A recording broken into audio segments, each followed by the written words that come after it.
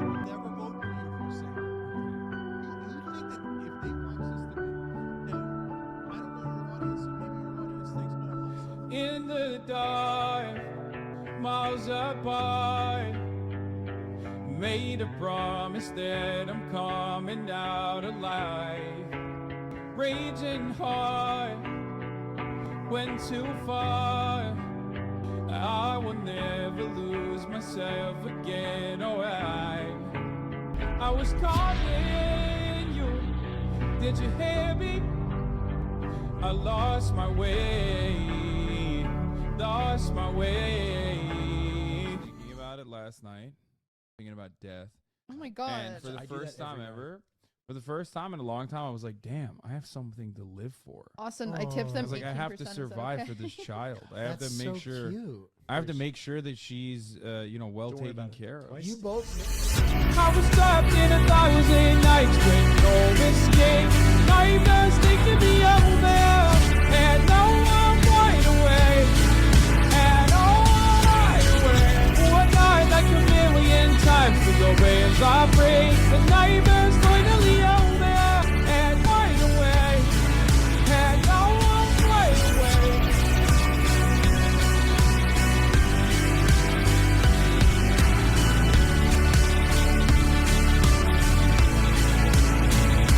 Blinding lights, burning eyes. I can see myself and I don't need to hide. A foolish bride, faith that price. I will never leave again, I'm by your side. I was calling you, did you hear me? I lost my way, lost my way. I was locked in 1,000 nights with no escape.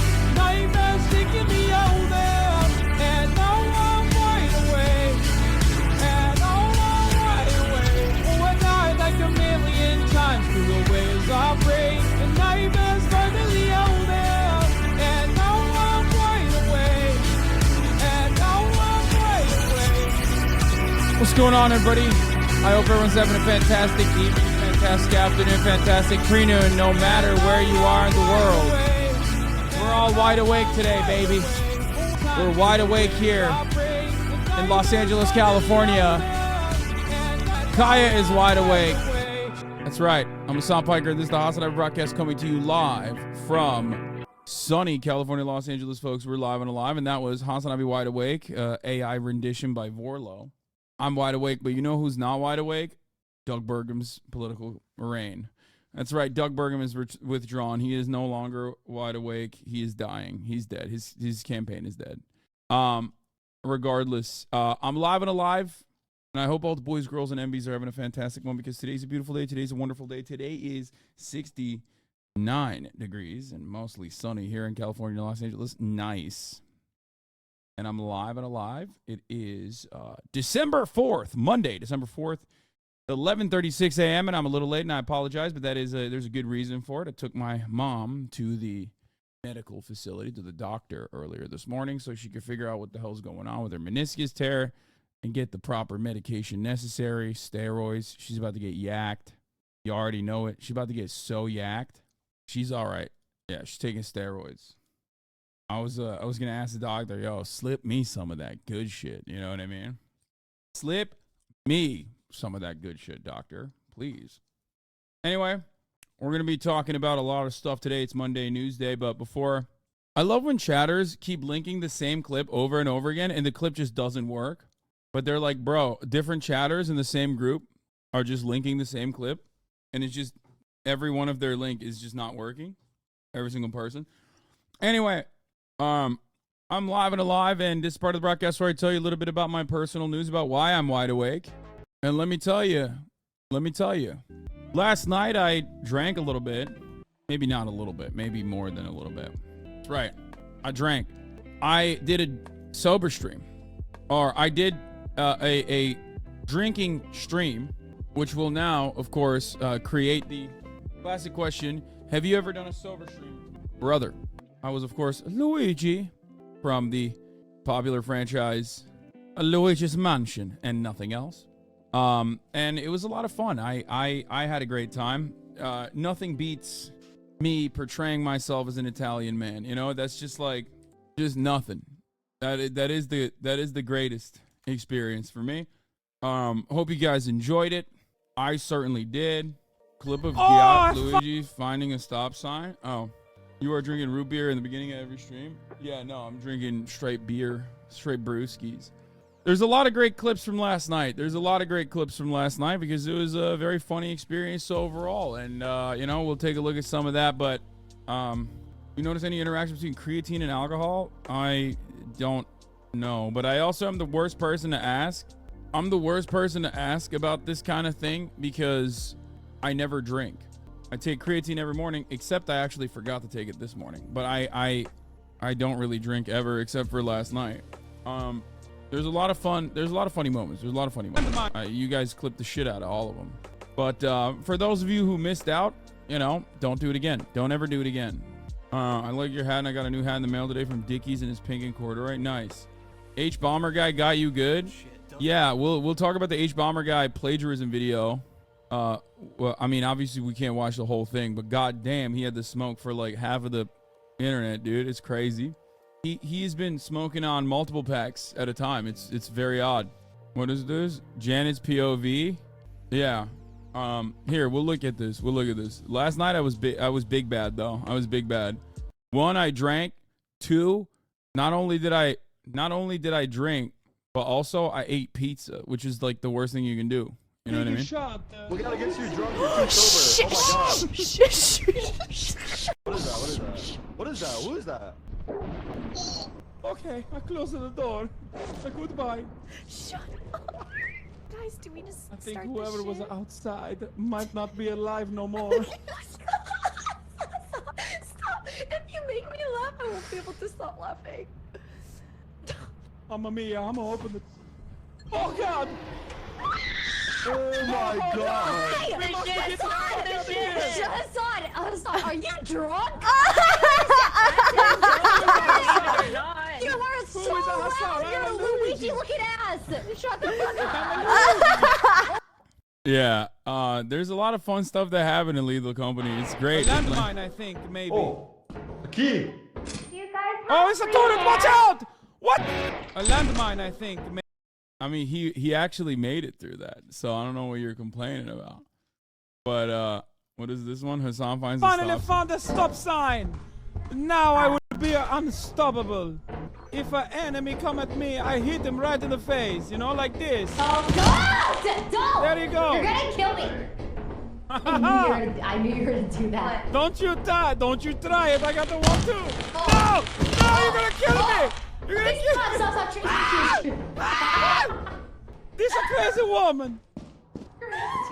Yeah, that was a little... Now that I think about it, that was a bit racist to be a drunk Italian man hitting a woman. I mean, that's kind of fucked up.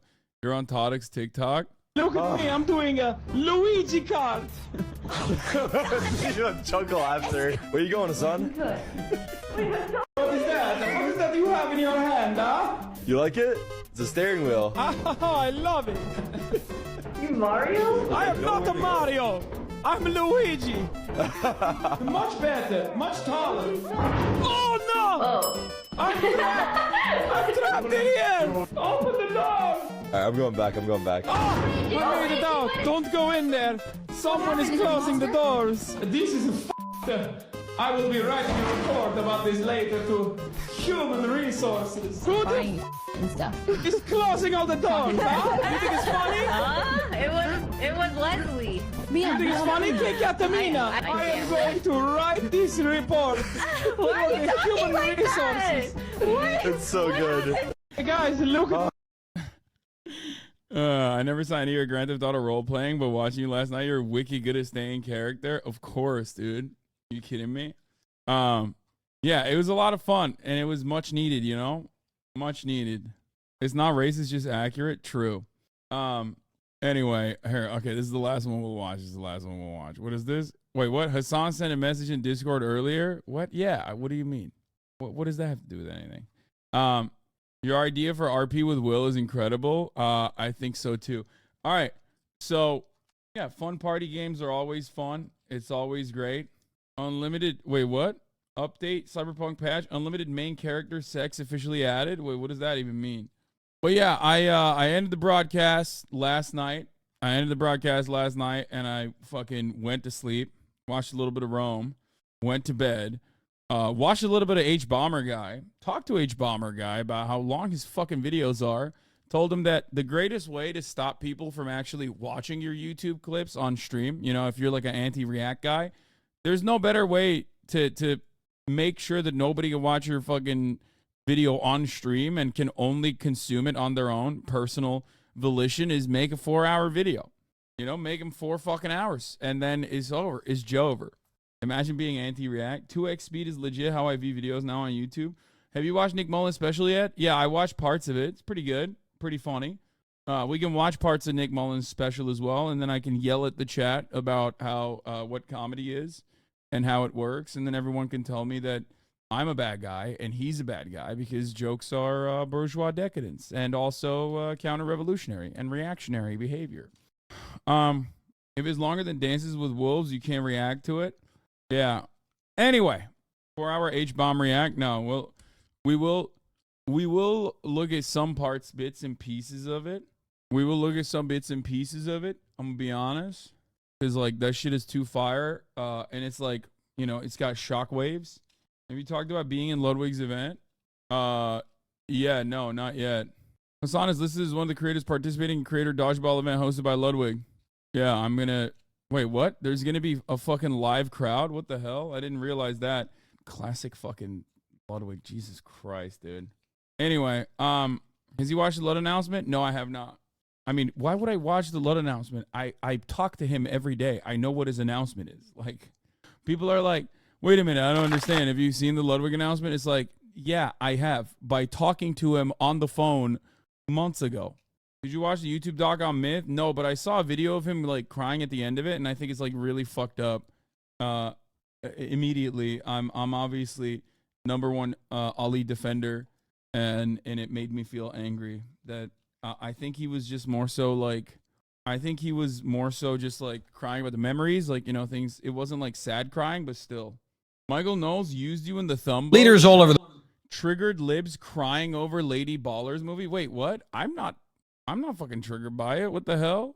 I like that half the time these guys are just like, if no one is even triggered by it, they can just like say someone is triggered by it. And because his audience is so... Dude, political polarization online has created a structure where it literally doesn't matter. The truth doesn't matter. People unironically come in here and will say stuff like, Hasan, here is exactly the opposite of what you said, and I hate you for saying this thing that you never actually said, and is actually the exact opposite of what you've said. And then, like, normally at that point, you should be like, no, but you're not hearing the words that are coming out of my mouth. I'm saying the exact opposite of what you think I'm saying. And people are like, no, I'm sorry. I'm already polarized against you, so I'm not going to listen to you, and you're a bad guy.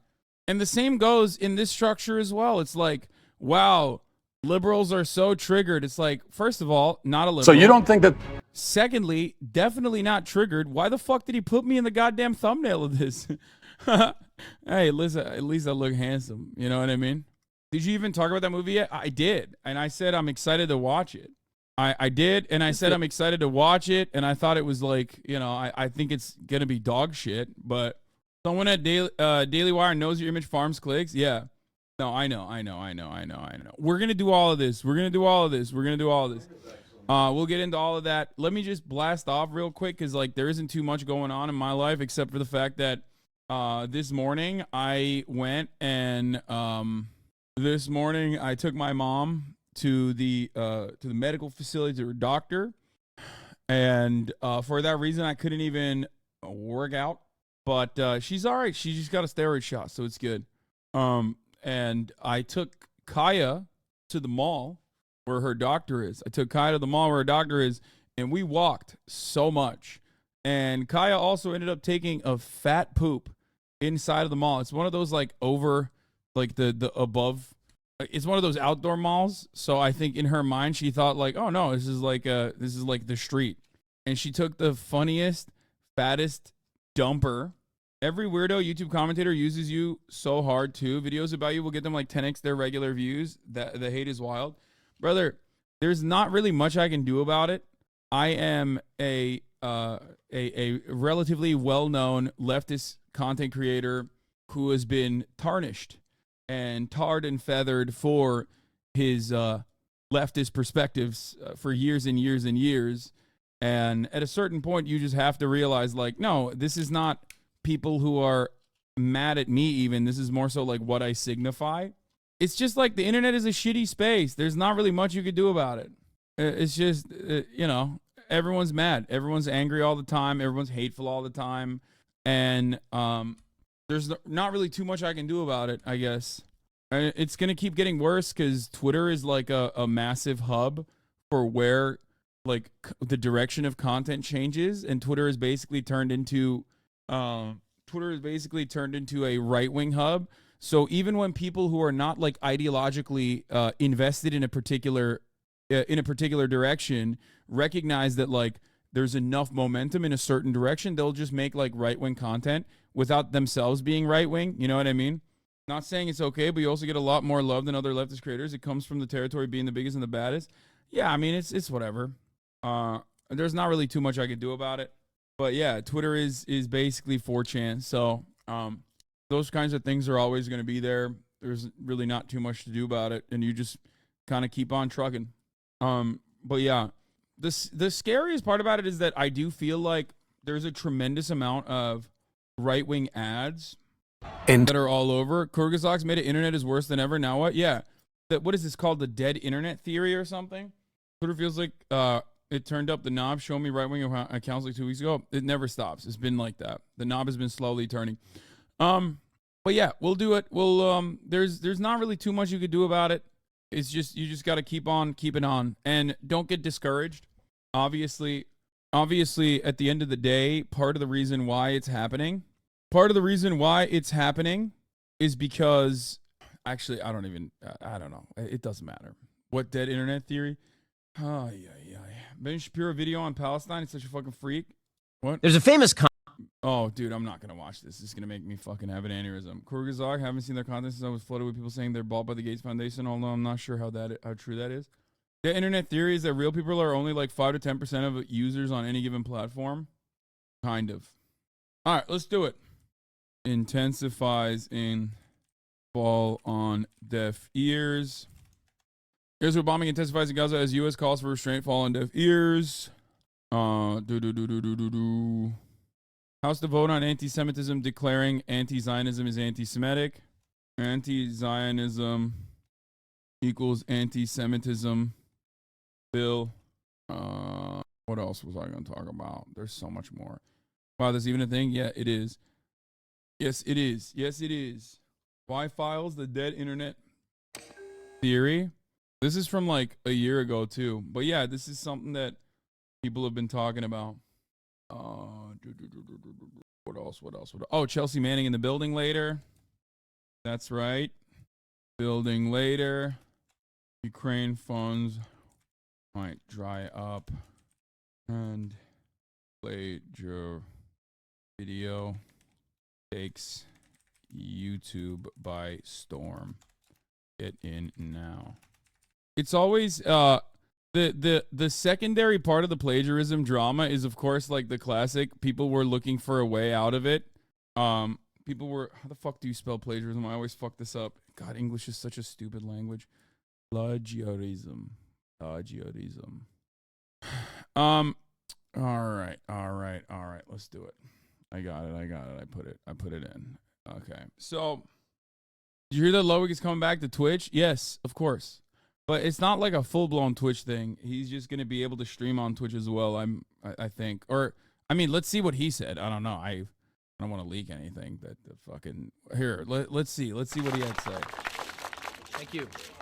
I've gathered you all here today to talk about who's going to win amongst all the platforms. Twitch, Kick, YouTube, even Facebook. Are there any questions? No Rumble? No Rumble. Next. Yeah, why would they ask him if he's going to Rumble? Oh, that's right, because he's a right-wing YouTuber, MAGA male. MAGA male much? Yeah, exactly. Everybody knows, man. Everybody knows you can't fucking hide the truth. You can't hide from the truth, and you can't hide the truth. No So comment. help you God. You in the back.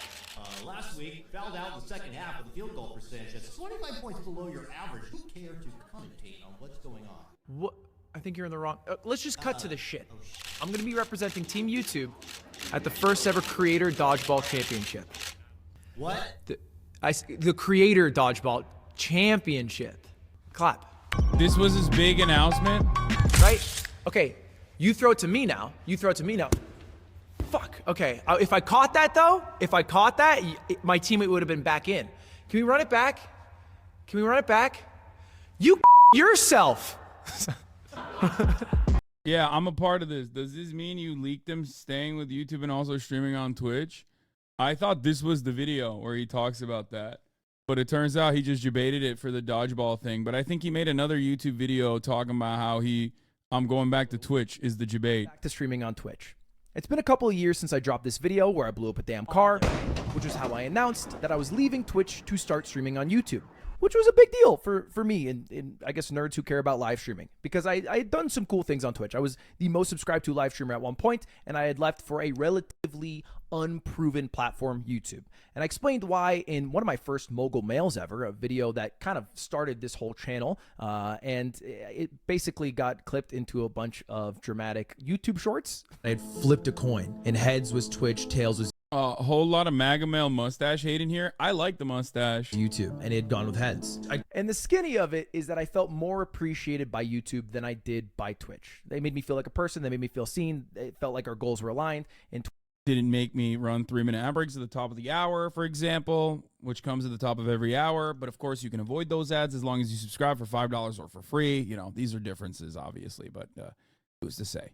Here's a 3-minute ad break now. Fucking let's go. Twitch, it felt like I was another cog in the machine. And it didn't hurt that YouTube was also offering me more money. But now the 2 years is up, and I'm going back to Twitch part-time. All right, let me explain, okay? When I went back to YouTube to do the re-signing, I realized that my goals are not to make the most money possible. My goals are not to get the highest average viewership possible. My goal, simply put, is to do really cool events that I think are cool and also dope, and also have them be seen by the most amount of people. The biggest cultural event possible. If I want to pour my heart into something, I want it to be seen by others. I don't even care if it makes money. Don't tell the people that offering that, but it's true. And I'm capping myself if I'm only streaming these events on YouTube or if I'm only streaming them on Twitch. It'd be a lot better if I stream them on both. And so that was my proposal to YouTube. Now for daily streams, if I want to play Suika Game or Lethal Company or Top Frag and Valorant like I usually do, that will still happen on. Bro, this is classic right-wing nonsense, dude. I can't believe he's fucking lying. It's like, this video should be taken down for fake news. Like, Top Frag on Valorant? What the fuck are we doing here? What the absolute fuck are we doing on here? YouTube. But I am trying to do way more events. How often will these happen? Well, the goal is every couple of months. There's specifics in the contract on what an event is and what I am allowed to co-stream on both Twitch and YouTube. But the skinny is at least every 2 months, I'm hoping to do an event that'll be co-streamed on. Everyone remembers the last 2v2v2v Tuesday that I participated in. I had to carry his bitch ass in Valorant. I'm just saying, this is something that people need to remember. This is something that people need to remind themselves of quite regularly, because the censors at the MAGA male right-wing factory try to take this reality down. They try to fucking make people think differently. Except it's the truth. I carried, he threw. It's not a problem. This is the truth. And yeah, anyway, let's move on. All right, I'm not even totally signed up for the idea that co-streaming daily streams is good, at least for me in the position I'm in. So I'm not really interested in doing that yet. So YouTube, still here. YouTube guy doing regular YouTube live streams. Events this year, will be on both. And you might have noticed that it won't be on twitch.tv/Ludwig. All right, that was another stipulation of the contract. It had to be a channel name that didn't make people think I was a full-time Twitch streamer. I didn't tell them I would clickbait this video, but that's why the channel name will be Mogul Moves. And you might be wondering, when is my first Twitch/YouTube stream? And it's this week. It's actually this Sunday, December 10th, around noon. I'm going to be streaming the Creator Dodgeball World Championship, which I'm really fucking excited about.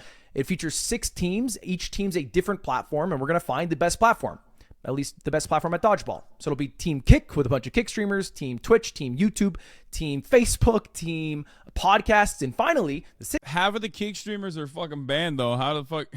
How did he find a bunch of Kick streamers that were down to play dodgeball that are simply a part of that are not banned on Twitch at least? sixth team is Team Chess Boxing, because this also coincides with a chess boxing merch drop. Now, it's not happening this year. We already gone through that. I already made a video about that. But we still have a bunch of really cool merch that I'm very proud of that I need to sell. So we don't fire Aiden. Anyway, this is what it looks like. I think it's some of our best stuff. This is a reversible jacket. Wow, cool. Shill moment, Ludwig. Very cool. Ludwig.gg if you want to get it. It's available right now. You can get it by Christmas. Anyway, that'll be the first day I stream. Now, you might be wondering, has YouTube worked? All right. After this year, are you going to stay with YouTube again? Are you always going to be the YouTube guy? Will you ever go back to Twitch full time? And I looked at the data a little bit because YouTube has finally added live stream data, and I have some answers for you. Now, first off, this is my concurrent viewership and my peak viewership over the 2 years that I've been on YouTube. And you can see my average viewership is just under 17,000. My peak viewership, however, hit 300,000. I think it was technically like 320 something, but a few numbers got lost in the tabulations, but still. Okay, here's how it works. YouTube has a much broader base, okay? YouTube is a much larger platform. So technically on YouTube, you have a way higher ceiling. You can have these massive events. You can have these massive numbers of views. You can have a major following. It's also entirely dependent on whether or not YouTube is interested in giving you that reach. YouTube, on the other hand, has terrible discovery and has no interest in actually pumping live streaming numbers. It is literally a matter of turning the dial for them. If they tweaked it even remotely, even like marginally, every single YouTube streamer could technically get hundreds of thousands of live viewers, real live viewers, as a matter of fact. However, for YouTube, live viewership is costly, and they do not believe that it's an important market for them to tackle.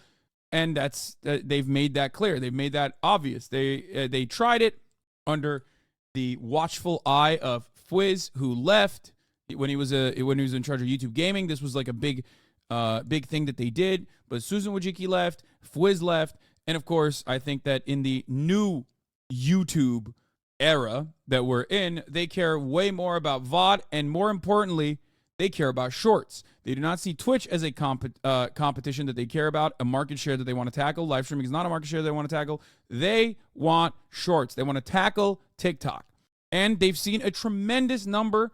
They've seen a massive increase in traffic and a massive increase in, I guess, like watch time, people staying on the platform when they moved over to shorts.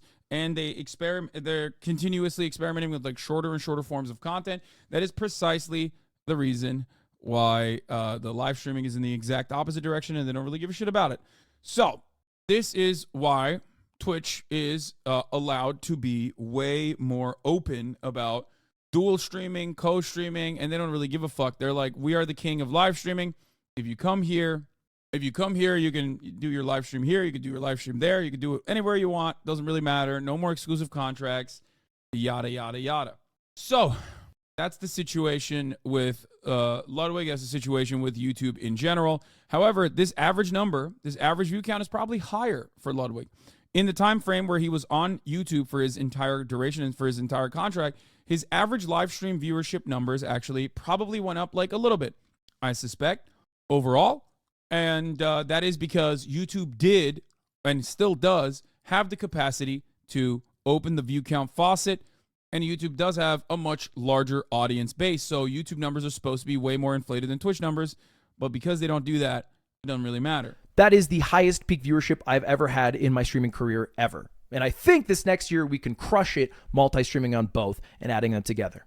The average viewership is a little worse. I'll come clean. My last month on Twitch, I averaged 18,500. I think my last year on Twitch, I averaged over 20,000. So we're doing in the thousands worse. But I don't really care about that because it's not my goal. My goal isn't to be a average high viewership live stream. I realize that my shelf life is coming up. There will only be such a small period of time where I'm able to relate to people who care about watching live streams in the first place. And then someone younger and funnier and who's able to relate more will come along and beat me out. So I'm not going to play this game and cling on to life. I just want to do dope shit while I can do dope shit while people care about the dope shit that I do. Couple things, though, have gone better. All right. The peak viewership was one of them. But another thing that has done a lot better since moving over to YouTube is the views for videos. The video view app. I think for him, he always was a live streamer that cared a lot about beefing up his YouTube. A live streamer that would make YouTube videos on his live stream. And then he did a great job with that. It worked. It paid in dividends, not only with a fat YouTube contract, but also with like him becoming a solid YouTuber in general. So he moved in that direction a long time ago, or maybe even from the jump, and he did a really good job with it. And I think that that is also another reason why he kept pumping up his weekly subscribership numbers, his weekly video views gained. Obviously, because like YouTube, he just like when he full blown invested into YouTube, then of course his YouTube exploded even further. Average skyrocketed. I think I was averaging around $500,000 per video before, and now it is right around 1 million views per video. And you can see the weekly video views gained here. Don't take it with a grain of salt. This also includes YouTube Shorts. But I try to do it all. I tried to do it all. My goal when I went to YouTube was to try as hard as I could to be a multifaceted creator who could do live streams, who could do YouTube Shorts, and who could do regular videos and be the best YouTuber possible. And I'm going to give YouTube another year, but I will also add a caveat here. I'm a little bit concerned about YouTube. All right. YouTube guy here, I have to admit, there are some problems. And those problems in the 2 years that I've been here haven't been addressed at the speed that I or other live streamers would like. I made this list a while back, but it includes just a few of the problems that exist for live streaming on YouTube that don't necessarily exist on Twitch. One of the glaring ones, you can't even stream longer than 12 hours. If you do, the VOD disappears into the ether. I can't even watch my VODs longer than 12 hours. I have to end the stream, otherwise it is gone. That is a problem.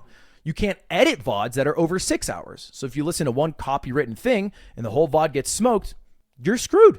You can't do anything about it. These again, are huge, huge issues. And when I first went over to YouTube a couple of years ago, I made the company Truffle with the goal of combating these things, of making not just YouTube live streaming, but all live streaming a better experience. And it has worked. Truffle has been great. But I see a clear split, a clear divide. Except everything that's on Truffle should have been embedded onto the platform. And if YouTube actually cared about making their live streaming making their live streaming user interface a better journey, caring about live streaming in general, they would have done that, which they didn't do. He commissioned it. He got someone on his team to make one of his like moderators, I think he's like a coder as well, to make basically like FFZ and BTTV, but for YouTube. But it didn't. It was auto, right? Yeah, automated made it. However, like I said, ultimately, if YouTube cared, they would integrate this stuff into the platform, either by purchasing it. It's a full-on company. We got investor funding. Nice. They would have, like I said, if YouTube cared about it, they would have probably purchased it and then worked very hard to integrate it onto their platform. But I don't think they give a shit about live streaming. They give a shit about shorts. They give a shit about defeating TikTok. And I'm What's hoping up, this next year. Oh, guys, it's mogul moves. I'm with Dummy VV. What does that mean? I don't even know what you're saying. What I fear will happen doesn't happen, because I want to keep streaming on YouTube until I eventually retire. But my concern is that YouTube doesn't care about live streaming. They care about something else that you'll probably see on the home screen if you open up YouTube right now. YouTube Shorts. Now, you get the occasional recommended live stream, or maybe it's in your subscriptions box. But for the most part, you'll get videos. And if you're on your mobile especially, you'll get a shit ton of shorts. Yep. And I think the reason is because YouTube is threatened by TikTok. Like, the existence of YouTube is threatened by TikTok. If you look at this, the amount of users on TikTok versus YouTube in the US, this was last year, TikTok is gaining rapidly, specifically with younger audiences. And those will be the older audience. Dude, you will never get recommended live streaming. But it's not even that. If they like tried to fix the directory of the live streams, for example, like, or if they made it so that it was easier to access your favorite content creators when they're live, you quite literally could improve the live streaming numbers tenfold And YouTube, unironically, as a consequence of that, because of the massive number of real viewers that would be watching your live stream, would actually get a tremendous amount of organic shifts from content creators, either dual streaming, multicasting, or straight up casting to YouTube alone. It's just they don't care because it's not profitable. They don't care because they don't give a shit. That's it. Like, even if YouTube did not create the same level of monetization opportunities, if they just like massaged the platform a little bit, turned on the view count dial a little bit, just like Facebook did way back in the day when they moved into the video initiatives, when they like did a couple things where they made it seem like everyone was getting millions and millions of views. YouTube could, because it has real eyeballs, shift the attention away a little bit towards the live streaming side, but they don't care. They don't want to do that because, as Ludwig is correctly pointing out, they care way more about the diminishing market share on the younger audiences that they're losing out potentially to TikTok. When time passes, as it always does. And so this has a real chance of killing YouTube as a whole, you know, and that's something they're concerned about. What isn't a concern of theirs is the title Twitch has killed YouTube, because that'll never happen.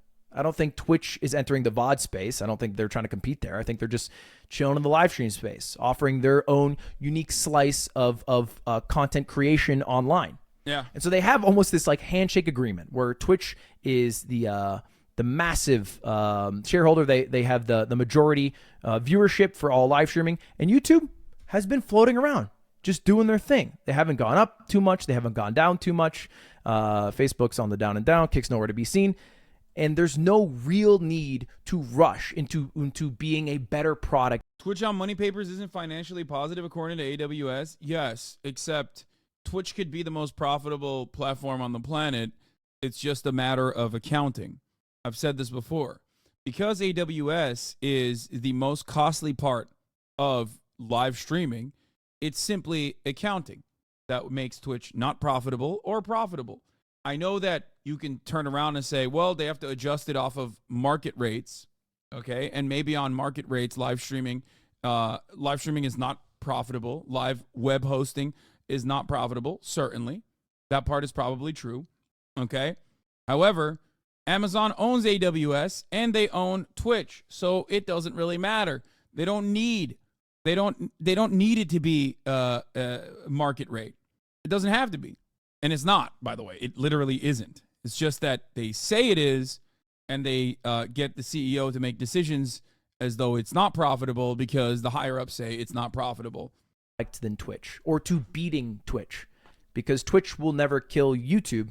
TikTok will. So let's combat that, at least what I think based off. If that works out, we can check out the live streaming spot maybe. That's how it feels. That's at least what I think based off some conversation with people who are at YouTube. And because of that, I'm worried that in the time that I have as a live streamer, where I have things that people want to hear, or I want to talk about, they won't be the platform that people should be on.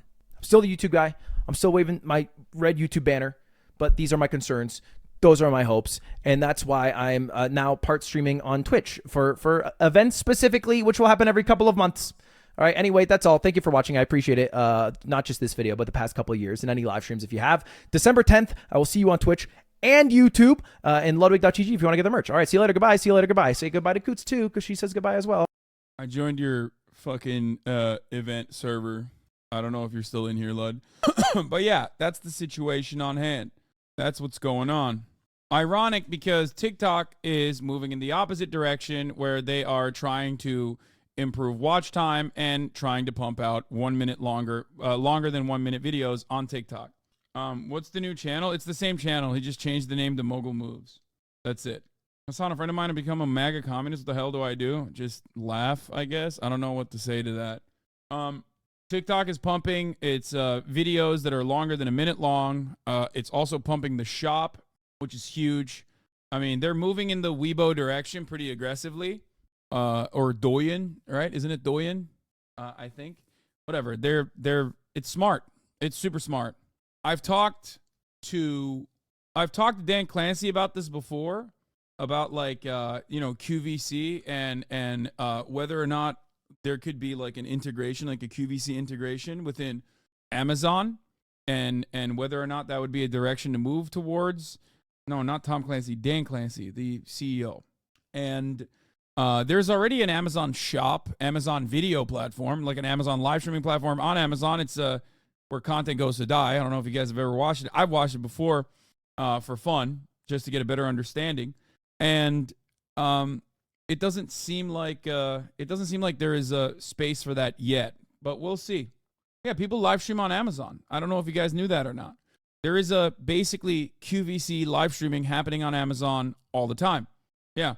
They'll get like random Shopify ass influencers to do live streams where they are just like shilling product that you can go and purchase on Amazon directly. And it's already on Amazon and no one knows about it.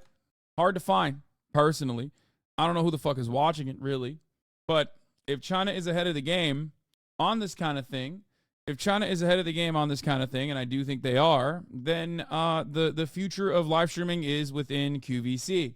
The biggest live streamers on the planet are not in the Western world. It's not Ninja. It's not eBay. It's not any of those people. It's not myself, definitely. It's actually a Chinese guy by the name of Lipstick King. He sells lipstick live. And he gets literally on average almost 1 million fucking viewers, concurrent viewers. Maybe not 1 million, but his return stream got 1 million. It's just, they're crazy. They're crazy with it. They're nutty with it. What the fuck is this? Let's be clear. Hamas is your problem too. Paid by JewBelong.org. Feel like Baltimore has way more problems to deal with than Hamas. What the fuck is Hamas going to do in Downey, California? Yeah. Yeah, dude, there's tunnels underneath.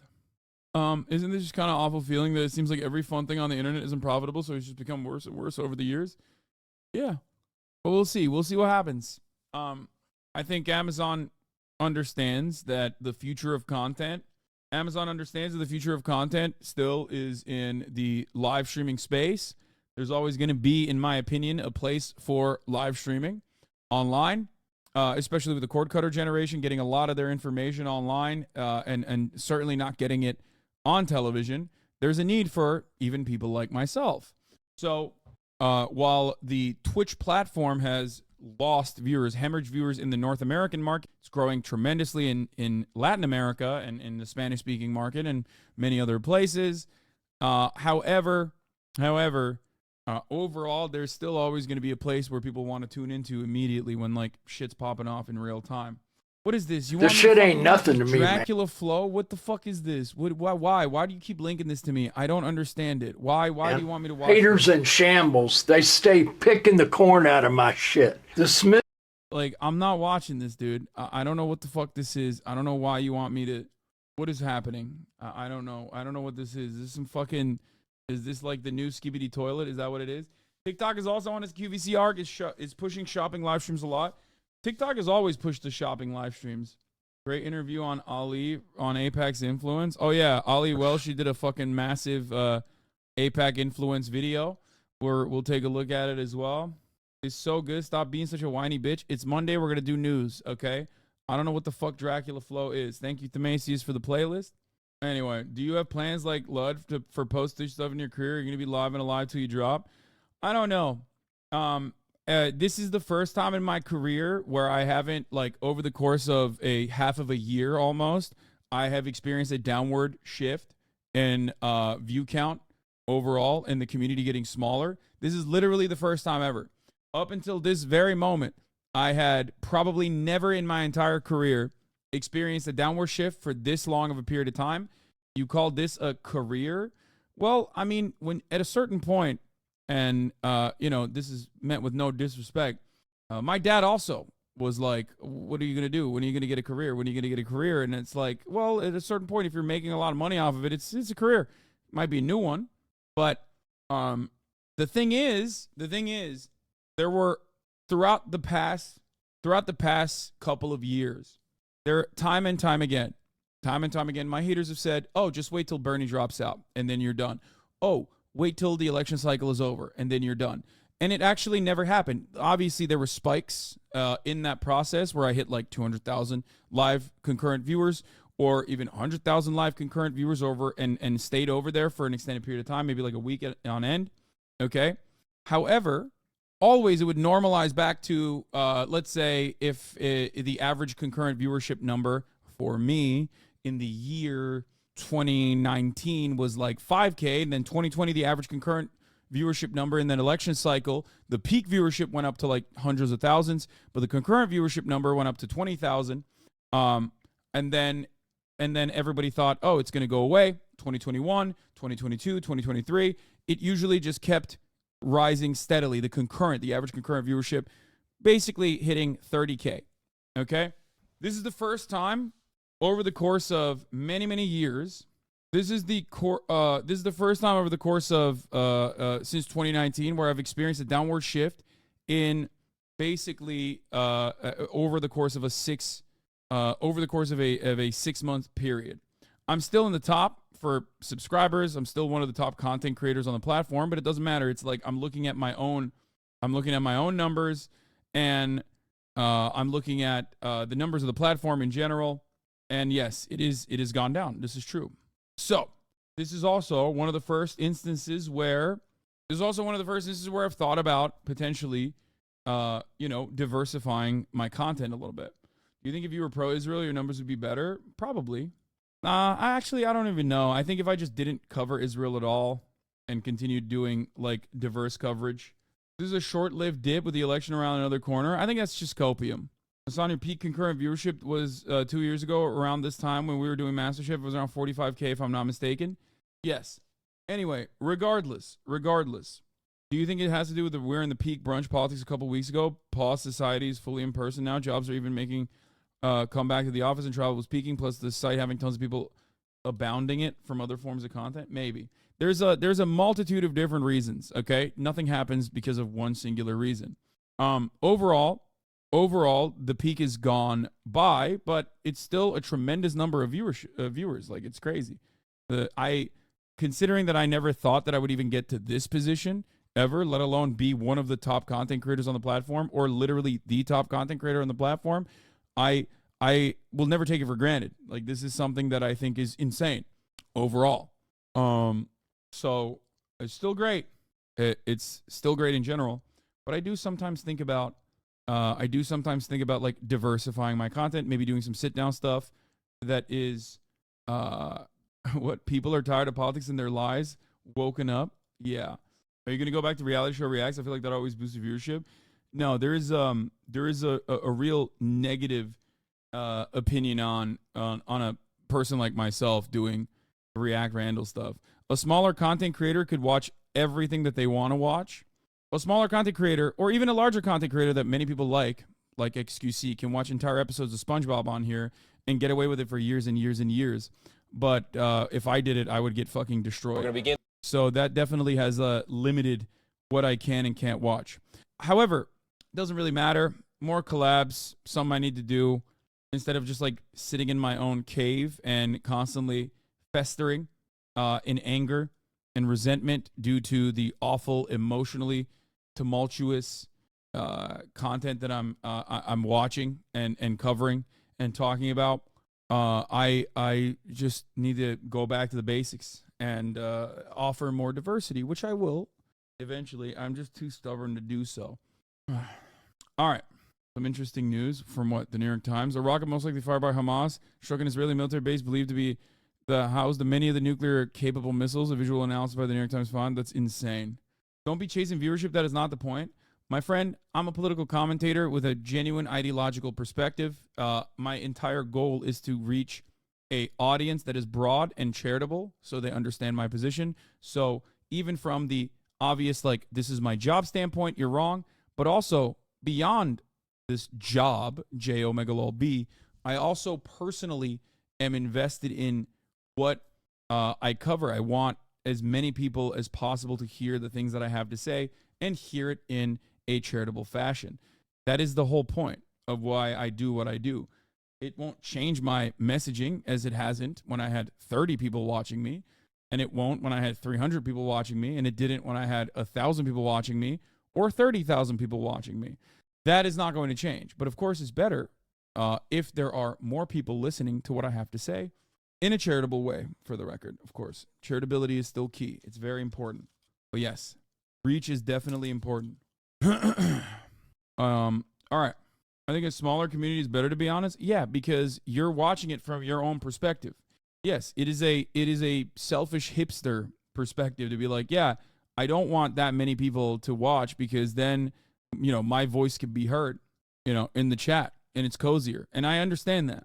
But it's of course significantly better when this is not gate kept and as many people as possible reach this content. The whole point is you want people to hear what I have to say and also listen to it in a charitable capacity so that their perspective will change, so that you have more allies. You have more allies and you have more people that are engaging in community organizing, more people engaging in unionizing their workplaces, and that's a good thing. Anyway, people claim they want a smaller viewer size yet disappear during gaming when the vibes are immaculate. Yeah, exactly. All right. What kind of drugs does Twitch let you consume on stream? Nicotine, caffeine. I guess if you're secretive enough, you could do all the drugs. Anyway, yeah, we're going to talk about the House resolution in a moment. All right. The Houthis are back. They're back at it again. What would you tell yourself from 5 years ago? Don't interact with the haters ever, and focus on your own shit, and don't admit that you're a socialist. Those are the three things. Don't get so mad, which I've been telling myself for 5 years, and I have a hard ass time. And don't interact with your haters ever. There's no reason. They're never charitable, and it's a lesson I will never understand. All right, Houthis are at it again.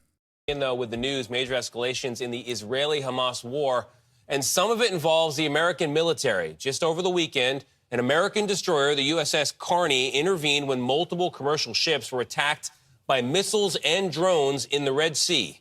Iran-backed Houthi rebels from Yemen claimed responsibility for at least 2 of these attacks. Meanwhile, Israel says it's expanding its ground war inside Gaza against Hamas. The military is now urging residents and Palestinians who evacuate. I don't want to be weird, but after looking at your numbers on your Twitch channel, I realized the biggest loss was on followers. So probably it's a lot of people leaving the website and not just your content. No, people don't just like unfollow, brother. Wait, how do you look at that? I don't even know how to look at that. Is this Sully Gnome? I've never actually looked at my followers on Twitch at all. Followers gained? What does that mean? Like, I've lost a lot of followers? Oh, those are probably bots. That's like, oh, those are viewers. Wait, hold on. Like when the follower count changes on Twitch, it's probably like bot purges or whatever. That's what that is. Who the fuck looks at the show, the streamers themselves? Jesus Christ, how parasocial are you, chatter? Literally, this is the platform to be like that. This is the entire selling point of this platform in general, is literally this. Everyone personally is invested. Haters and lovers alike are personally invested in that sort of thing. And they basically feel like a sense of purpose off of being like, oh, I did this. Like, I made this person, me and all my friends made this person like less liked online. Evacuated northern Gaza to also evacuate parts of southern Gaza as well. Question is, where do they go? We'll have more on the Israeli offensive shortly from Chris Livesay, who's monitoring it from Jerusalem. But begin now with Ed O'Keefe, who's been following the attacks in the Red Sea. Ed, good morning. The USS Carney has been a little too busy for comfort. What do we know? That's right, Tony. Good morning. Happy Monday. This is the latest series of attacks by the Iranian-backed Houthis in the region since the start of the Israel-Hamas war, and signals yet again how U.S. and international ships continue to be targeted or forced to respond to the attacks. According to U.S. Central Command, over the span of more than 4 hours, the USS Carney responded to distress calls from 3 commercial vessels, owned and operated by multiple countries, that were struck by missiles launched from the Houthi-controlled areas within Yemen. The Carney is a Navy destroyer sent to the region for protection and as a deterrent.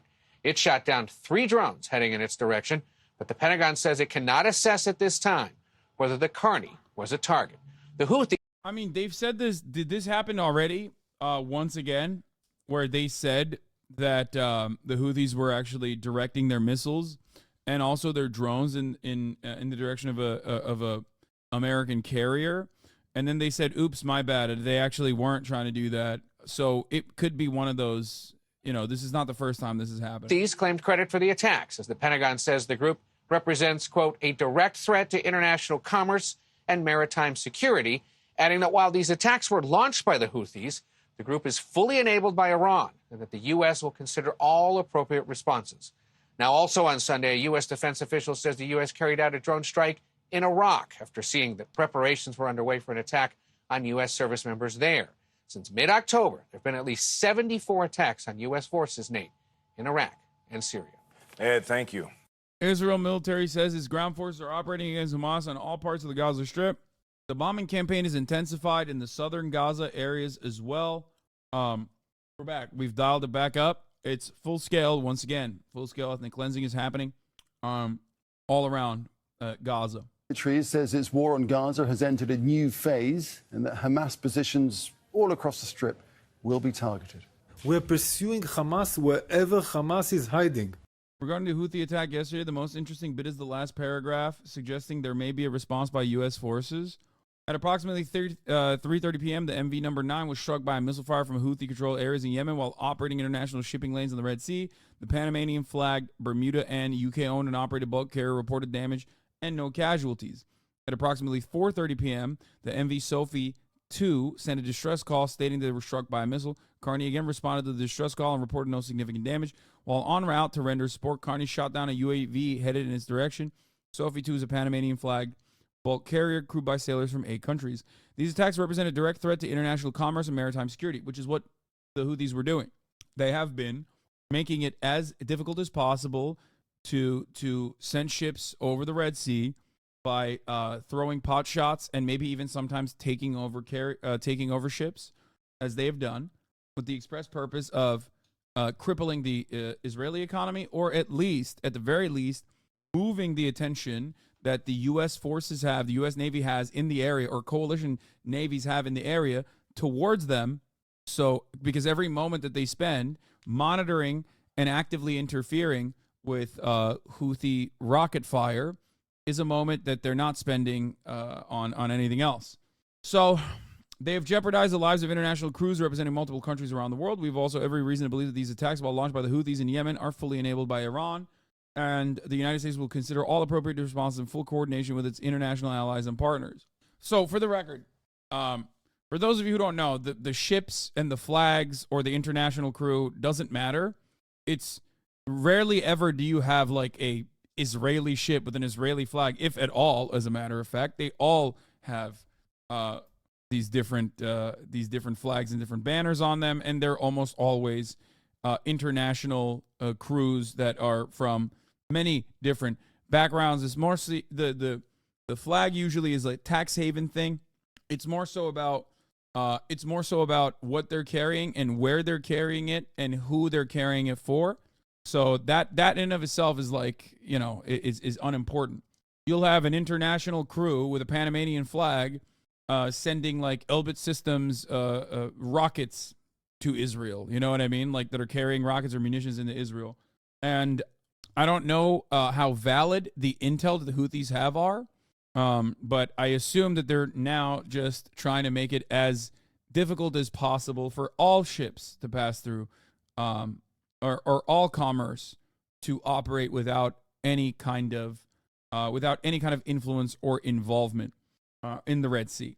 If you look at a map of the Red Sea and all of the countries surrounding the Red Sea, you get a better understanding of why the United States feels the way they do about ensuring or about stabilizing the region and utilizing foreign partners like Saudi Arabia, or even playing a role in, where the fuck is it? Let me just find a map. God damn it. Where's the map? Not to get too much like real life lore here, but this is good, I think. Go. Djibouti, Ethiopia, Eritrea, Sudan, Egypt. So the irony is that we watched that video about Djibouti on the come up, but like low key, high key, kind of on the come up. How many arrows are on it? You be the deciding factor here. And Somalia as well at the tip of that, the horn. So this is an important pathway for commerce. And if Yemen is consistently making it as difficult as possible to, manage ships through there, obviously that is going to require a lot of American interference and American protection. It's a massive trade route. So yeah. All right. Going back to Going back to the Israeli military operation, Israeli military says its ground forces are operating against Hamas in all of the Gaza Strip. In the north and in the south.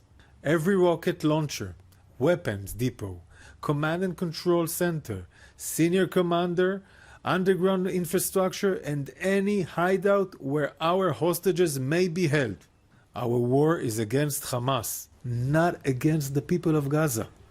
To Tel Aviv now, our correspondent Imran Khan is standing by for us there. So yeah, we know that that's not the case. We know that that has never really been the case. I think they've basically proven that time and time again.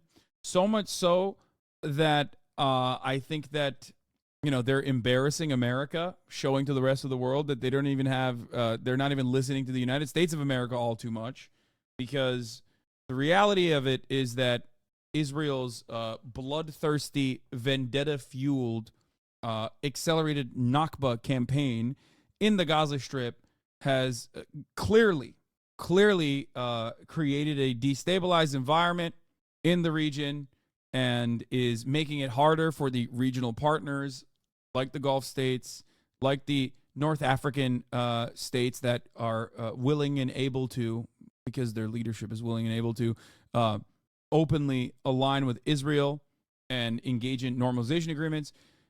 They are putting those countries and their leadership at odds with the population. All those countries want weapons. All those countries want American weapons. All those countries want America to give them whatever the fuck they want, and also to let them dominate their nation states in any way, shape, or form they want to. One great example I can give you is Turkey, which is not in that area, but in the Middle East, on the other side of the Mediterranean Sea. Erdogan says a whole bunch of shit about Israel regularly. And dummies on Twitter go, oh my God, he's so fucking based. He's so red-pilled. He is Reis. He is going to defeat Israel. The reality is Erdogan is not doing any of those things. 30+% of the metal that goes into the steel that goes into Israel goes directly through Turkey. 40% of the oil goes from Azerbaijan into Turkey through pipelines and then directly into Israel. If Turkey wanted to, they could literally cut 40% of Israel's fuel. But they will never do that because it's not about actually launching or mounting a serious opposition to Israel's genocidal campaign in the Gaza Strip. It's simply about saying the right things while playing the role that you're supposed to be playing. That's precisely what Erdogan has been doing. That's precisely what every Gulf leader has been doing as well. They keep going, oh, I hate what you're doing, Israel. Please stop. While simultaneously, they're like, yeah, do whatever the fuck you want, King. We love it. Okay? So just remember that. It's all political theater. It's all political posturing. You are not supposed to... Abi bu yakıt gönderme meselesiyle başka makaleler var mı? Evet, var. What was it? The Washington Institute? Oh, here. This is, the TurkishMinute.com actually sources it directly from the Washington Institute. The Baku-Tbilisi-Ceyhan pipeline supplies around 40% of Israel's annual consumption. Here it is. It's from the Washington Institute of Near East Policy. Azerbaijan's cooperation with Israel goes beyond Iran tensions. This was back in fucking 2013, for the record. But there you go. Here's the source for those of you who are interested in finding out more. So, yeah, ultimately, Israel is an extension of American foreign policy in the region, and all of these other countries that say that they're actually very critical of Israel will still turn around and do everything they have been doing. Buna FETÖ'cü diyorlar. Abi yakıt gönderme. Ne FETÖ'cü diyorlar? Ulan Washington Institute işte ne? FETÖ'cü evet. FETÖ'cü günün sonunda Fethullah Gülen CIA. Ama Washington Institute'da Amerikan propaganda makinesinin bir parçası.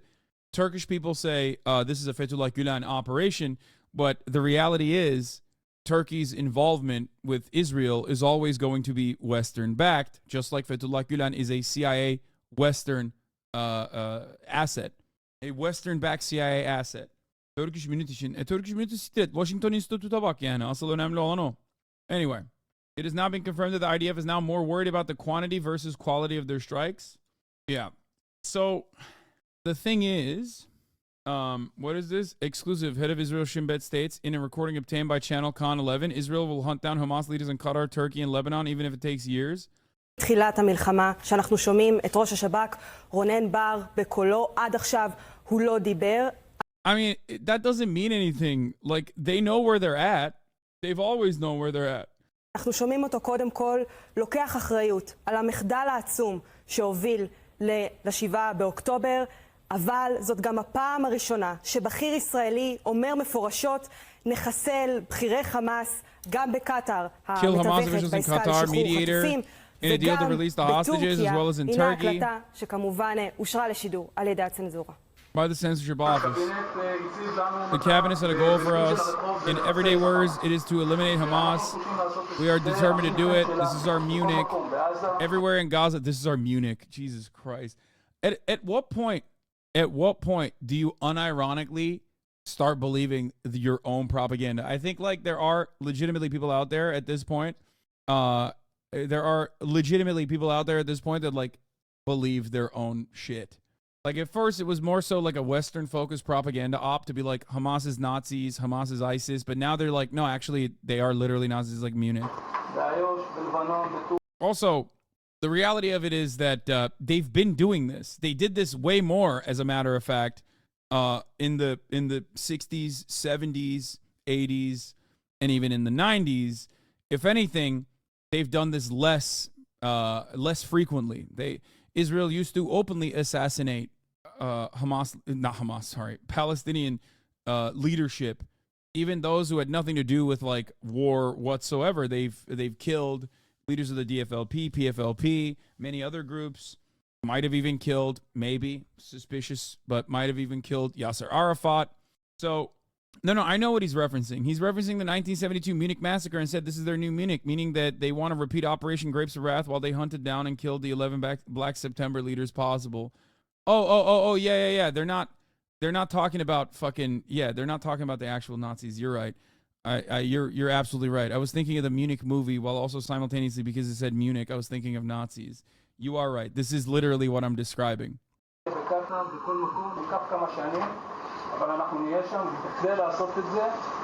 movie, by the way, even now. החובה שלנו לספק גם ביטחון וגם תחושת ביטחון. לצערי ב-7 לאוקטובר לא הצלחנו לעשות את זה. אני חושב שאנחנו במגמת עלייה, אנחנו לא מחכים. אנחנו את הלקחים שלנו מהאירועים כבר מפיקים. We're already learning from them, implementing כמובן, ההיקף איומים שיש למדינת ישראל הוא חסר תקדים בשנה האחרונה, לפני האירועים האלה. גם במקרה הזה העיקר סמוי מן העין. יש הרבה מאוד דברים שפוחשים מתחת לפני הקרקע. כן, אז ראש השב"כ לא הולך בין הטיפות, לא אומר נחסל אותם בכל מקום שהם יהיו בו. הוא אומר מפורשות, נחסל בכירי חמאס גם בקטר וגם בטורקיה. רונן בר אומר שהמשימה הזאת תהיה המינכן של הדור שלנו. Saying the Munich of our generation. So, sen ne var onun içinde? Peki kimden gelmiş? Neyse boş ver, sonra bakarım. Okay, anyway. So they want war with other countries too then? No, there won't be war with other countries. Oh goddamn, Dolce & Gabbana sent me a package. You think Israel's gonna annex Gaza? Like, what's their next move here? I do think so. Tamam baba, bırak.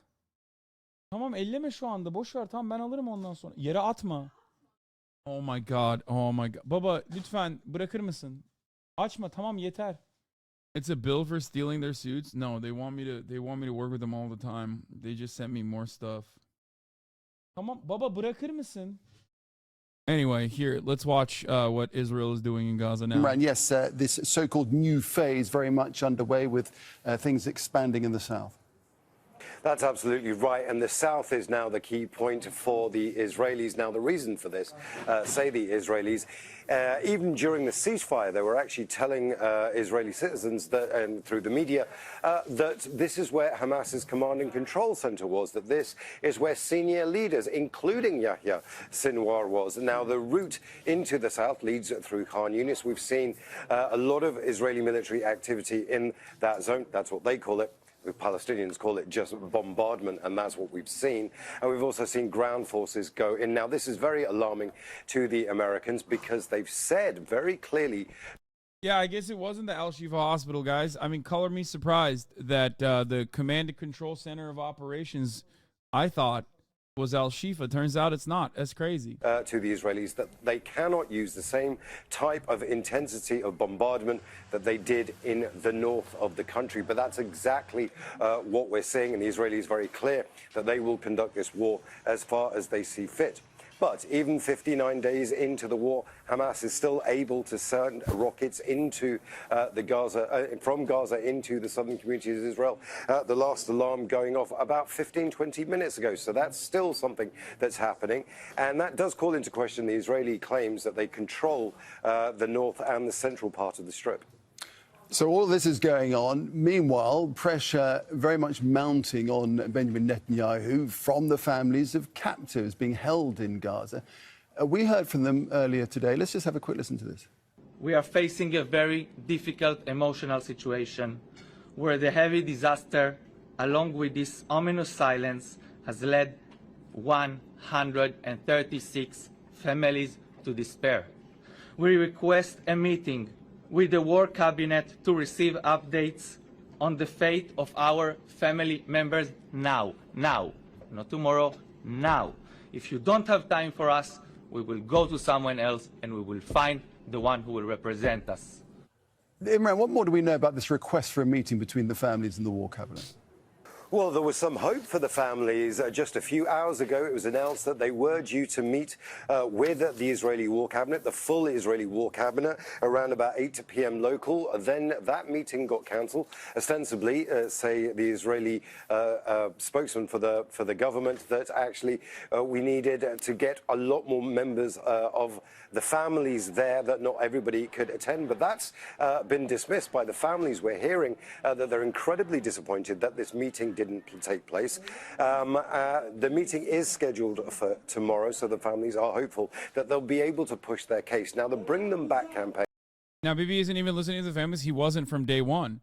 Now, I said this on literally October 8th, and I think that it's a statement that has been reiterated time and time again. Dude, I'm literally covering a fucking ethnic cleansing. If you're still fucking hyper-focused on Dolce & Gabbana, I don't know what to tell you, okay? Like, shut the fuck up, please, okay? Yes, I got it. Yeah, they're racist. Okay, fine. Please, shut the fuck up. Jesus Christ, dude. What the fuck? Just reorient your priorities, please. Oh, my God. They linked it again as you were yelling at them? Yeah, that's why I banned them for 5 minutes. Just calm down. Cool off, please.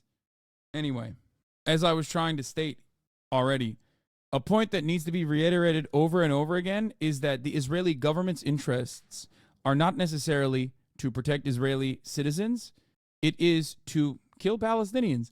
The moment that you recognize that Israel is more interested, Israel is a government, Israel is an extension of the American security apparatus, is more interested in the ethnic cleansing and ethnic displacement of Palestinians, more so than they are interested in a permanent security assurance for the Israeli citizens, that when you recognize that, you start understanding exactly why Israel moves in the way that it does. And that's when you understand why Israel was too busy bombing Gaza immediately after October 7, while there were still Palestinian militants that had overtaken positions inside of Israel proper. They did not secure the kibbutzim and instead immediately went in to start pummeling Gaza. Okay?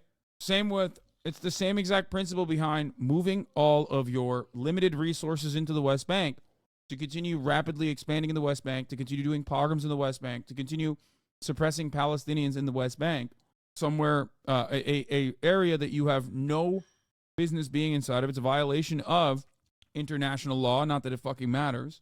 Moving limited resources into the West Bank away from southern communities and the border wall created a perfect opportunity for Palestinian militants to strike. Increasing the tensions also simultaneously in the West Bank understandably increased the tensions and the likelihood that there would be a national security issue inside of Israel proper. However, it's not like this was unforeseeable. It was perfectly foreseeable. As a matter of fact, New York Times reporting shows that Israel did know ahead of time, but was very arrogant. Months ago, as I've shown you before, Shin Bet even said that the increased tensions in the West Bank would lead to national security concerns for Israel proper, to which the Likud-backed cabinet said was wokeness run amok amongst the internal security apparatus. Israel does not care. Israel as an entity does not care about Israeli citizens. They do not care about permanent security assurances. The last person that at least somewhat understood that in order to ensure permanent security in the region, by negotiating with the Palestinians directly and in an honest capacity, even though you didn't want to give them a full-blown state, was Yitzhak Rabin, a figure who was assassinated for that crime by a far-right Israeli psychopath. Okay? Which is the umbrella organization that represents the families, has a significantly loud voice in Israel. It is a pressure group that is able to influence certainly public opinion by taking this meeting. So Israel doesn't have the right to defend itself? This is a snarky, cynical way to approach the subject matter, but technically, according to international law, no, Israel does not have a right to defend itself against random Palestinian children. Israel is a belligerent occupier, and therefore, from the top of the hour ad break, fuck you. God damn it. At the top of the hour, there's a 3-minute ad break. If you no longer want to see those ads, all you need to do is subscribe. In order to defend yourself from the top of the hour ad break, you can subscribe for $5 or for free. Here's the 3-minute ad break now.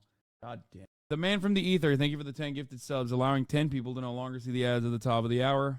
You too can get lucky. Let's continue. Translate into pressure on the people that can actually change things. And what they're looking for is a ceasefire to get more people out. Now, this is going to be very difficult for the Israelis because Hamas have already said that the negotiations now are over soldiers and military-aged men and women that they have in captivity. In order to release those, they want a much more permanent truce.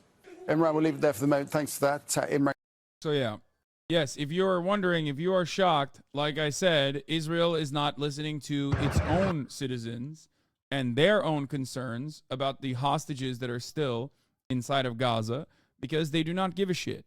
Because ultimately, they care more about pummeling Gaza, breaking the backs of the Palestinians, making it as inhabitable as possible to exist inside of Gaza, so much so that there are now reports coming out of Israeli troops unironically getting extreme diarrhea and diseases as a consequence of how shitty the water supply is and how limited the water supply is inside of Gaza proper. The troops that are invading Gaza are not able to deal with the limited infrastructure within Gaza. Ridiculous, I know. Israel-Hamas war, no safe places in Gaza, says family shelter in the hospital complex. It doesn't matter where you are now in Gaza, the fighting is getting closer and closer. People are sheltering in this hospital courtyard in the north of Gaza. Outside, the battle rages.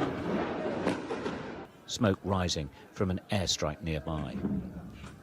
Further south, they're in tents again in the hospital complex. But in reality, it's not safe here either. 3-year-old Khalid was in one of those tents when a missile hit nearby. This is the intensive care unit. He's being treated on the floor. His distraught grandmother by his side. Khalid was hit by a single piece of shrapnel as he slept. Yeah, the most dangerous enemy combatant for Israel is a sleeping child in a tent next to a hospital. Those are the real victims here. After an entire seemingly endless bombing campaign where the Israeli occupying force claimed that Al-Shifa was the main headquarters of Hamas and found very little evidence to suggest that that was the case, after technically claiming that they cleared out the northern part of Gaza, hostages literally came out of North Gaza in the 7-day truce that occurred, showing to the rest of the world, and at least people who have like somewhat of an understanding of how military actions are supposed to work, that Israel did not actually take control over the northern Gaza Strip at all. That Hamas was still, and other Palestinian militias were still in operation within the northern parts, that they had been bombing endlessly. And now they have shifted their attention over to the southern parts. All this is doing is solidifying the stranglehold and the power and influence that all Palestinian militancy will have, reaffirming the support and creating Hamas 2, Hamas 3, and making many other join the ranks of anyone that will violently resist against this belligerent occupier. This was the case before October 7th. It's terrifying. You posted a pic on your IG story of the IDF destroying a single apartment. The destruction they've done is even more disgusting, seeing their precision capabilities. Yes, Israel has the targeting capabilities and the striking capabilities of taking out a single floor in an apartment without even without even touching other floors. Okay? They don't do it. They don't use it regularly. They take down entire city blocks deliberately. They take down civil society areas like universities, like the Supreme Court, like the government buildings on purpose because they do not care about eliminating Hamas. That has never been their genuine goal. The Plus 972 magazine report showed that. The AI targeting that they're utilizing called the gospel showed that. It proved it. It is simply the Dahiyya doctrine. Okay? We've known about it. We've known about it since Israel's operations in Lebanon. We've known about it since 1948, if you want to go all the way back there. And it has never really stopped. But with technological improvements, their targeting capabilities have improved, and yet they refuse to choose to use those weapons because they do not care about precise targeting. We were sleeping in the tent when we found the boy bleeding, and when we took him inside the hospital, we saw that a missile had hit behind the hospital. And as you can see, he's injured and he's in ICU. They say it's safe here. Here you go, the Dahiyya doctrine, the punishing military doctrine that Israel may be following in Gaza. This was on November 10th on the Washington Post. It is what it is. That is precisely what's going on. Their goal has never been precise targeting. Their goal is to make it as difficult as possible for Palestinians to survive in the West Bank, to make it easier to engage in ethnic cleansing and ethnic displacement. What you are watching in front of your eyes is technological improvements upon the original 1948 Nakba strategy. That's it. The only thing that has changed is the intensity and the frequency of the bombing campaigns and the number of deaths as a consequence of the population growth. That's it. This was how Israel was created. Okay? This was how Israel was created in the Nakba. And this is how Israel is continuing to expand into Gaza. In another hospital or at a different time, Khalid may have lived, but he did not. He couldn't be saved here.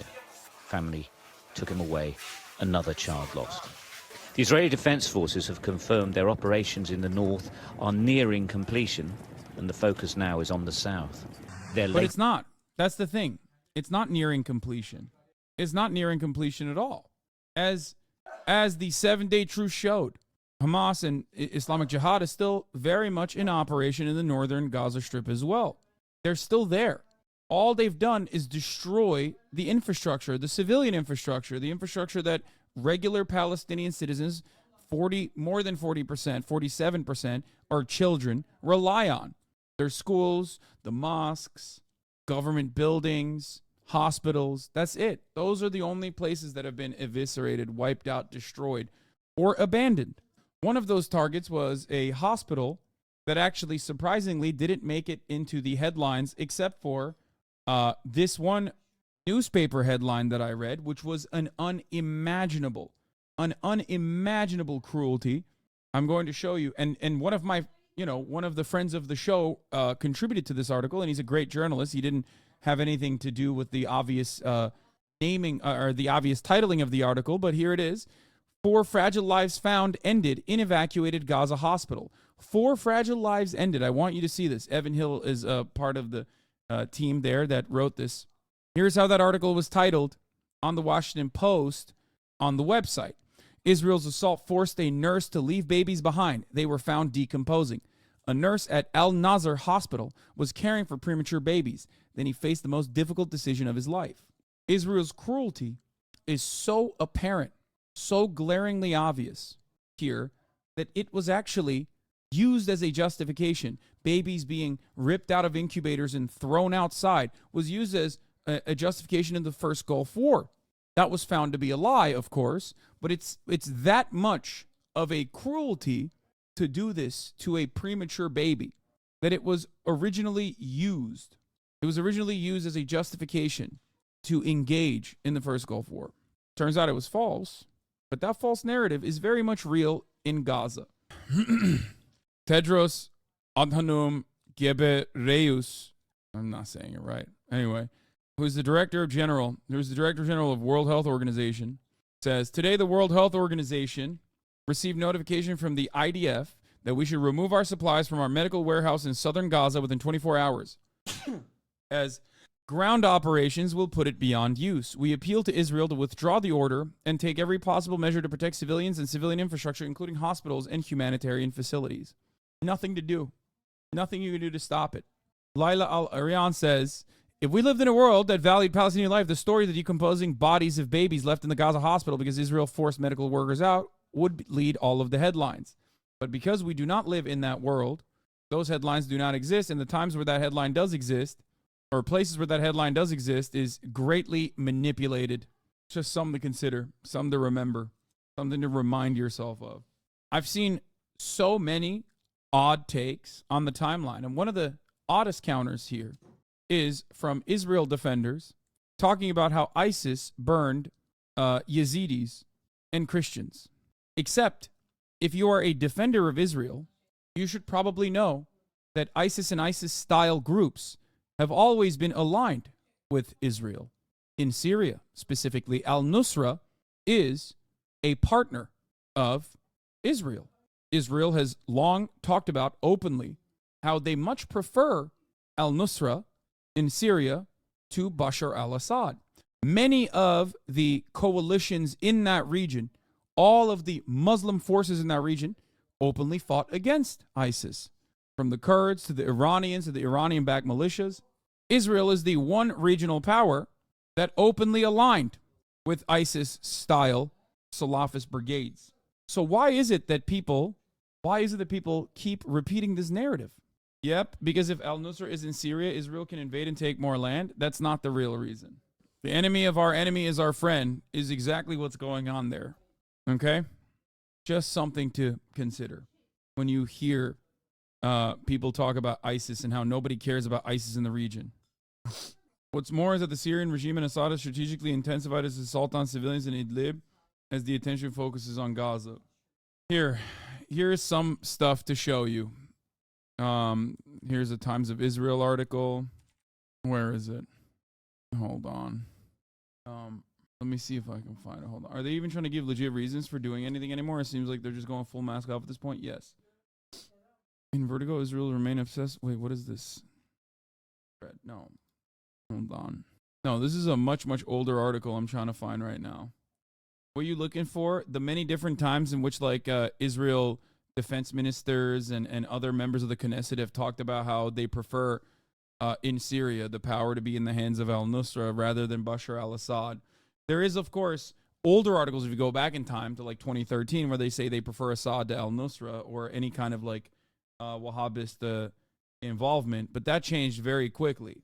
In practice, I'm trying to show the different instances where like they've offered material support, they've offered like directly members in ISIS healthcare and things of that nature. Yeah. Al-Nusra Hospital, Israel. Well, they halted it. Israel halts medical treatment for members of Syria's Nusra Front. The change took place a month after Israeli Druze ambushed wounded Syrian rebels and transported in IDF ambulances, killing one of the men. 5 members of the Druze community were later arrested on suspicion of murder. Oh, here. IDF chief finally acknowledges that Israel supplied weapons to Syrian rebels. That's one of the articles. Outgoing IDF Chief of Staff Gadi Eisenkot this weekend acknowledged for the first time that Israel had indeed provided weaponry to Syrian rebel groups in the Golan Heights during the country's 7-year civil war. Until Sunday, Israel would say only officially that it had given humanitarian aid to Syrian opposition groups across the border while denying or refusing to comment on reports that it had supplied them with arms as well. Yeah. Direct funding, food, fuel, and medical supplies allegedly provided by the Israeli state to keep ISIS and Iranian allied forces in neighboring civil war at bay. Oh, this was the one I was thinking of. No, not this one. Israel prefers Bashar Assad to Islamist rebels. No, this is originally back in 2013 they said this. And then they changed their policy shortly thereafter. Anyway, our friends who were serving the Air Force at times would get told to stand down a couple hours. Later, some targets would be struck by Israel. Please don't be one of those believers who started the entire Syrian revolution was started by Israel. We had every right to take down Assad.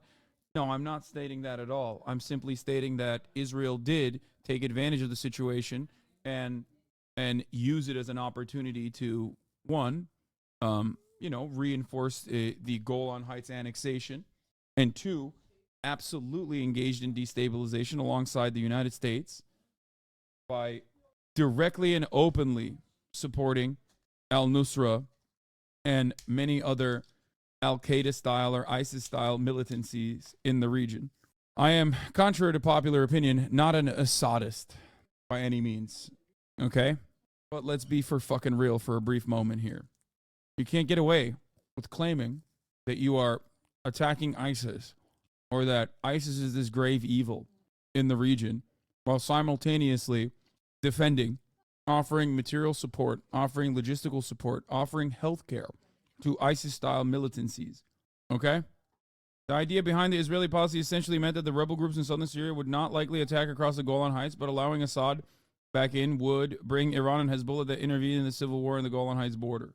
This is, of course, again, ridiculous considering the fact that Golan Heights is annexed territory, which Israel also occupies, which it has no business being inside of, but, you know, that's besides the point. Yet another ongoing continued occupation campaign that the Western world looks at and turns a blind eye to, or rather supports directly. So just a fun reminder for everyone. Whenever you hear people talk about Israel, whenever you hear people talk about how Israel is claiming that it's ISIS, if Assad falls, Syria will be split into part terror, part will be in charge of the USA. I don't like Assad, but he holds Syria. What do you want? Sold the country to the West. So that's the circumstances at hand. As Israel's bombing campaign continues. Unimaginable amounts of cruelty. Hebrew source, a dangerous and unusual outbreak of the Shigella bacteria among the occupation soldiers in Gaza. Massive cause of diarrhea and intestinal disease were recorded. It suggested the reason is poor storage of food supplies. Apparently, the IDF don't want to eat like the meals ready to eat, the MREs. So they're eating like food that is not being held in cold storage, which is supposed to be. That the civilians are donating to the military. And because it's not stored properly, they are fucking shitting themselves. Like directly shitting their pants. Just, another, I guess, omen to consider. Let's continue. Pictures show soldiers taking positions deeper and deeper into Gaza. The instruction to the population is to move further south immediately. We are giving precise instructions to Gazan residents near Hamas centers of gravity, urging them to temporarily move away from the danger that Hamas puts them in. But it's not easy. This is the road south. A woman with children and local journalists are attacked. They run for safety. Attacked by who? Whistle by. Why they were targeted is unclear. Who's shooting at them? They were heading south. I wonder. Who was shooting at them? From across the border, the continuing targeting of the Strip is clear to see. Gaza City shrouded in smoke for much of the time. Groups of mostly American well-wishers are being given a tour of the various kibbutzim attacked by Hamas on October the 7th. They're at the border fence area. Amongst them, pediatric consultant Richard Schussler. His job is saving children's lives. His support for Israel is absolute, but it's difficult knowing what's happening so nearby. I cry when I see Palestinian mothers holding little tiny corpses. It's horrific, and I'm outraged. But I'll tell you, as somebody who's pro-Israeli, very Zionistic, I feel horrible seeing those pictures. As somebody who's gone around the world to try to help children, but I'll tell you, every bit of that outrage and anger is not directed at the IDF. It's directed at the cowards of Hamas. Yeah, it's a good way. It's a good way to launder genocidal rhetoric to people who are otherwise like kind-hearted liberals. That's it. Like that dude himself is probably not a bad person with this very big notable exception, this very big notable blind spot. You guys understand this, right? It's important to recognize the cognitive biases that these people have, okay? The IDF says Gaza's main north-south road in the Khan Yunis area is a battle zone as it designates a new humanitarian corridor. That's it. That dude is like, I'm a huge Zionist. I cry for Palestinian children and Palestinian mothers holding their children, but it's Hamas's fault that they're dying. It's like, really? Is it Hamas's dropping the bombs on them? Because it doesn't feel like it. It seems like it's Israeli weapons, American weapons that Israel is using in the area, you know? It's just like, at that point, who cares? Yeah. Necessary evil, guys. It's just, you have to do it. You have to do a little bit of ethnic cleansing to fucking deal with the situation. Israel's right to defend itself is undoubted, but it's the cost to human life that's the issue, and the numbers of civilian dead is equally undoubtedly rising. Stuart Ramsey, Sky News, Southern Israel. Desperate residents of Khan Yunis flee on foot, carrying what they can of their belongings. On Monday, Israel ordered people out of swathes of the main southern city in the Gaza Strip.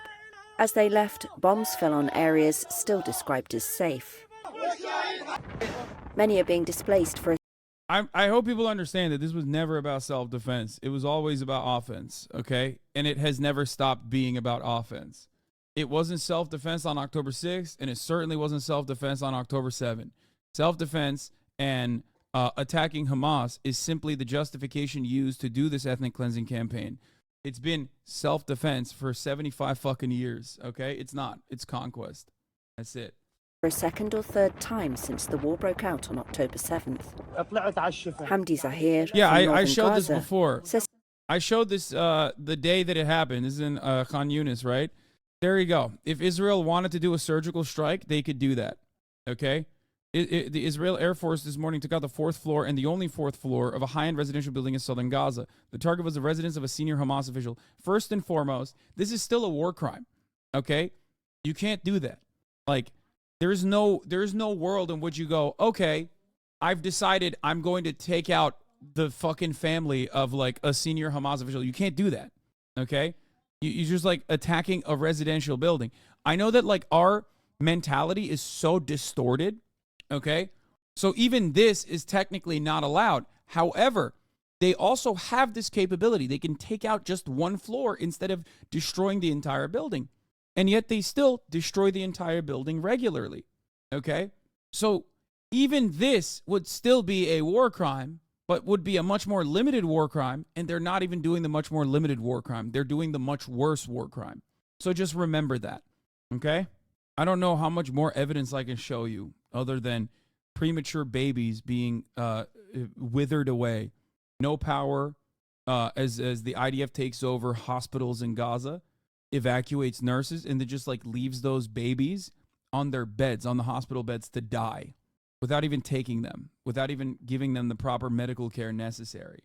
The nurses that evacuated that hospital openly stated, we thought that at least Israel would have the decency to take those children and offer them, to take those babies and offer them medical care absolutely necessary. And they just left them there. he sheltered for a month in the Ashifa hospital, then was ordered south to the safe areas they're now being told to evacuate. Send us to the grave and be done with it, he says. Some 80% of Gaza's 2.3 million people have now been made homeless in an Israeli bombing campaign that has reduced much of the crowded coastal strip to a desolate wasteland. Israeli forces largely captured the northern half of Gaza in November. Since a week-long truce collapsed on Friday, they have pushed deep into the southern half. This house in Khan Yunis was struck overnight. Nisreen Abdulmoti lives next door with her daughter and 2-year-old baby. They told us to move from the north to Khan Yunis since the south is safer. And now they've bombed Khan Yunis. Even Khan Yunis is not safe now. And even if we move to Rafah, Rafah is not safe either. Where do they want us to go? The parts of Khan Yunis people were ordered to leave were home to more than 350,000 people before the war, the UN says, not counting the hundreds of thousands who crowded in to take shelter from the bombs. Medical officials in the enclave say Israel's bombing has killed more than 15,500 people, with thousands more missing and feared buried under the rubble. Israel launched its assault to annihilate Hamas in retaliation for the October 7th attack by its gunmen, who killed 1,200 people and seized 240 hostages, according to Israeli tallies. Certainly, he has used increasingly harsh rhetoric, not just against Israel and the Israeli military actions inside Gaza, but also specifically against Benjamin Netanyahu, the Prime Minister. declaring him again today a war criminal, saying that he should be tried. He made similar comments in Dubai at the climate conference just a few days ago, where again he called on the international community, the United Nations, international humanitarian law makers to come into action and to put specifically Benjamin Netanyahu on. I already talked about this earlier, that it is absolutely meaningless, and everything he says is completely meaningless. It's not a real thing at all. Okay? It's just it's no different. It is no different than what the Saudi leadership says. Okay? They say all of this because they recognize that they need to maintain their popularity. They need to maintain their popularity. They know that on the ground, the people of Turkey are pro-Palestinian. On the ground, Saudis are pro-Palestinian. In Egypt, Egyptians are pro-Palestinian. But their leaders have to maintain their strategic allegiances with Israel. They are all mere expressions or extensions of U.S. foreign policy. Okay? That is precisely what's going on with Erdogan as well. Erdogan is the leader of a nation that is a NATO nation. Turkey is a NATO country. So he can say whatever the fuck he wants, but ultimately, oil is passing through from Azerbaijan into Turkey and directly into Israel. 40% of the oil that Israel gets, they get through Turkey. Okay? I believe it's like around 30+% of all the steel that Israel gets, they get from Turkey directly. But it doesn't really matter. Okay? They would never in a million years do anything. They would never in a million years say, we're shutting it off. Because America will not do that. America will not take the action necessary. And without America taking the action necessary, these are just hollow points. They're just shallow, pandering talking points. It's pure political theater. Trial for committing war crimes and what he calls crimes against humanity. He's due to fly off to Doha later today, where he's going to try and position himself as a facilitator of peace, particularly trying to push forward another ceasefire or lay the groundworks for another ceasefire to stop the bombing inside Gaza Strip. The other key question... Turkey doesn't deserve Erdogan. Turkey should be in the EU and rid herself of this dictator. First of all, Erdogan or no Erdogan, Turkey's not getting into the European Union. Let's be fucking real, okay? Turkey is never going to be a part of the European Union. It's Muslim. It's a Muslim nation. Good luck. A Muslim nation with 90 million people, 90 million Muslims? Are you out of your mind? You think the EU would open up the floodgates of 90 million Muslims? There's just no shot that that would ever happen. Question, though, that you pose is just how much weight does he carry? And certainly he carries a lot of weight within parts of the Arab world. There's no doubt about that. The Muslim world, he's a mover and shaker. He's definitely a very adept facilitator of certain things, particularly in Turkey. But remember, in other parts of the world, he himself is not considered a particularly role model upholder of human rights. He's long waged a war and a persecution against the Kurds, for instance, not just in the north of Turkey, but also across the border in Syria. So that certainly takes away part of his moral compass, if you like, and his ability to preach morals and take. I love this idea that, like, oh, Turkey can't say anything because they're operating in the northern Syrian corridor. And it's like, yeah, that's precisely the reason why Turkey can say whatever the fuck they want, okay? They'll say whatever the fuck they want, but America still lets them operate in the northern Syrian corridor. Why does nobody ask the question how or why? Why is Turkey allowed to do that? Oh, that's right, because of the things that I just mentioned. Erdogan can say whatever the fuck he wants while also simultaneously controlling the northern Syrian corridor and engage in military operations whenever the fuck they want to, because they're doing the bidding of Western forces at that point. Western leadership allows them to do that. They give them the go-ahead, okay? You think a fucking foreign nation, especially a Muslim one too, you think a foreign nation would be allowed to attack another foreign nation like that without America not giving them the go-ahead? Get the fuck out of here.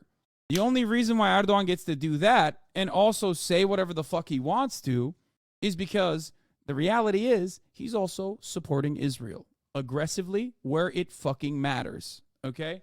Yok abi çok güçlü olduğumuz için korkuyorlar bizden. Ondan bir şey demiyorlar. Araştırmanı öneririm. What? No. Güçlü olduğumuzla alakası yok. Saçma sapan konuşma. Evet, inanılmaz. Ha, dalga geçiyorum. Okay. Jesus Christ. I thought this guy was being serious. He's like, nah, dude, they're just afraid of how powerful our military is, but he was joking. He was being sarcastic. Praying for Palestine and mosques and raising the Palestinian flags in public is banned by Saudi Arabia rulers, and those violating it will be punished for crimes, claims man in viral video. I don't know how real that is, but I have heard something similar in Egypt too. Like demonstrations that are pro-Palestine are severely limited. I don't know if it's the case in Saudi Arabia. But like I know that even in Jordan, I know that the Jordan security forces have unironically apprehended pro-Palestinian demonstrators. They've done that. But it's happening in the Western world as well. We are doing it. We are doing it in the Western world too. You have literally fucking German citizens, German Jews even, that are demonstrating for Palestine, getting apprehended. So why the fuck wouldn't it happen in those countries? Not to be nationalistic Azerbaijani, but I think Ilham Aliyev supports Israel only because the Turkish government does. Is this true, though? They both operate, they're both massive trade partners, as I described already. That's the reason. And also they used Israeli weapons in Karabakh, purge Karabakh of all Armenians. So, of course, there is a massive allegiance there. Yeah. Take the high moral ground on this. But as the other ironic part about this is also Russia. Russia is supposedly pro-Palestine, right? Russia is pro-Palestinian. They say they're pro-Palestinian all the time. Except Israel, aligning with Azerbaijan, was only able to purge that entire region of Armenians because Russia no longer was offering security assurances to the Armenians in that region. That could have never happened without Russia's go-ahead.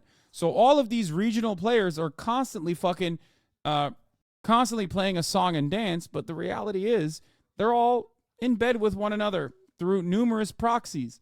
Not to mention that I believe almost 20% of the Israeli population is Russian. That there's that too. As far as Gaza is concerned, he has been resolute from the start that there should be no bombing inside Gaza, that there are more than 2 million people crammed into a very small space, that to bombard that area is basically consigning. For sure, the U.S. signs off eventually on the ops, but the Turkish operation in northern Syria was definitely not in America's interest, and the U.S. argued with Turkey as much. It targeted the Kurdish SDF. Wait, Elon, brother. Come on. How many times has this song and dance happened between Turkey and America? America arms the Kurds. America offers logistical support to the Kurdish militias. America dangles the Kurdish nation state in front of the Kurdish militias every single time, and then literally pulls out entirely and says, go ahead, Turkey, do whatever the fuck you want to these guys that we just gave weapons to. Turkey looks at that and goes, these guys are terrorists. These guys are fucking terrorists. They're doing terror. We have to deal with them. Wipes them the fuck out. America gives them the go-ahead every single time. That has never been different. This switcheroo has happened so many fucking times. The problem is the Kurds have nothing. They have nothing. They are a 35 million ethnic group in permanent diaspora. They have no autonomy. They have no nation state. So because they have nothing, they literally turn around and go, okay, fuck it. Like, we'll deal with America, even though we know they're going to leave us behind. That has always been the case. Why do they do it? Because they have nothing. I'm telling you, they got nothing. What are they supposed to do? They have nothing. This has been going on since the 90s. What about northern Iraq? How is nothing? I mean, okay, fine. They have an autonomous area in northern Iraq. Great. And the reason why the United States does not create a Kurdistan in the area is twofold. One, if they do have a Kurdistan, if they do actually have a region, if they do actually have a nation state in the region, they're not as controllable, okay? They're not as easy to manipulate. But the major reason as to why they will never allow Kurdistan to happen is because Turkey is a NATO country. Turkey is an incredibly important asset for the United States of America. Turkey has American nukes in the Incirlik base. America's not going to cave and take a red line away from its very important NATO ally with a massive military. So they'll keep dangling it in front of the Kurds over and over again. Hundreds of thousands, possibly more civilians to death. And he's been quite unequivocal in his defense of Hamas. In Turkey, Hamas is not seen as a terrorist organization. In fact, he's declared Israel to be the terrorist state, the occupier and the pursuer of... I mean, Israel is a terrorist nation, yes. Untime out, Elon. I'm saying they were using them against the Iranians. I'm not suggesting that the U.S. doing it out of values or supports Kurds necessarily. The operations against the Kurds in northern Syria in 2019 was not a common event. It may have been in northern Iraq, but the U.S. wasn't using Kurdish forces in northern Iraq against Iranian supply lines. The aiming of the 2019 Turkish operation was absolutely not in the U.S. interest at that time. I'm just simply stating that it doesn't matter, and America will still turn a blind eye to that, even if it goes against their interest, because that is the assurance that Turkey always has. And that is also part of the reason why Turkey is not interfering with supplies going into Israel through Turkish pipelines. That's my point. My point is, Erdogan can say whatever the fuck he wants and position himself as anti-Israel, but the reality is, where it actually matters, Erdogan is very much pro-Israel. The biggest pro-Israel. Okay? That's it. Kurds are not a power player in the region. They are not even a minor player in the region. They're just a militia force that America utilizes against whoever the fuck they deem the enemy at the time. Of war crimes inside Gaza, and he's portrayed and identified Hamas to a very willing Muslim population in Turkey as a resistance movement. So from that point of view, he does represent a lot of people's views, particularly in the Muslim world, where it's seen very, very differently. The whole approach from the Muslim and the Islamic world is seen about Israel's actions and the Israeli military actions inside Gaza is viewed very, very differently here. It's so interesting, Alex. I mean, two kind of linked follow-up questions for you, which is, does he differ in his view with the West on this war much more so than he does with the Russia-Ukraine war, or has he also taken the side of Russia there in a way that he's taking the side perhaps of Hamas in this particular conflict? And does he need to do this for a domestic audience? Because there was a period of time a couple of years ago where there were questions about his ability to hold on to power he's had for many, many years, of course, in Turkey. But that is somewhat behind him now, is it not? I mean, I think he definitely is straddling a very difficult situation in Turkey. They've got an absolutely rampant inflation problem here and huge growing economic problems. So he's very mindful of that. I mean, the exchange rate, for instance, against the pound is 36 at the moment. When I first came here a few years ago, it was 5. So, you know, at Christmas a year ago, it was nearly 100% rate of inflation. It's still growing almost by the day, definitely by the week. So people's pay packets are not worth as much, and he's definitely got his eye on that. But he is president of a huge Muslim country, and at the start of the ground invasion, at the start of the Israeli bombardment inside Gaza, there were quite large demonstrations across the main cities, and including attacks on the Israeli embassy and the American embassy. There's a lot of anger about what Israel is doing inside Gaza. As I say, the view from this part of the world, and also in other parts of the world, you know, Lebanon, Egypt, you know, the surrounding Islamic countries, is viewed very, very differently. They're looking at 75 years of things, you know, being tilted against the Palestinians, and they very much don't like the way that America is positioning itself as the puppet master with Israel, and all the weaponry that's being sold to Israel, the political... Why does he pander for Palestine when behind closed doors he supports Israel? What do you mean? Because the population supports Palestine. That is how it is. And because he's not America, okay? In the United States of America, you could just say, you can be an American politician and look at like a sea of overwhelming support for Palestinians and go, fuck off, don't care, shut the fuck up, and you know, throw out a couple feelers in the media like, oh, Israel, restrain yourself. Israel, restrain yourself. Well, they continue their fucking mass ethnic cleansing campaign with our weapons as we still send them bunker busters and the like. Okay? In Turkey, on the other hand, the population is like, what the fuck? What are you doing? Like, if Erdogan responded to the situation in the same way that John Fetterman did, he would probably get fucking assassinated, okay? People would be like, what are you saying? Are you insane?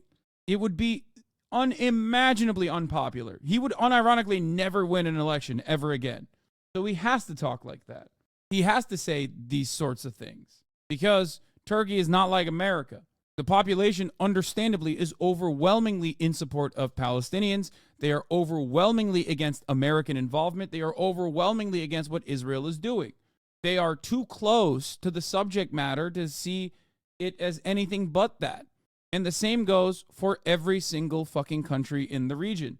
His supporters support Palestine. The opposition is now acting all buddy-buddy with Israel because it's anti-Erdogan. Sure, whatever. Fuck the opposition. I mean, look at what they've fucking done so far, you know? They didn't do a great job anyway. They fucking lost. Foundations, the political bridges that are being built between Britain, America, or being solidified between Britain and America and parts of Europe with the Israelis is, you know, in this part of the world, America is not held up in the same high esteem, and neither is Britain, to be frank. So they have a very, very different view. As far as the Russia-Ukraine war is concerned, he has tried to position himself again as fundamental to whatever goes on in this part of this region and this part of the world, and he's you know, the Bosphorus, the straits through here have been instrumental in allowing certain wheat and food supplies to go to Ukraine. So he's again positioned himself and shown himself to be a real political survivor. As far as Gaza and Israel, also look at the situation. Even with Ukraine and Russia, Turkey is facilitating contracts with the Russian government to create nuclear power plants in Turkey, while simultaneously literally selling a metric fuck ton of weapons to Ukraine, including obviously the famous Bayraktar UAVs. Ultimately, whatever Turkey says is completely immaterial. What Turkey does is what matters. Okay? Not selling it to Ukraine, giving it to Ukraine. NATO. Israel is concerned, though, he is really pushing himself to the forefront. And I think there's certainly a very strong eye on future election prospects, but also it's fundamental to this area that there is peace or some sort of resolution. He's very much pushing the two states. Anyway, well, how can you blame America for Kurdish situations? Turkey actually holds geopolitical power. Yeah, Turkey is a regional power player that has its own interest in its own designs in never allowing a Kurdish nation state to exist in the area. And America is allowing that to happen because America is the world power player. Turkey might have geopolitical power. It's a regional power, but America is the global superpower. Guys, I don't know what we're doing here. I know a lot of people try to make it seem as though my analysis on the matter is reductive by saying America bad, America bad. Hassan only thinks about it from a Western-centric point of view, but I think many of you fail to recognize that, like, one, America's actions are indeed bad, and two, America unironically does still control a lot of what happens in this region. Without the United States go-ahead, without the United States weapons, without the United States routinely fucking vetoing any kind of United Nations move against or criticism against Israel, Israel will not be able to operate the way it does. It is kind of silly that people regularly forget this reality or try to act like these nations are actually operating on their own and that, like, America is the smallest of the small bean. It's not still reductive. It's not still reductive. America is the fucking global superpower. You are ridiculous, and you are desperately trying to cope for some weird reason. For some weird reason, you are desperately trying to cope with America's influence in all of these world affairs. I don't know why. You think in 1990, the United States was giving Israel $10 billion because it was a small bean to build new settlements specifically for Jews leaving the USSR? You think that was You think that was a small bean move? Like, you think that wasn't important? That doesn't hold any weight? Or since what, World War II, what is it, like more than $100 billion have been given to Israel from the United States of America? This is before we even factor in all of the other like local governments and what they send to Israel, what kind of monetary support they send to Israel so that they can get IDF police training for their local police forces in places like fucking Mobile, Alabama. Why the fuck is the Terre Haute, Indiana local municipality giving millions of dollars to Israel?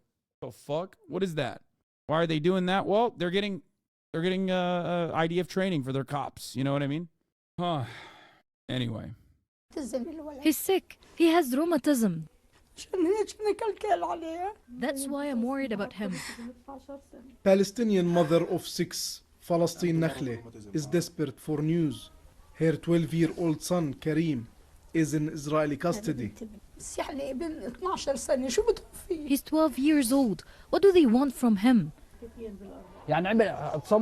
Armed troops raided Karim's uncle's house at dawn. They had seen a video of him playing with a gun that he says a friend of his brother's found under a tree. Biden, what Netanyahu and all of Israel wants from a child 12 years old. He needs his mother. He's in the telephone. حط على speaker. Midway through our filming with Karim's family, the phone rings. Hello? Karim. What's happening to you? Nothing yet. I'm still in the interrogation room. What is the true purpose of U.S. back in Israel? They're strongly, in your opinion, unsinkable aircraft carrier, unsinkable military base, forward operating base with its own security apparatus, with its own espionage facilities, a permanent destabilizer in the region. It's a resource-rich region. We need this outpost desperately if we want to maintain our control in the region. That's it. They are still interrogating a child who is 12 years old. This is the law. When will he be released? After the call, Palestine passed out for a minute. There are similar scenes across the West Bank. Despite the recent prisoner releases, Israeli prison service figures show over 700 more people are being held for reasons of security compared to last month. We are a normal people. I ask everyone to look at the reality of this conflict and see these prisoners as freedom fighters. Karim was let go after 7 hours and his family ordered to pay a fine. He says he was manhandled, slapped, and beaten. I was afraid. All I wanted was to get out of there. I was so bored. The last 2 hours, when they kept me in the room on my own, it felt like 4 months. I was all alone, and they blindfolded me tightly. According to the Israeli human rights group Hamuked, almost 40% of Palestinian prisoners are now held in administrative detention, meaning without charge or trial. The Israeli prison service says all prisoners are held in accordance with the law. Israeli police told us they couldn't comment on Karim's particular case due to a lack of details. Karim was released later that evening, but he and other Palestinians say they feel resigned to the risk of arrest. Mohanna Tutunji, BBC News Arabic, Ramallah. These two...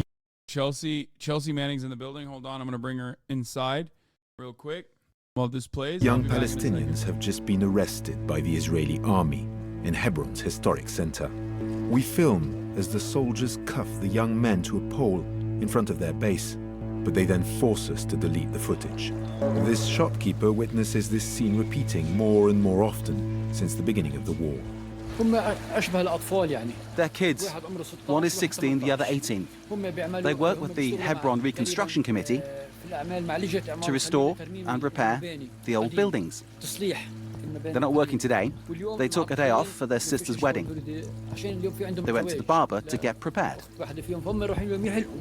Israeli soldiers and settlers have tightened surveillance inside the market, putting Palestinian residents under pressure.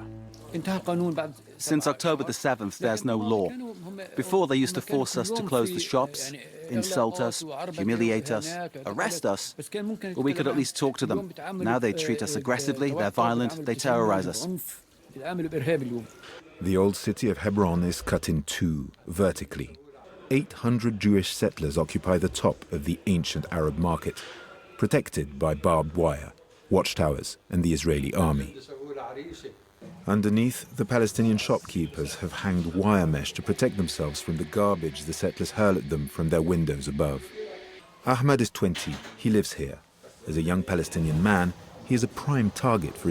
Kaya, what are you doing? All right. Where am I? I can't see myself. There I am. All right, boom. Ladies and gentlemen, Chelsea Manning, American hero in the building. Hey, how's it going? Thanks for having me again. Can you hear me? Of course. What are you doing? What are you doing in Los Angeles? So yeah, I'm just kind of like hanging out on the West Coast. I was in San Diego. I went to like December nights in San Diego. Almost turned off the OBS. Yeah, I saw that. While I was trying to fix the. Then I'm just sort of like in Los Angeles, like doing business stuff. Business. So I'm dressed up in my school clothes. So. Yeah. Business stuff. What kind of business can you say? Can you elaborate? Yeah. It's just like business stuff, like in terms of like, you know, like what do I do now in terms of like speaking engagements and things like that, like future stuff. So, but yeah, generally it's just I'm also like doing like my security consulting and things. I have clients on the West Coast as well, so just business stuff. Just hell yeah. Keep it low key. Speaking of business, let me run the top of the hour ad break real quick. All right. So we are deep in the pocket of talking about Israel-Palestine. So I see. Which is certainly, I assume. There's been some developments today as well. Yeah, Israel is continuing its bombing campaign. Israel is also. We have an expansion into the southern part of the Gaza Strip. Yes, here it is. This is the latest from the New York Times, the Israel-Hamas war. And I wanted to ask you. I mean, you have a lot of experience in this sort of thing. Urban combat operations. It's nasty. It is a casualty generator on a scale that we have, you know, very little ability to comprehend. Like the just immense, especially whenever you have like constant airstrikes, constant bombardment. I mean, you know, like the door to door like.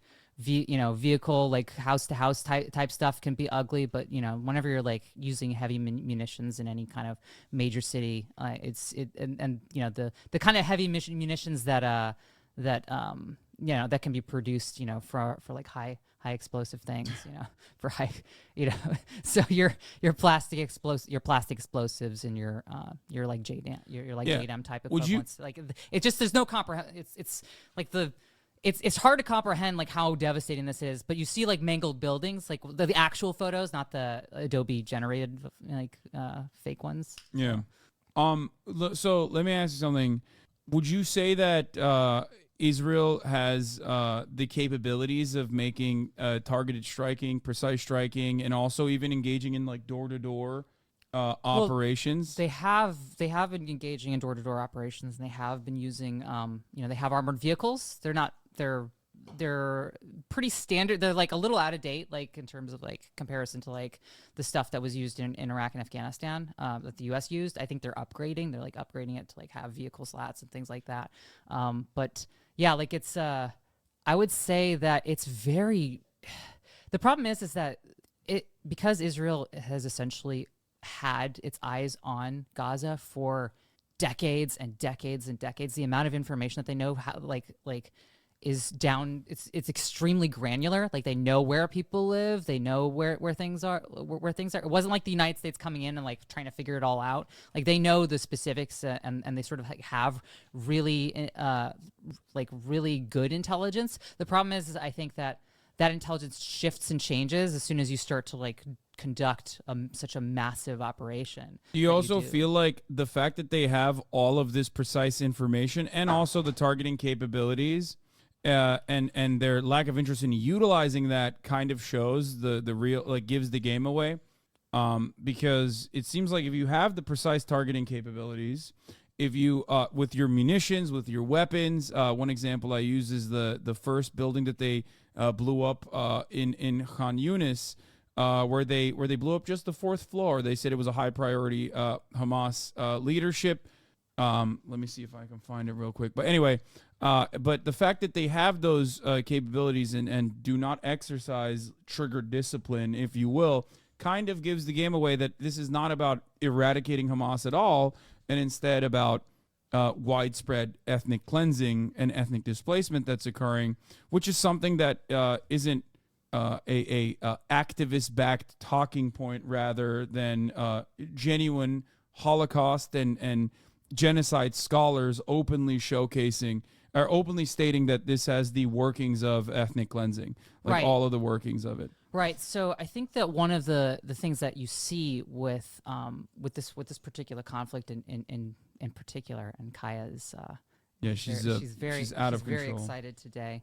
But one of the things that you sort of see with with this kind of conflict is that they are where they could use restraint, they don't, and where and I think that this is one of the things that sort of even senior American State Department officials have sort of have recognized as things that like senior Department of Defense officials like even though Israel's relationship with the United States has historically over the last like 40, 50 years been like they've been in strict alignment. It was like there was some hesitancy, I think, like in the like after a couple of weeks, of sort of like how they were conducting the operations and sort of like the rhetoric that they were using like internationally, like not necessarily domestically, but the sort of rhetoric that they were using and like the actions that they were taking in terms of like because there's this concept in warfare of that there's the Clausewitzian concept of reciprocity,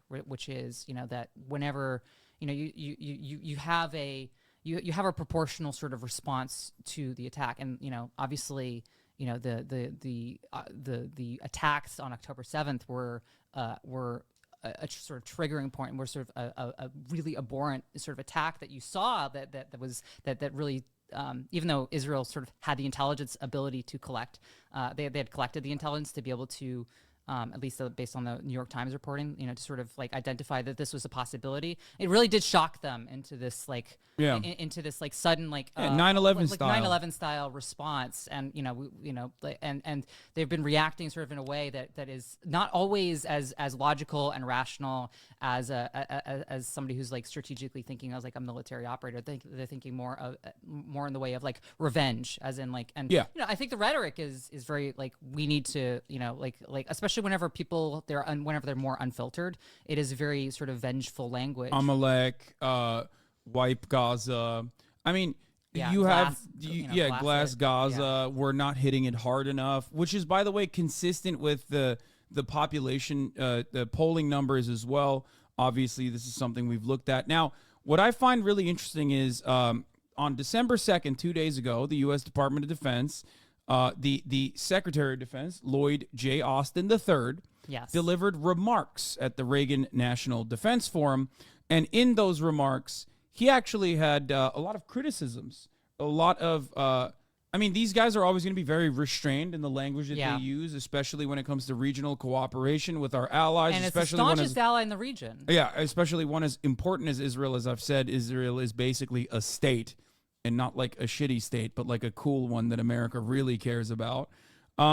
So, of course, his statements here are very, quote unquote, damning. But what we have been doing behind the scenes, or sometimes very openly, is still offering full support to Israel, sending munitions, shaking the couch cushions. Yeah, shaking the couch cushions to find extra JDAMs or bunker busters. Not JDAMs. Which there's a shortage of. Yeah, there's been a lot of conflicts geopolitically lately that have sort of caused a shortage of weaponry and ammunition, like globally, like Russia's invasion of Ukraine, et cetera. So, like and I think that's another reason why I think that there's only so many. There's an economics to warfare, and that is that there is only so many precision missiles. There's only so many precision weapons that you can develop. And as one of the things that we saw in the early stages of the war in Ukraine was that there was a lot of use of precision weapons and even shelling, and then that sort of went down to like more like just sort of like 1910s era trench warfare style warfare. And one of the concerns that I have with sort of like the use of this many precision munitions is that you run out of them. There's only so many that you can produce, and then you end up with I'm very hesitant to use the term that because dumb yeah, weapons. Yeah, exactly, dumb weapons, but like like they're, artillery. But they're conventional. They have basically you shoot it in the general direction, you hope that it hits. Yeah.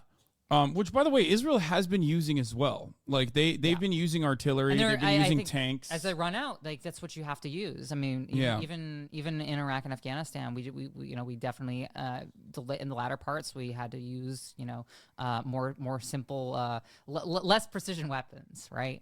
Okay. But what I was going to talk about, like I said, is you have Lloyd Austin saying civilians are the center of gravity in the Gaza war. I've heard that terminology before. Yeah, well, yeah. You're for those of you who don't know, how would you describe yourself? Because like I kind of just jumped into it. Right. Chelsea Manning is a HasanAbi head first and foremost, of course, but she's done some. And a former Twitch streamer. I streamed for. Yes. But she's also at the, was at the center of a lot of. I guess controversy. So I have some experience specifically with Iraq and Afghanistan. I deployed to Iraq in 2010, and some events happened in which a lot of material ended up in the public domain. Like helicopters shooting at.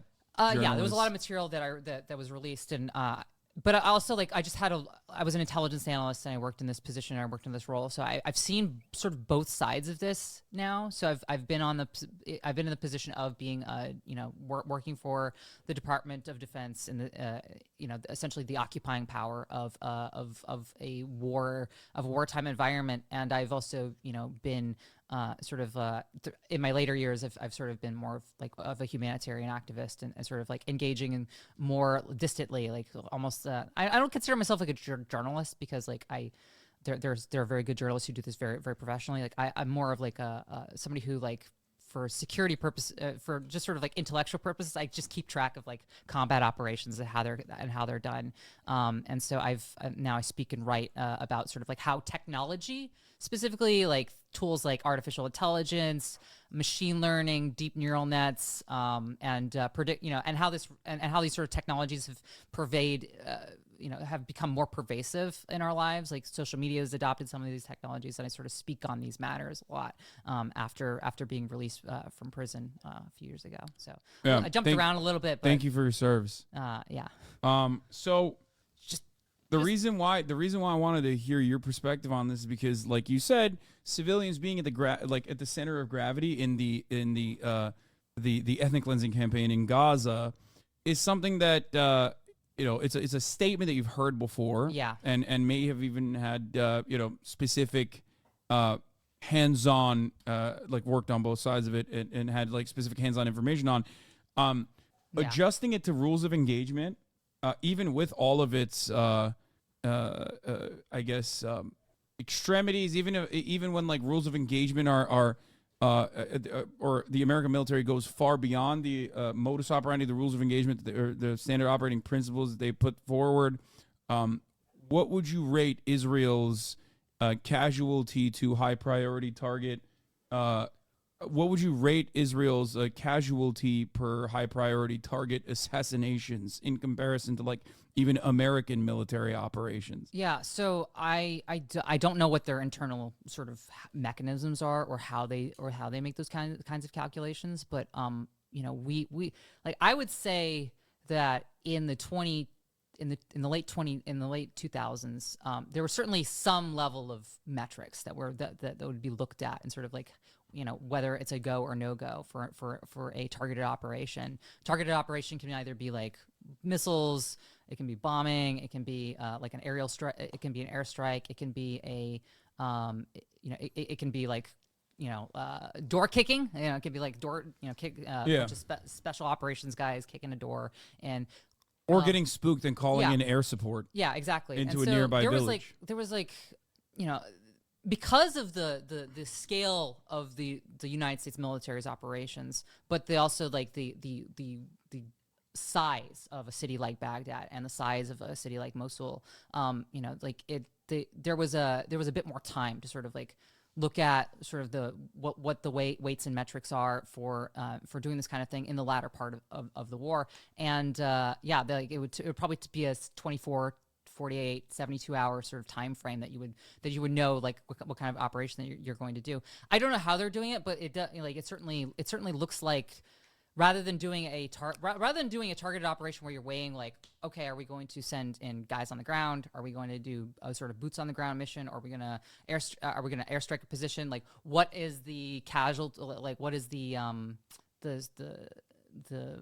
what do you call it, collateral damage sort of assessment, right? You know, like I've always been hesitant to use that phrase collateral damage because it really is just a way of being able to justify in your brain like, oh yeah, like this is the metric for whether or not, you know, innocent people around it could be killed or whatever. And I think that, you know, those like they're obviously using really heavy munitions in a very densely populated area. This is like the level of density, this is like Sadr City, like which we you know in eastern Baghdad in the late 2010s or the late 2000s, early 2010s, you know, we were conducting operations and we tended not to do airstrikes in that kind of vicinity because, you know, like the amount of collateral damage that could be expected in a modern city, in a modern densely populated area like that was just too high. You know, so you would see more, you would see more door kicking operations in a densely populated area like that. I guess the point I was trying to make or was trying to arrive at is I'm obviously biased in this. I'm no fan of American operations at all. I've been incredibly critical my entire, professional media career of the war crimes that America is engaged in. However, as far as like America's operations in the region, it seems to me like the restraints are so far removed at this point, so unshackled in Israel's day-to-day operations in Gaza that it makes a lot of even America's involvement in areas like Iraq and Afghanistan look restrained and tame in comparison, even though it certainly was not. I think the drivers are different too. Like the kinds of, it took us years to get into, the mode of being able to like conduct operations in Afghanistan, even though it was like, I think it was like December that we started to conduct operations, but like real on the ground operations didn't really start until early 2002. And then, there's I was a teenager, so like the whole weapons of mass destruction debate is a little outside my wheelhouse personally. Obviously I have opinions in this area, like whenever it comes to like Bush's invasion of Iraq, but the invasion of Iraq happened like 2 years after 9/11, and then it turns out that it has absolutely no connection to the initial attack. So I think that the speed with which and the ferocity of which this has been done has sort of led to led to a kind of, it's led to operations that I think would be viewed in comparison as more hasty, right? Like, objectively, these are more hasty operations being conducted. Now then, they have a lot more information, like their information, because they have round-the-clock surveillance over the course of. Israel is a belligerent occupier in this circumstance, and they have round-the-clock surveillance that has been ongoing and consistent since 2005 and far beyond before that as well. So therefore, as the belligerent occupier, they have certainly the capabilities of dealing with this. Mm-hmm. Even if they want to in a military fashion, dealing with this in a much more restrained way. It's just that I think that many Israeli leaders have said time and time again that Hamas is a gift for them so that they can consistently tighten the grip they have over Gaza, or even engage in sieges that they consider mowing the lawn operations over and over again. And they've done this a number of times, like 2009. Of course, never to this severity. Also like the number of eyes on this is dramatically different. Yeah. Like the amount of, and I've like one of the things that I've noticed in warfare since the 2000s, whenever I was like, working in the U.S. military is the amount of information that the public has, which is dramatically different. Like people often like ask me like about the secrecy versus transparency debate, and we're now in an age of radical transparency where information flows very quickly, and you can sort of see this, and so it's shifted the way of because you can't really hide the fact that you are doing these kinds of operations. So what you do is now you have a massive incentive because it's cheaper to just spread disinformation, spread propaganda. And I think that and the social media, mobile phones, and the ability of anybody on certain platforms to sort of take part in a debate or to engage in a debate has incentivized sort of like state actors to, when they're conducting, whenever they're conducting, things that could be viewed as misdeeds, that their incentive is to entice people to share false information, misinformation, disinformation. Oh, and Russia did this quite frequently in its invasion of Ukraine, of course. Yeah.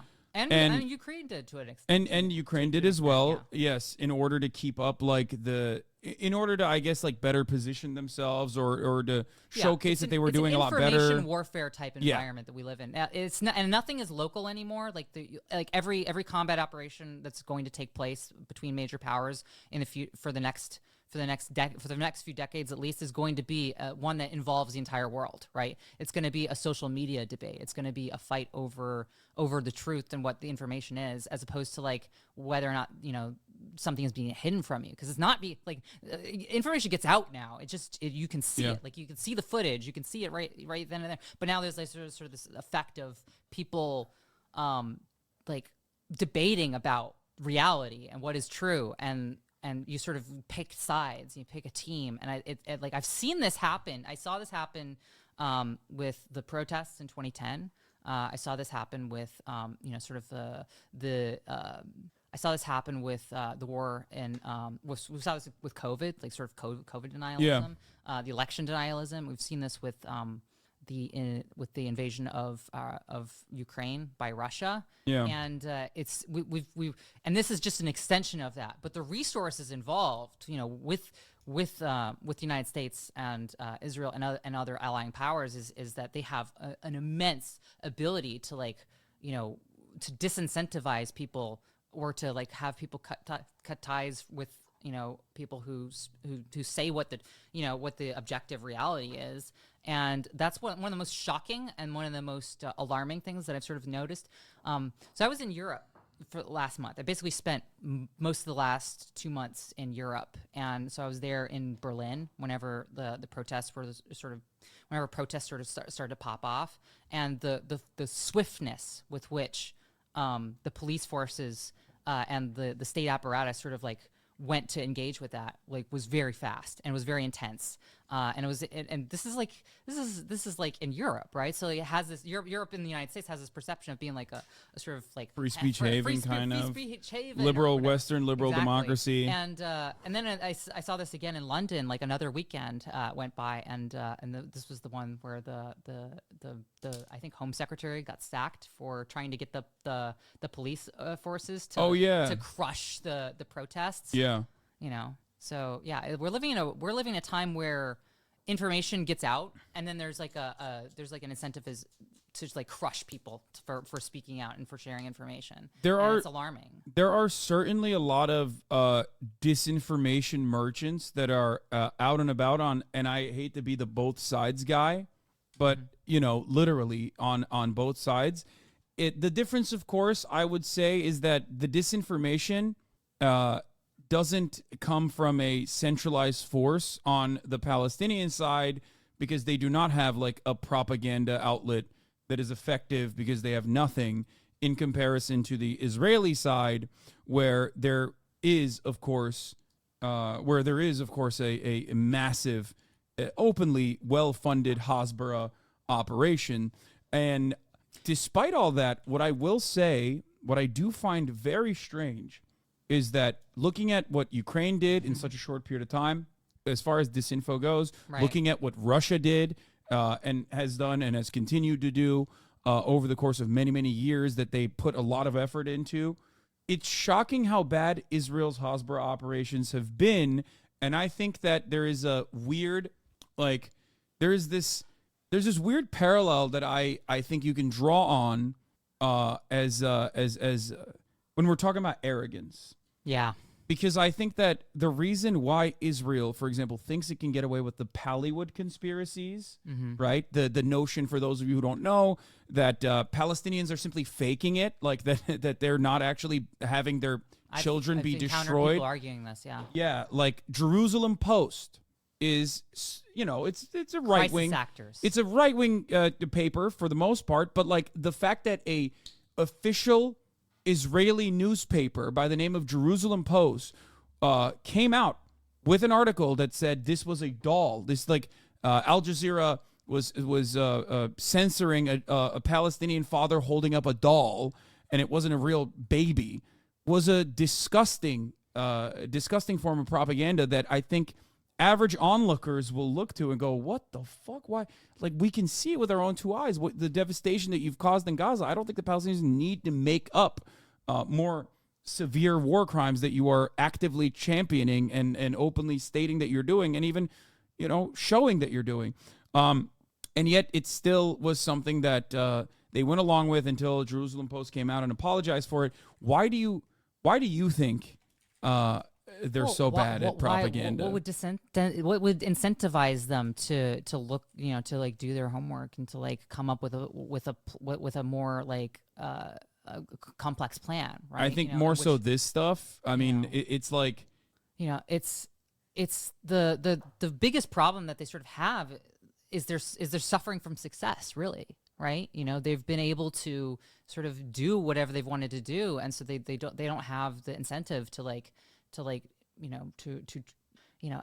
nobody's ever really countered them in a significant way. I think it first started in 2014. Like, we saw this, like, it was the first time that the sort of like Western states had sort of been like, hey, wait a second, what's going on, right? And it like, really peaked in 2021. Yeah, which was a turning point when it scared the IDF. It scared it scared you know, the Israeli intelligence services for sure. But I don't think that they are. It's the suffering from success meme where they've just sort of like they've assumed that they don't need to do that and to have something that is extremely effective anymore. Yeah. No, it's like Henry Kissinger. Everybody talks about how wonderful they're trying now to adjust, retriangulate. They're adjusting their tactic. I mean, one of the things that I've heard is that they're bringing people to think tanks right now. They're grabbing people from think tanks and from senior university faculties to view videos of footage from October 7th, for instance. Oh yeah. So that's been like the major.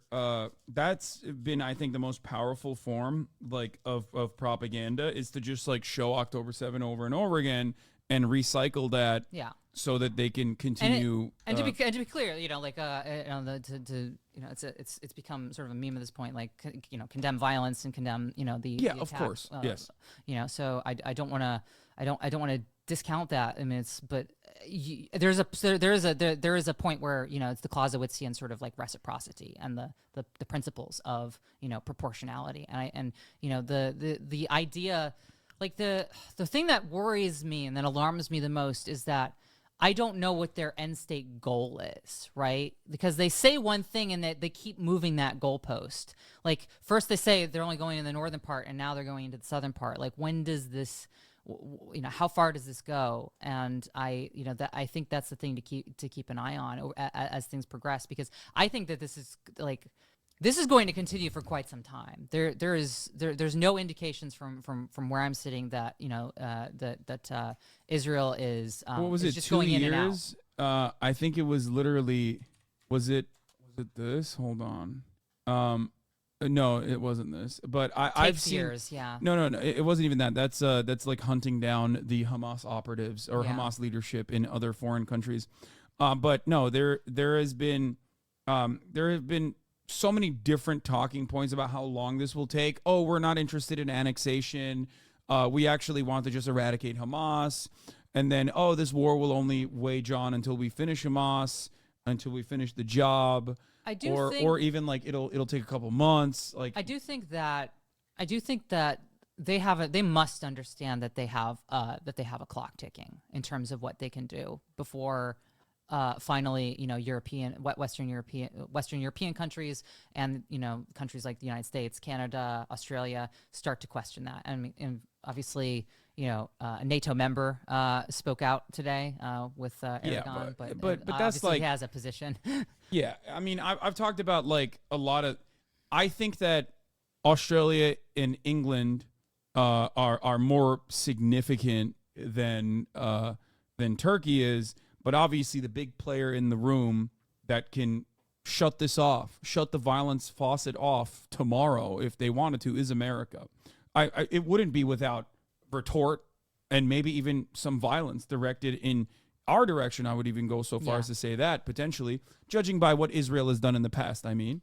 However, Turkey has no say in the matter, and they have been a regional ally to Israel, offering material support to Israel, and also, a lot of the oil that goes into Israel directly goes through Turkish pipelines that pass through from Azerbaijan to Turkey to Israel. So, of course, it's all just a show for his own audience, and I liken it to the Gulf nation leadership, like the genuine interest that Gulf nation states have in having, security contracts with America, aligning with America, getting F-16s and the like, while simultaneously, like, the populations are obviously pro-Palestine, so they have to, like, play this song and dance. However, it does seem like I think some semblance of permanent occupation is going to be what's going on. I mean, they're blowing up the government buildings. Like, you don't do that. You don't blow up civil society and ministries unless you're. But they did that in Beirut in the 1980s, and they never fully occupied. So. I mean, well, I was about to say, I remember another country that blew up all the ministries, and with the exception of, I guess, energy. I guess with the exception of energy. And that you could tell. I was in an Iraqi Ministry of Defense building that we just called the JDAM building. Yeah, you could just walk through, and then in the middle there was you could see in one of the rooms you could go up and see the. Yeah, so that goes to show that like there's no real interest in like rebuilding a country at all, or even allowing it to exist as an autonomous region. If I mean, looking at America's involvement in the area and looking at Israel. Yeah, I do think that there is some real. I think that the more realistic folks in particularly the IDF, not necessarily the ministerial leadership or anything like that, but I think that some of them must fully understand that there's a time limit to how long they can conduct this before they start to see the effects of the pipelines of fuel, of weapons, because it's like, and there's a short, like they're asking for things that there are shortages of in the world right now. Well, the one partner that's getting cooked in this entire thing is Ukraine, it seems. Yeah. Where the American leadership drawing has a lot said, of attention away from it. Yeah. The American leadership has openly stated that there is a end to the unlimited funds that Ukraine has received thus far. Yes. That by the end of this year, unless Congress acts, we just simply don't have any more money in the couch cushions for Ukraine, any more weapons in the couch cushions for Ukraine. So that's one thing that came out earlier today. That was a big news story. And then, of course, on the propaganda side, obviously people are no longer as interested in what's going on in Ukraine. That, of course, came as a consequence of the counteroffensive failing as well, or at least being considered an abject military failure, and nowhere near as it wasn't successful. It was not. No. It's turned into Ukraine, as I said in 2022. They were not like the Russians trying to invade and take over the entire country was never going to happen, but they certainly have been able to cause a stalemate in the four sort of, I forget what they're called, like they're the county equivalents. Oblast. Oblasts. Yeah. LPR, DPR, and, exactly. and like so most of. Because they're no longer republics. Yeah. So I don't know where that goes. I mean, do you have any I don't know. I told you like we could potentially talk about Ukraine as well, but you said like you're more read up on. Well, I did a little reading up on Ukraine this morning, and it's been stalemate. We've been in stalemate for about a year and a half now. One of the things that I was mentioning, apart from Bakhmut, and I think that I forgot. Like if you don't read up on this stuff like constantly, like you start to forget some of the names. The U.S. could soon run out of money to send weapons to Ukraine if Congress does not approve additional emergency funds, the White House has said. I think that we always... Would you say that this is an accurate assessment? I'm going to ask you a question. Where America always has, like, it's like emergency oil reserves. Like, we always have, like, emergency weapons. No. I'm saying, like, we always have, like, some extra bombs that we can, like, always find under the couch cushions that we can deliver hastily over without, like, too much... congressional interference, right? That we have been basically shipping over now to Israel rather than Ukraine, and that's the reason why the reserve stockpiles. I mean, like I have certainly there's only so many munitions that you can ship out. Like here's the reality that I think is geopolitically significant, like globally, and that is that when you have major wars like Russia's invasion of Ukraine, when you have Israel, when you have Israel's sort of bombing campaign in Gaza and invasion there, there's only so many weapons and so many, more importantly, ammunition. There's only so much ammunition that you can produce and still maintain a peacetime economy. So at some point, something has to give. Either you have to end operations or you have to slow operations down, or you have to start, doing conscription, start nationalizing, well, I think Ukraine already did that, no? Yeah. And I feel like they already burned through. But like, I mean, globally, like if you're depending on sort of the global economy, like one of the worst effects that could come out of the sort of geopolitical instability of the last 3 or 4 years is that we could see more economies that are sort of reoriented towards a sort of post like pre-World War II, like gearing up, of and stockpiling of, like where you're essentially like trying to like boost up your personnel numbers and get your and start focusing on like what reserves and things that you can get, and also start shifting away from a consumer-based economy to one of wartime production. According to Zelensky, the shell supply to Ukraine has been slowed down by the Israel-Hamas war. Yep. Ironic because, like, global problem too. Yeah, I mean, we already were tapping into South Korean resources from the jump. Like, this was happening even before October 7th. So the fact that they, I mean, this was inevitable. This was an inevitability. Ukraine is running out of manpower to be able to hold weapons even, and seemingly Russia, for one reason or another, has like an almost endless supply of like conscripts that they can throw into the murder machine, and that has become a major issue for Ukraine, as far as I understand. Like, things that I've read on the ground operations from Ukrainian forces, this is like their major issue, is that they're running out of, one, experienced soldiers, and two, there's only so much you can do when they just have a lot more people. Like, they have a lot more people that they will throw into positions to just like hold it. And I guess like one of the things I've talked about from the jump that got a lot of criticism from pro-NATO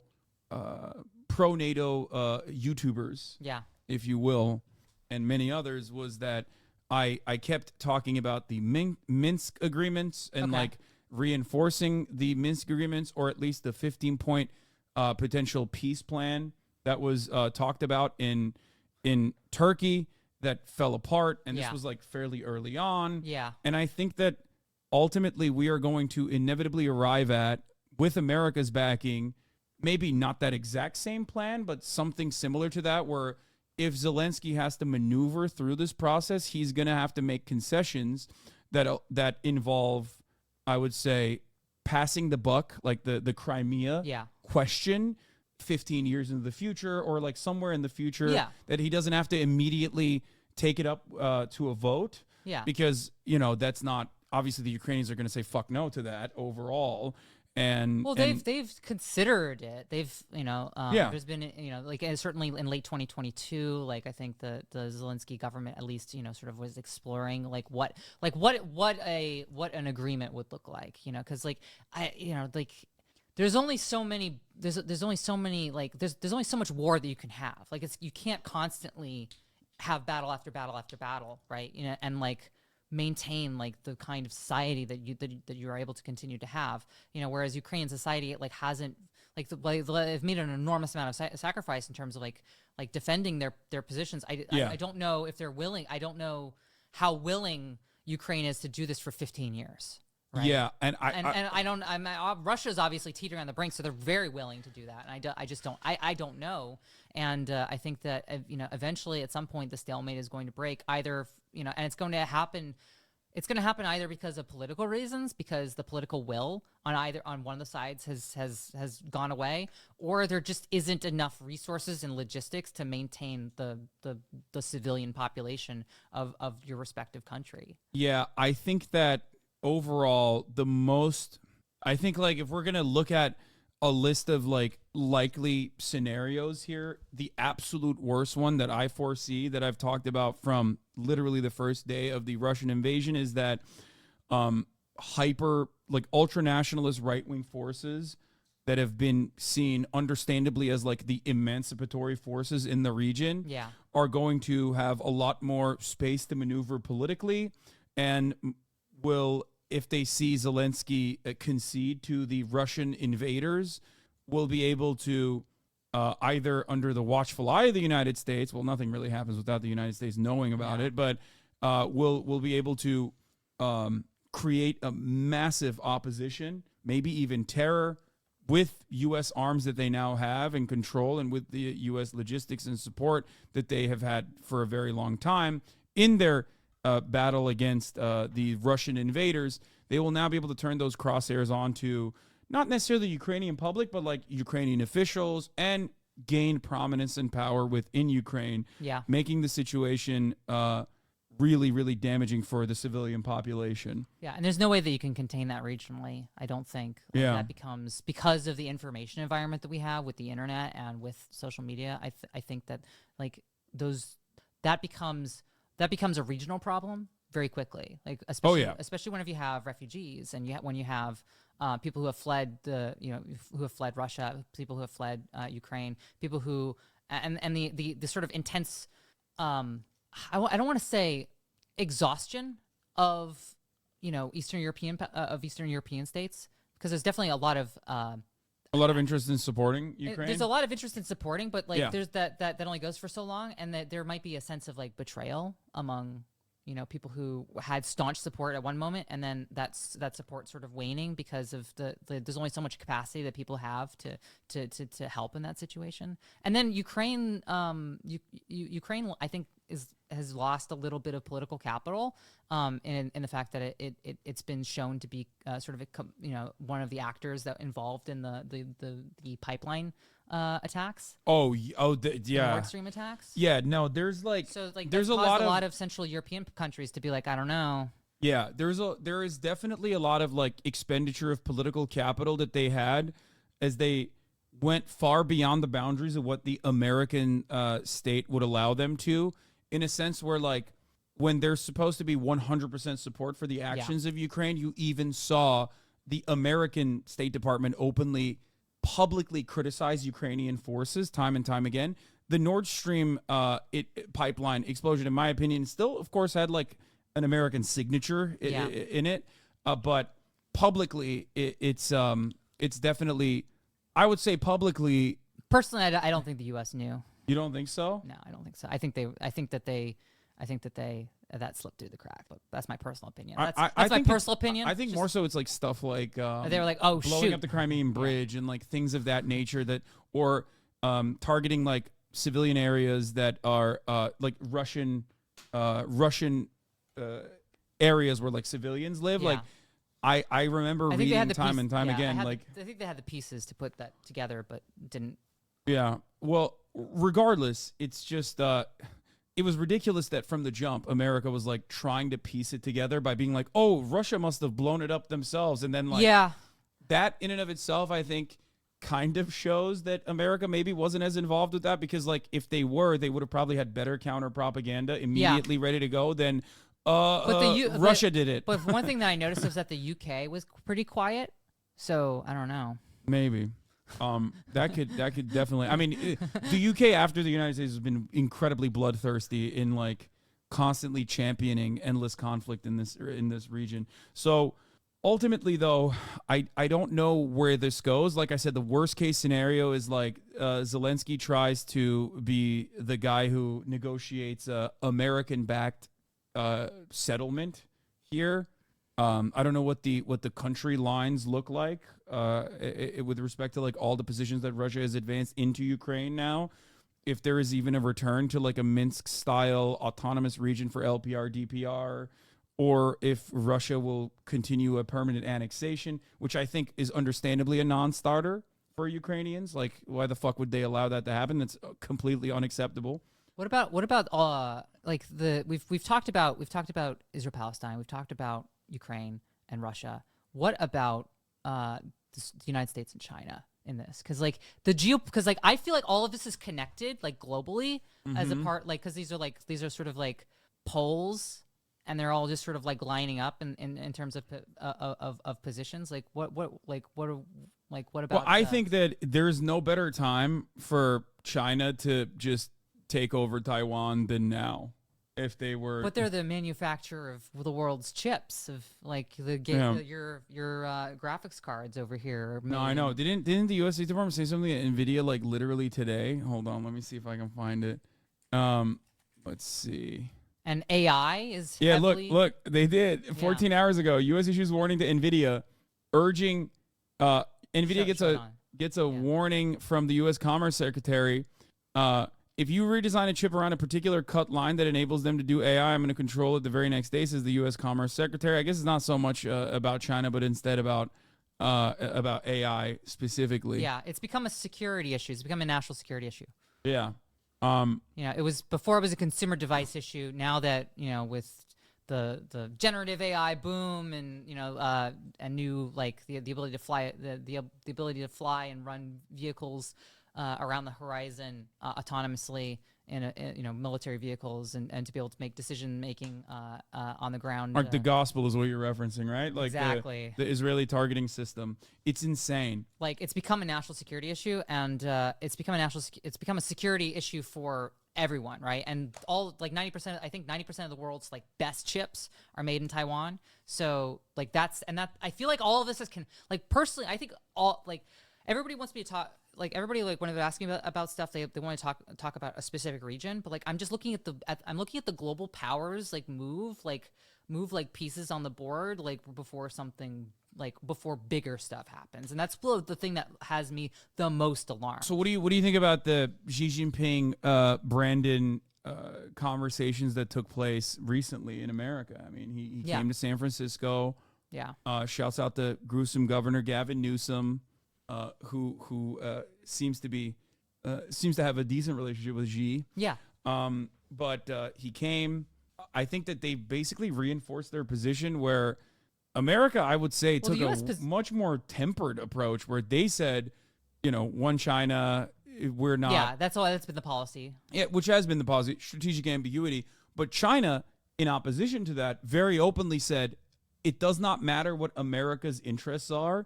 Taiwan and China will be reunified no matter what, which is like a pretty hard line to take, and then also still continue having like a show of peace with the Biden administration. What do you make of that? So I think that China is in a stronger negotiating position these days because the Malacca Strait has been extremely important strategically for them. Mm-hmm. And now the infrastructure and the investments that they've made with the Belt and Road Initiative, which it's been hit or miss in some places, but I think that the Belt and Road Initiative has put them into a position where they have more of where in the future, not right now, but in the coming years, they have more strategic security from being able to have their oil cut off, like in a situation where the U.S. Navy were to blockade the Malacca Strait or the Strait of Hormuz. So I think that, and also like the China recognizes that the U.S.'s ability to maintain its like technological superiority is now like heavily weighted on the ability to produce chips. To produce three nanometer produced chips, and I think that Taiwan obviously has positioned itself to be the manufacturer of that. Nobody, whenever it looked like the world was sort of settling and peaceful, it looked like Taiwan made a lot of sense. And I think that now China recognizes that that's closer to that the island Taiwan is just closer to China than it is the United States, and how invested, especially whenever the U.S. has been involved in global affairs for decades now. For decade after decade, and I think that they're reading the tea leaves that the United States is really tired. The United States, the American population doesn't really have the same sort of appetite for engaging in foreign affairs anymore. I mean, I don't even know if they have the smoke. I can't believe I'm saying this, but I do feel as though we have finally arrived at an age where yeah, we have 800 military bases that we know and of. And the conservatives know that. But even then, it feels like American forces are spread too thin in numerous conflicts with Zoomers are not signing up. And regional actors, regional power players like Russia, like even Turkey, as a matter of fact, or China, which is, beyond a regional power player, but acting as a regional power player, has been able to make moves in a direction that certainly doesn't favor American hegemony. And it seems like every time there's a new front opening up in an endless sea of proxy wars, we are, for the first time ever, without a World War II style command economy that is fully focused on war, are unable to produce the necessary munitions to keep this up. That's why you see Ukraine and Israel playing hot potato on who gets to be the one that America is backing the most. Yeah, because you can print money endlessly, but ultimately you still need commerce. Yeah, we have been doing that, of course, but you still need an industrial engine to back that up, and it's not centered in the U.S. anymore. Yeah, so I don't know. It's now the global South is where a lot of the industry is. Yeah. And the production capabilities are. So what do we do in this situation? I don't know. And it's look, China is saying there will be a peaceful reunification, no matter what happens. I think that my personal opinion, my personal assessment is that China doesn't want an open conflict so close. No, to I don't think so. Territory. Yes. I think that they want to go up against the United States, but they want to go up against the United States while still having a commercial partner, an economic partner, and they just want regional. They want regional control that doesn't have U.S. interference. Yeah, 100%. And the U.S. is not in a position to counter that right now. Well, the U.S. isn't in a position to counter that in the only way it knows, unfortunately, which is completely abandoning soft power and offering Japan unprecedented militarization opportunities and putting as many fucking missile bases as possible in a circuit of islands that directly point them in the vicinity of China, in the direction of China, which seems not great. It's not a good thing to do, obviously, but it's also I don't know. I just a conversation that they had was actually towards denuclearization. Obviously it's not going to happen, but China as a counter to that has also really beefed up, as far as I understand, its nuclear armaments, right? As a negotiating. Yeah, as a way to say what's the Hasan rule? Yeah, nuclear proliferation is a necessity. The HasanAbi doctrine: get nukes, and if America suspects you of having nukes or claims you have nukes, drop everything and get the nukes, right? Yeah. So that's what China has been doing, and China was the leader in that conversation against America, saying we want to put a halt to the nuclear proliferation, but you also have to demilitarize this region that you have been greatly beefing up. South China Sea. Yeah, in the South China Sea. And it seemed like America was interested in conceding, but what America says and what America does, especially with China, are two different things. It's just I've just noticed a lot of the rhetoric, right? I've just noticed that there's been a pump up of rhetoric, whenever it comes to the United States, just has been engaging in more rhetoric, even whenever at the same time they're still inviting Xi to to speak, right, and to have West Coast luncheons, right? Yeah, but overall, the like what was that? trade What was relation- that? Was it Biden? Was it Biden? Somebody called him a dictator recently. Was it Biden? It was Biden. Yeah. It was Biden immediately after Xi had left in a press conference where they were like, "So do you think Xi's a dictator?"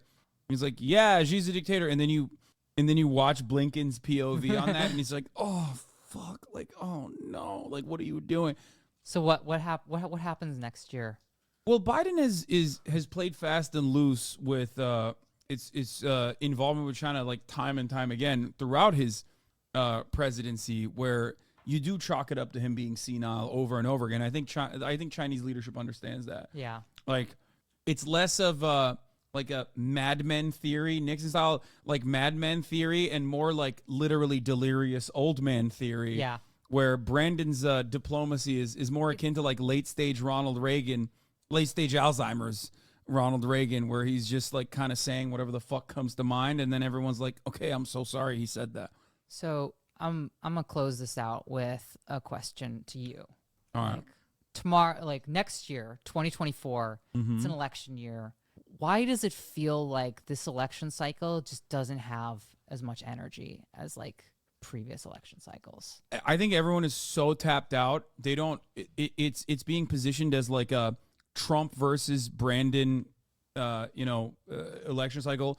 Donald Trump has a litany of crimes that he has to address in the American criminal justice system, which will be interesting to follow through on. But like even he's more low energy than he has been. Yeah. Because when Trump first came out swinging, Everything, he's just a grievance, and he's just a grievance machine. Like I don't hear But when you heard in 2016, like he would say things that would resonate with his audience. But now he's just like I'm the most the most oppressed president ever. He had a very good way of connecting like his own personal grievances with what he understood was the grievances held by, maybe it was a misdirection, but the grievances that people thought they had with like elites, right? Now, after 4 years of Donald Trump and 4 years of Joseph Robinette Brandon, He just has less riz. he has much less riz. On the Democratic Party side, we have nothing. Like, Biden is the only person that's like less popular in his own party than Donald Trump is in his own party, and it's crazy. It's crazy, but like I think a lot of young people have completely tapped out. They see it. They noticed maybe in during COVID and during the Black Lives Matter protests, like they went out, they took it to the streets, they protested, and nothing came of that. So now they're like, well, what the fuck am I supposed to do? Like this shit doesn't work. And they're probably experiencing that again. The ones who are going out and protesting for Palestine. Alpha, like it's just America, and American politics is a one-party state. This is from a Democratic administration as well. Yeah. It's a one-party state. It's just the unfortunate reality. Like, the American government is going to do whatever it needs to do that it thinks is, like, the most compelling, most important things it needs to do. That's why you see Joe Biden continuing the wall. Yeah. Even though he ran against it. There's obviously, like, some really good things that the Biden administration has done. Maybe not directed by Biden, but at least Biden has, like, gotten out of the way of the NLRB. Infrastructure bill. And yeah, the IRA was decent. Like, it's pretty good, all things considered. However, the same economic considerations that the broader population had, black and brown people, less educated populations, people living in rural areas, like these conditions have not changed. We look at everything and mark it on a post-COVID. We look at it and we grade it on a curve where we look at like, well, post-COVID, like, and pre-COVID in comparison to 2019, like the economy has recovered to 2019 levels, forgetting that there was a reason. But also forgetting that there was a reason why Bernie was so popular in 2016. Obviously, he was going up against Hillary Clinton, which was very unpopular. However, Bernie Sanders and Elizabeth Warren gaining any sort of prominence within the Democratic Party can only happen as a consequence of the volatility that people feel, the economic instability that people feel in their day-to-day lives. And I think we've completely lost track of that. We've completely lost sight of that when we look at the economy and we grade it on like, well, post-COVID, we finally recovered. Yeah, so why are people still upset? They're looking at percentage points and not like the metrics of like people's ability to be able to be upwardly mobile, to be able to the purchasing power of people has dramatically gone down. Right. And I felt this, right. It's just like people, like, things are more expensive. Your income hasn't really gone up for the vast majority of people, unless you have stonks and, you have like a gazillion, like you have equities and mutual funds, like up the wazoo. Like, it's just like for the average person, like the price of milk and the price of gas and the price of, and it's not going to go down because inflation is like getting a grip on inflation doesn't mean that like prices go down. That would be deflation. So obviously there's like, people probably expect that to happen, but that's not going to happen unless the talking point of the administration, like for the election cycle, has just been like, oh well, the economy's doing well, like on paper, sure, but like you've been adjusting those numbers for years. And also the economy unemployment's low. But also the irony is that like the economy is always doing well on paper since, in perpetuity. Since 2009. Yeah, the economy's been doing great since 2009. It's always on the up and up. It's always growing, explosive growth, except it's COVID never and like with minor blips. But my point is like it doesn't really translate to how people feel about the economy, and it's weird because like I think there was a point in time before COVID where like economists were trying to come to terms with the why. Yeah, it's not translating to people feeling like the economy is doing well. But now I feel like we've lost sight of that completely, and just grade on this like weird curve. Like it can't help that we have FOMO every time we look at social media. People. Yeah, sure that might be a part of it, but I do think that the most important things that people need to purchase for survival, like the price of that going up steadily, or the most important things for upward social mobility, like education, higher education, being insanely, unimaginably expensive. Healthcare, higher education, and shelter are three of the most important things for both survival and also upward social mobility. Yeah. Those three things have no control. No. They are completely off the fucking rails with respect to affordability. And yet leaders are not looking at that and saying, we have to rein this in. It's not just the egg prices, not just the milk prices, which are important. Yeah. Certainly, of course, commodities are important, like food. But these other things we have no interest in even trying to deal with. And people are still experiencing the shocking price, the expansion of prices on those areas. And, that's going to cause them to be very unhappy about the situation. All right. It's 6 minutes past the hour. All right. Yeah. I'm going to run the 3-minute ad break right now, we which go. the price of which has not changed. Thank you, Chelsea Manning, for coming on. Thank you. Thank you American so much. hero.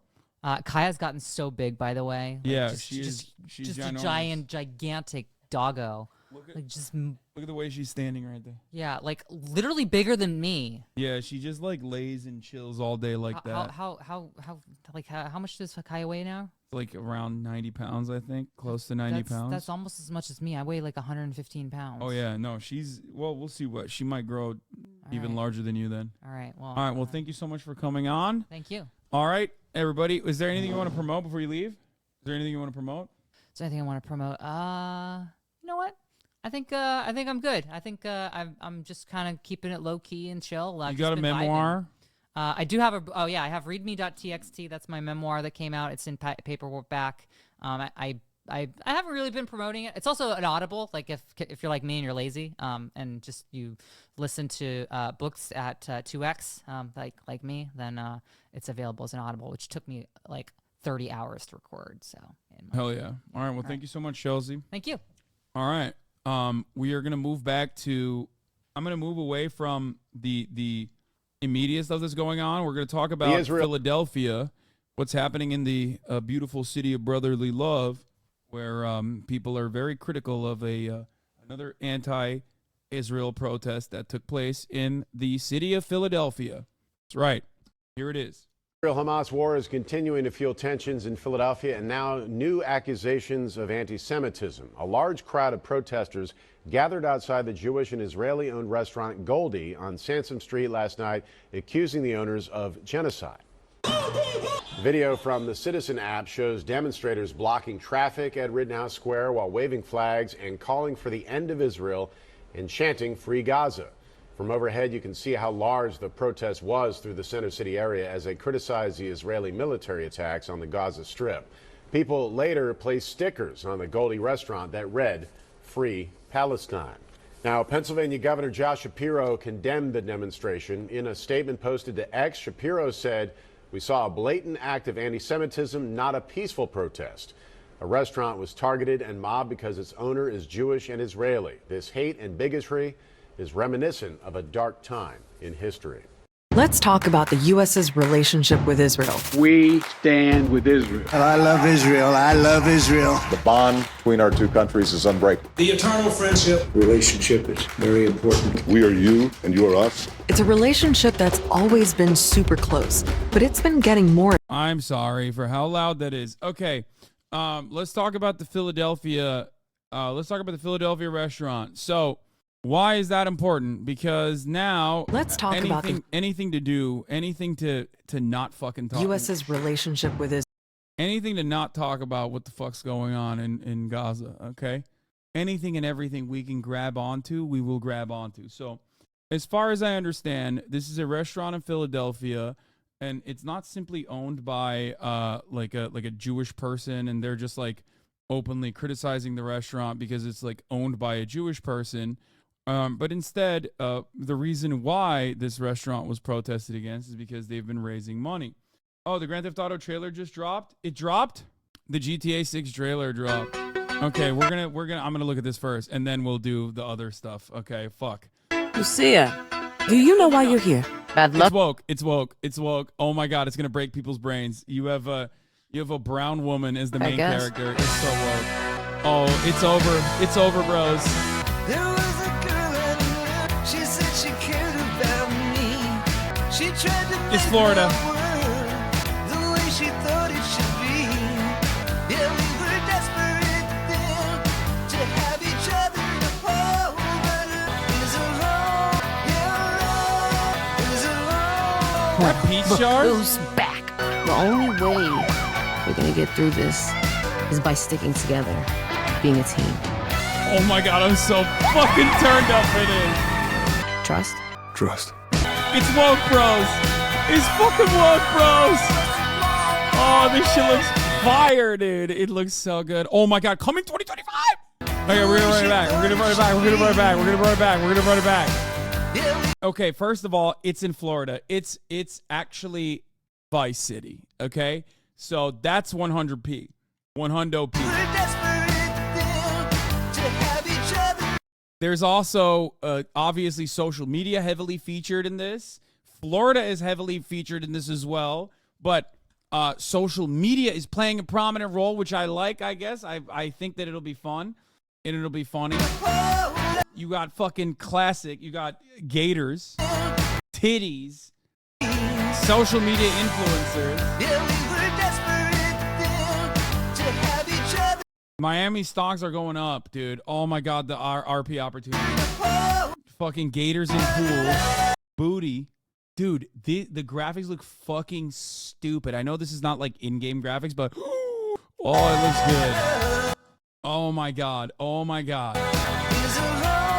Yeah, typical Florida man activity. Is it in-game?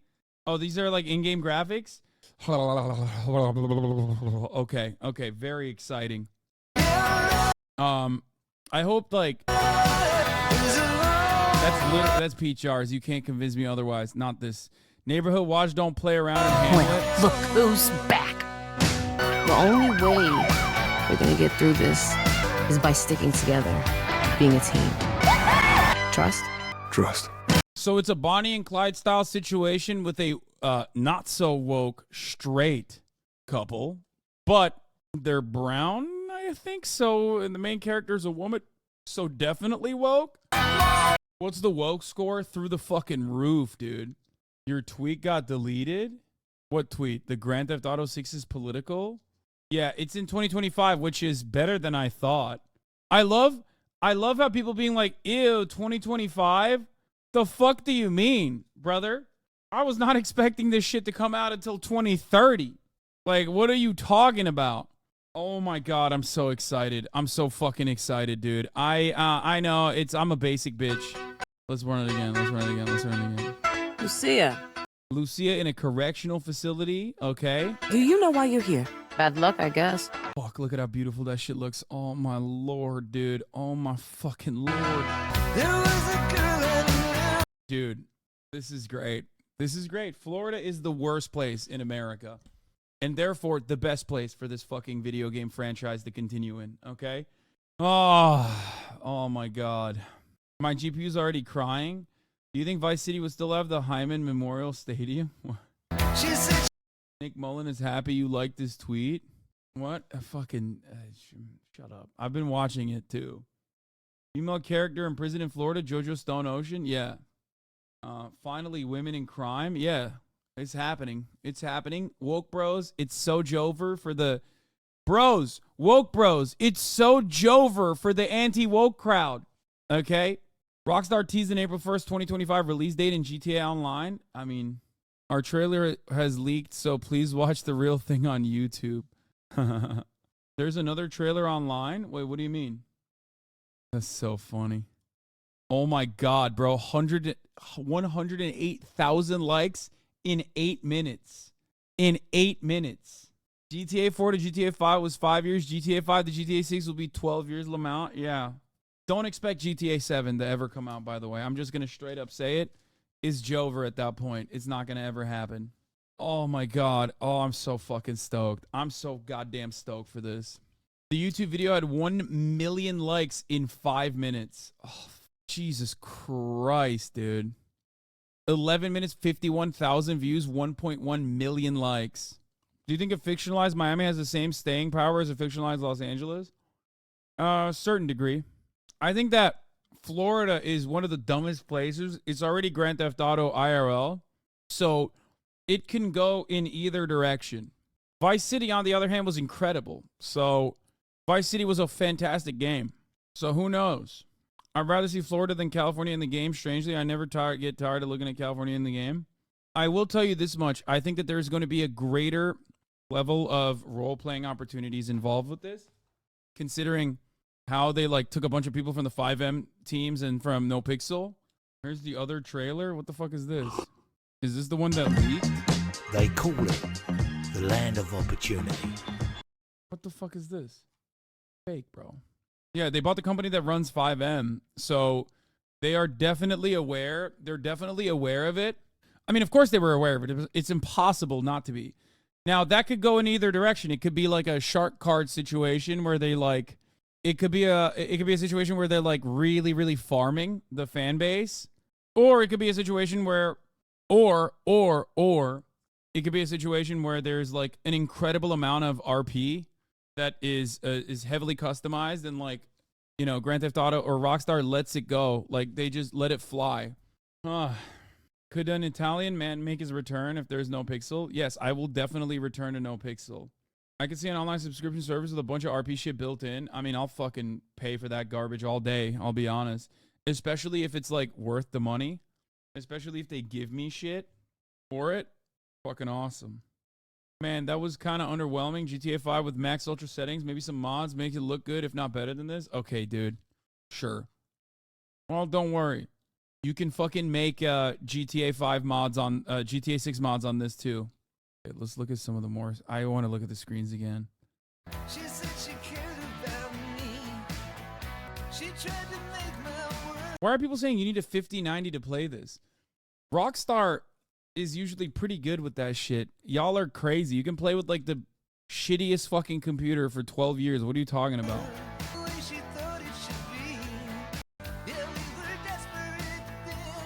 I mean, think about the amount of fucking NPCs they have here. And dude, that ass got jiggle physics on it. Come on, dude. This lady's head is so small. Freaked me out a little bit at first. And then I realized it's just because of her hair. Well, look who's back. The only way we're gonna get through this.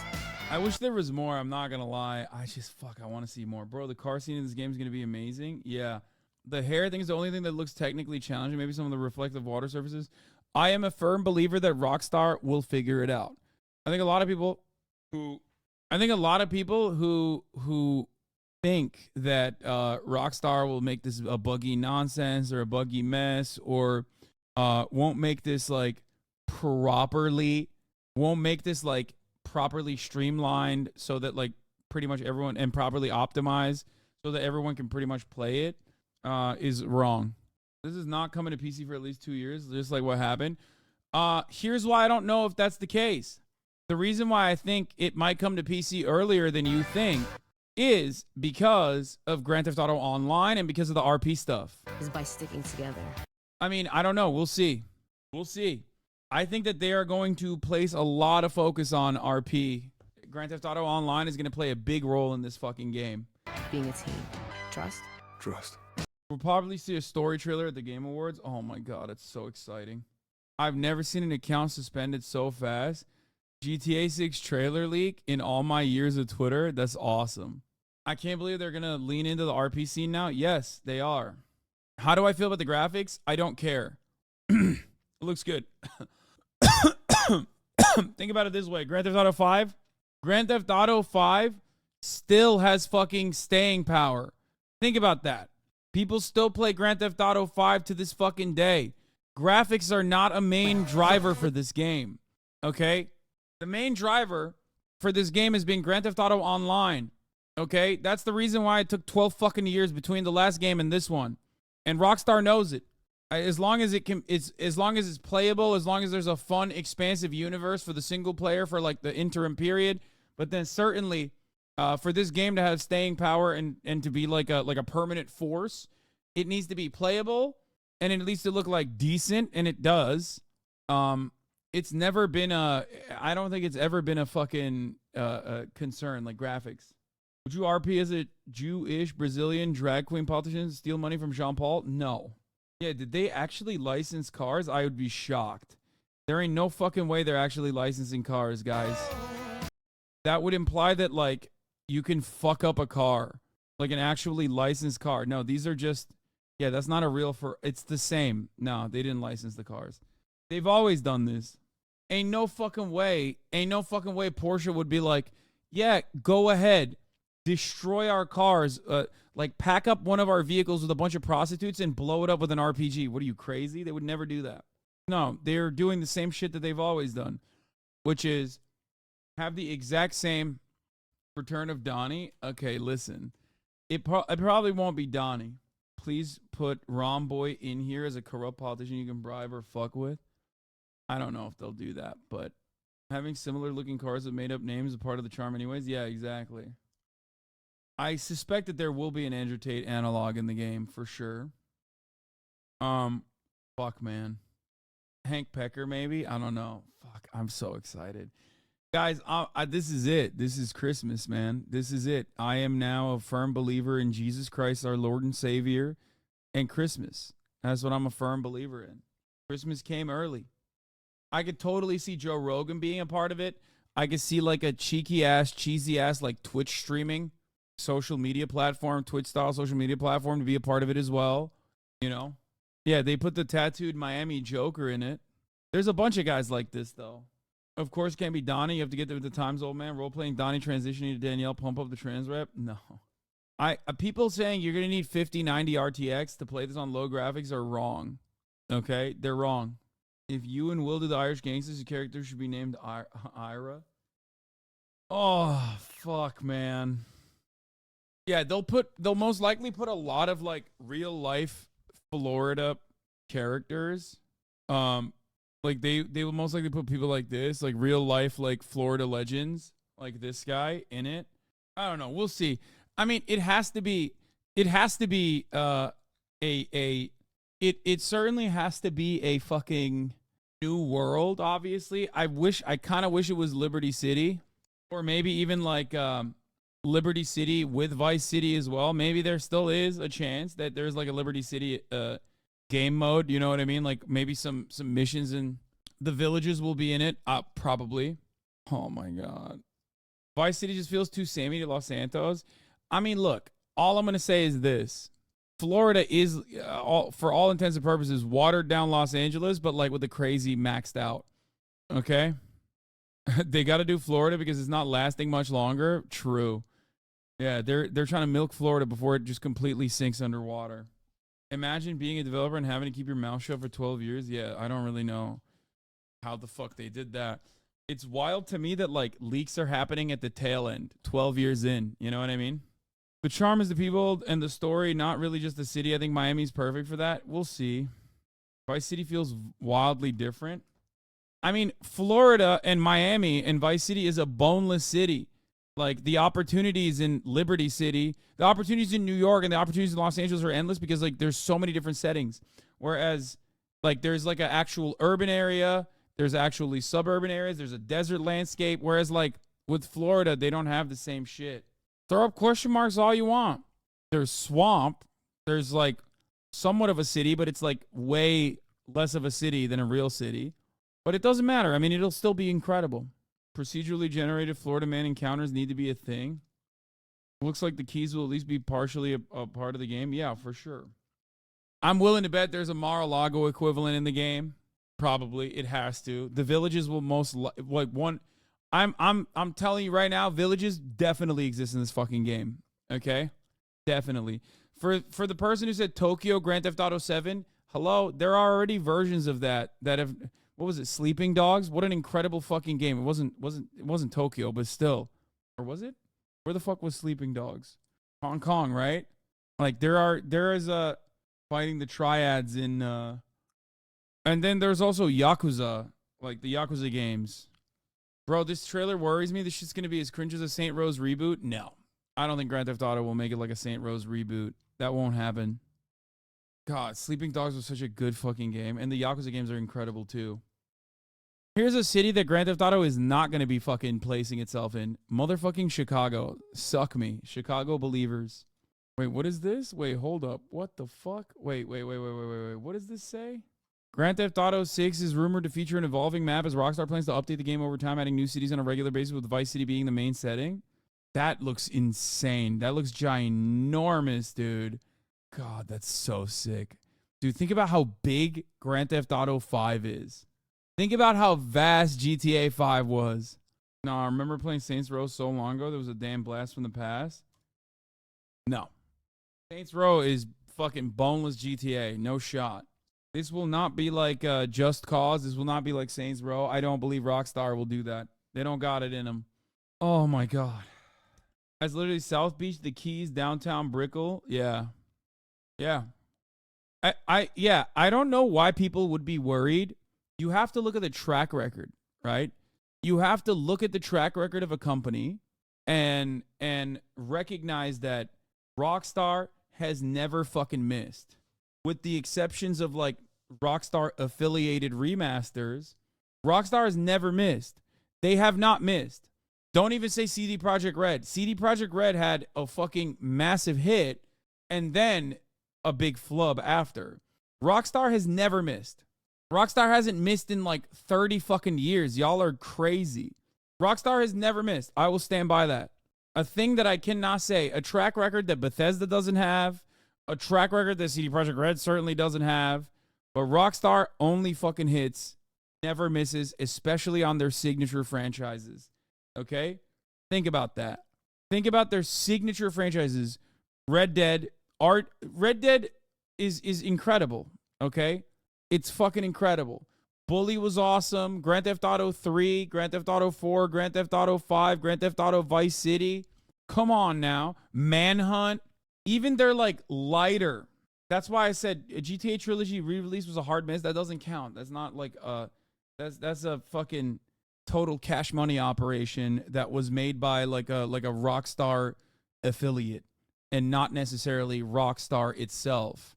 So it doesn't count. Remember San Andreas at San Francisco and Las Vegas in it too? Maybe they'll do this with 6. The real question is, when are you going to get Bully 2? I don't think they can make Bully 2. Now watch the old Grand Theft Auto 5 trailer.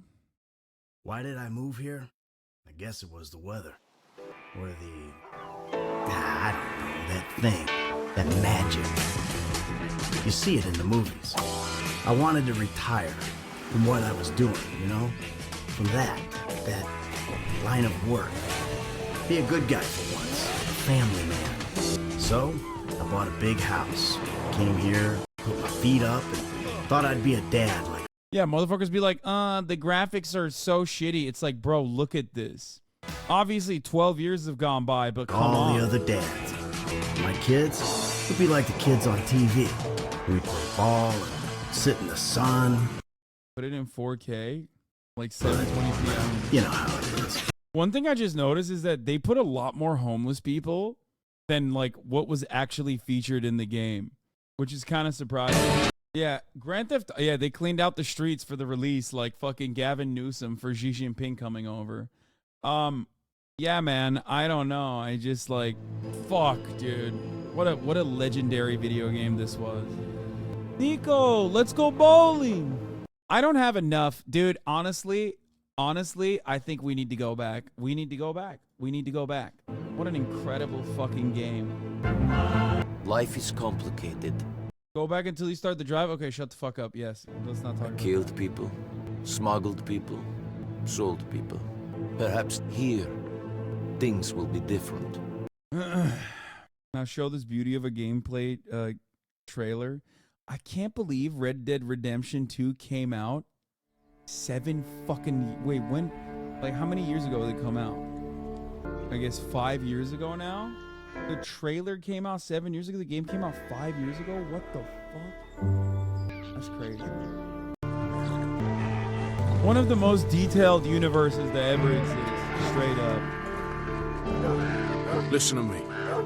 They really put their whole fucking pussy into this, dude. They really made this with their whole chest. Honestly, it's so crazy. When the time comes, you gotta run and don't look back. This is over. Yeah, they put that rock tussy into it, dude. God damn, dude. There's no... Oh, God. I don't even understand why people claim that this is even controversial. Grand Theft Auto PS5 Pro could be bundled in with a GTA, but there's bad news for PC gamers. No, I'm telling you, PlayStation will have the marketing rights. Who is this fucking guy? Wait, what? I don't think so, man. I don't think so. I don't know. I mean, I might be wrong, but I don't know what Rockstar's contracts look like with Sony, but I don't think that that's the case because honestly, I know the PC version is always released later, but we are not living in that universe no more. I'm a diehard Sony fanboy, chat. Don't even start with me. I've always been a diehard Sony fanboy, okay? I'm telling you right now, Rockstar cares too much about Grand Theft Auto Online for that to be simply a fucking console release. If that was the case, they wouldn't have fucking hired like the 5M company people. So why do you think our Red Dead Redemption 2 launched later on PC if we're not in that universe anymore? Because Red Dead Redemption 2's online is nowhere near as important and as big as a moneymaker as Grand Theft Auto Online is. Duh. Boom. Easy answer. Easy question, easy answer. Grand Theft Auto Online is the moneymaker for Rockstar. Okay? That's it. And GTA Online is heavily played by PC gamers as well. If that was the case, if that was the fucking case, they wouldn't have Red Dead 2 flopped online. I think Red Dead 2 just doesn't have the same, like, if you're a Sony fanboy, how come you called your PS5 a paperweight before? Because it is. Because it is. My first guess is they bought the 5M company to help RP on consoles because that's combining both their moneymakers together. Maybe. You're not a Sony fanboy. You're a Steam Dick, just playing. Oh, it's true. I am a Steam Dick now. That is true. Gaben got me, dude.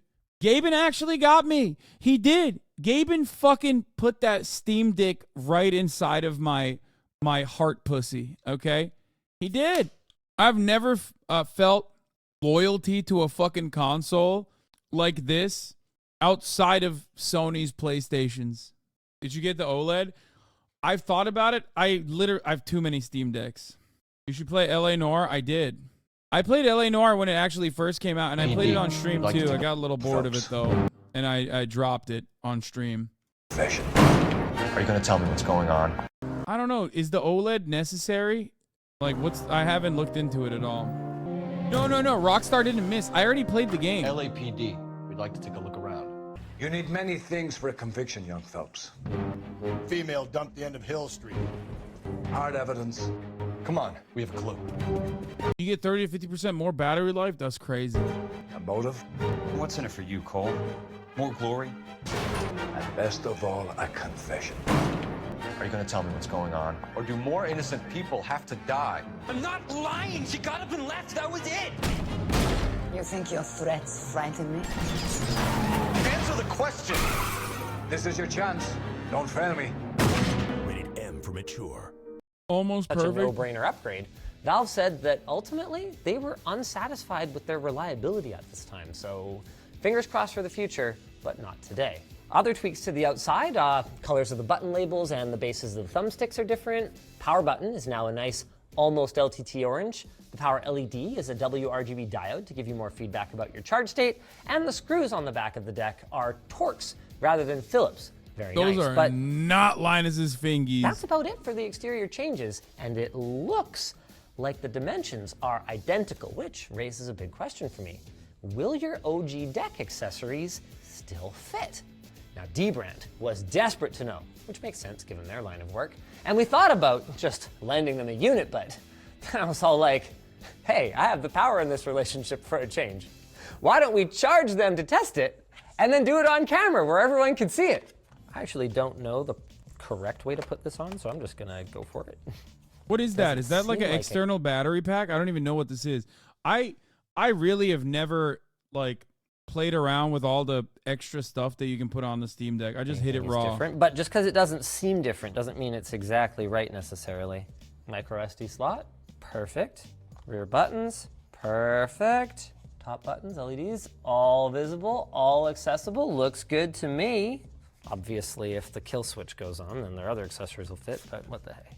If you don't need the kickstand, there's also their universal mount. Go ahead and pop that on. Kind of looks like Valve's Valve. Lots of people use these for external battery banks, but you can mount pretty much anything to your Steam Deck with it. I mean, look at that. Wow, screwdriver. Now, one thing that's not going to go as smoothly is the screen. People put external batteries on this fucking thing? What are you trying to do, a bicep curl? What the fuck? Like, the one thing I will say is that, like, yeah, I've never... I like it's definitely not easy to just like fucking run around with it and play around with it. You know what I mean? Protector. Do they? When are you gonna debate again? When's your next debate? This is boring. All hail the master debater Hamas. Who are you gonna dunk on today? Who are you gonna dunk on in a debate? Debate someone. This is boring. This is boring. Go debate someone. What the hell are you doing? These are fake. This guy really loves to do some research on what he's talking about. Ha ha. I'm not even gonna ban this guy.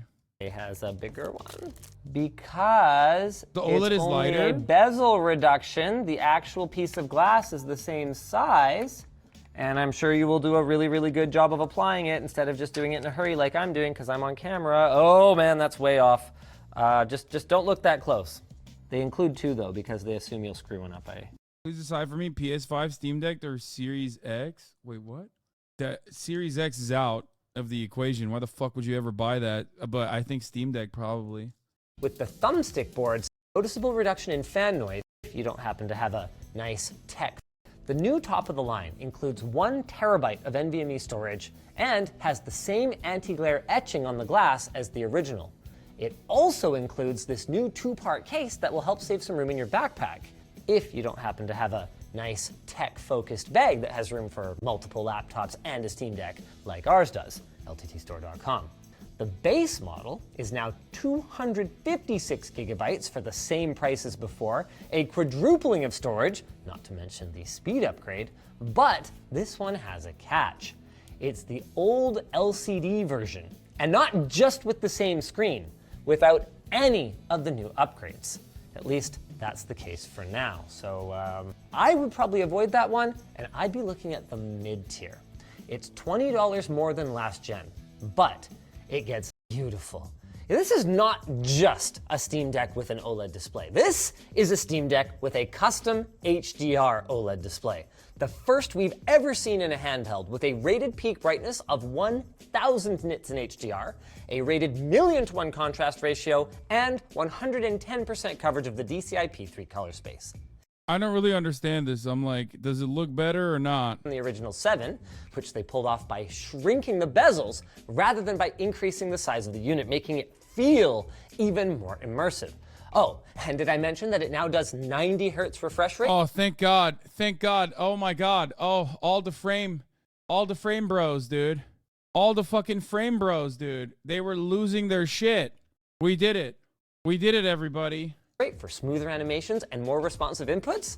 I mean, after the mildly disappointing screen in the original deck, this is everything that I could have asked for. Well, almost everything. We're still stuck at 800p resolution, but what blew my mind about that was how hard it was to tell. I mean, I could have sworn that it was higher, but I guess that just goes to show you how much our perception is impacted by other factors, like not 800p. Bro, what do you mean? Why are you fucking KEGWing? It's a handheld. What the fuck are you talking about? It's a small ass screen, man. Y'all are fucking ridiculous, dude. Actually, bro, what are you talking about? It's literally a fucking handheld laptop, okay? I am an absolute dumbass, and even I understand it. Maybe because I play with it. like brightness, contrast, and color reproduction. Valve nailed this thing. Like the color in sRGB mode is dead on, with even more impressive saturation in HDR. It's easier on the eyes in low light conditions, and the contrast ratio is functionally infinite. So let me just put it this way. This thing pops. The only thing I could ask for would be support for variable refresh rate on the built-in screen. But Valve says that this just wasn't possible, not because they didn't do the software work. Bro, the major problem here for this piece of equipment is its weight, and also subsequently directly tied to its weight, it's its battery, okay? That's the reason why everything else is the way it is. Y'all are fucking crazy. Oh, and heat too. But again, that also stems from its weight. There's always going to be a balance when you make handheld consoles, and I think that they did their very best. I think it's a powerful piece of equipment. I really like it. I'm a fan, you know, and I'm glad that they fixed the battery life up a little bit better too. Makes things definitely better on an already good product that I stand behind. All right, let's close out some of these fucking tabs and continue. So we were talking about the Philadelphia restaurant, okay? I remember I was going to talk about the Philadelphia restaurant and like the protests that happened outside of it, and that everyone was very upset about it. And then, you know, Grand Theft Auto just like, or Rockstar just like dropped the fucking trailer out of nowhere in an unceremonious fashion. Like I dropped top of the hour ad breaks, you know, but of course you are more prepared for the top of the hour ad breaks because you subscribe for $5 or for free with a Twitch Prime. Here's a 3-minute ad break now. Hasan, were you serious when you said not GTA 7? Why would they not make another money printer? I will not be around for Grand Theft Auto 7. I will have died by then, is what I'm saying. Test your views with someone that disagrees with you in the long run. It will help you in the long run. Brother, I don't know why you're trying to act like you're a fan. You already revealed your position earlier. And I do regularly, and it's not exactly productive. Okay? If you have like a specific issue with anything that I've talked about, you can say your piece. But ultimately, you know, you're just going to come across like a obsessed weirdo, as the chatter correctly pointed out. Anyway, the White House on Monday condemned a group of protesters who masked and chanted in front of an Israel-style falafel shop in Philadelphia on Sunday night, characterizing the demonstration as an act of anti-Jewish prejudice. And as is the case with many other circumstances, it turns out that it wasn't just a Jewish restaurant, even though that's usually how this kind of stuff is presented every single time. Whenever there is like a restaurant or anything for that matter, like anything that is like associated with Jewish people in America, everybody immediately says, wow, this is anti-Semitic. And there are certain instances where it is, like a synagogue or, I don't know, like the Yiddish Cultural Center. Those places are actually, those places are actually not valid targets for anything like that, okay? However, there are places like Elbit Weapons Manufacturing, which is an Israeli weapons company. Or run your ad break, big man? I did. Like Elbit Systems, which is an Israeli weapons manufacturer. Or a place that like specifically is raising funds for a place that's like specifically raising funds for Israel, or a place that has like fired their employees for being pro-Palestine or some shit like that. Those are usually triggering actions that trigger the reaction to it, and not randomly, right? It is anti-Semitic and completely unjustifiable to target restaurants that serve Israeli food over disagreements with Israeli policy, White House spokesman Andrew Bates said Monday. Now, if that was the case, this would be correct. This would be correct. But as far as I understand it, there are a couple different places that there have been a couple different instances, like a bookstore or something. If these people are outspokenly Zionist, then it's valid. If it's just a random Israeli restaurant, I think it's fucked up and protest. Need more info. Not all Israeli business owners are Zionists, right? Of course not.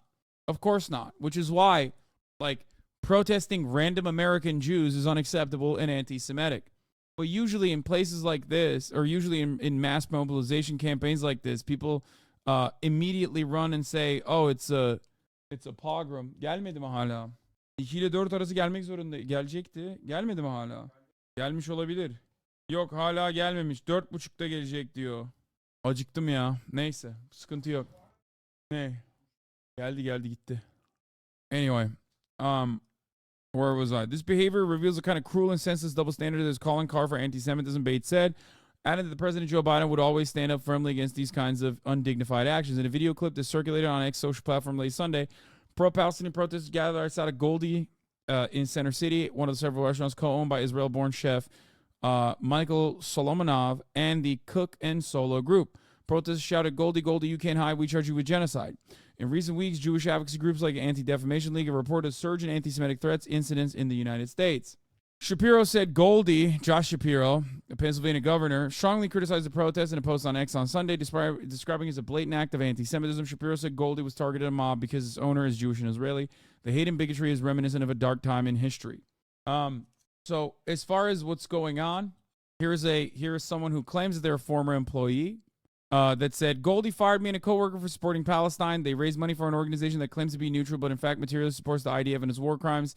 It's not a random Jewish restaurant, and these protesters rule and should keep up the pressure. Side note, but it's a bummer to see people who should know better responding with not a good look and so on. The post in its reply should throw up a lot of red flags that this video has been intentionally stripped out of context in order to provoke that exact response. And worse.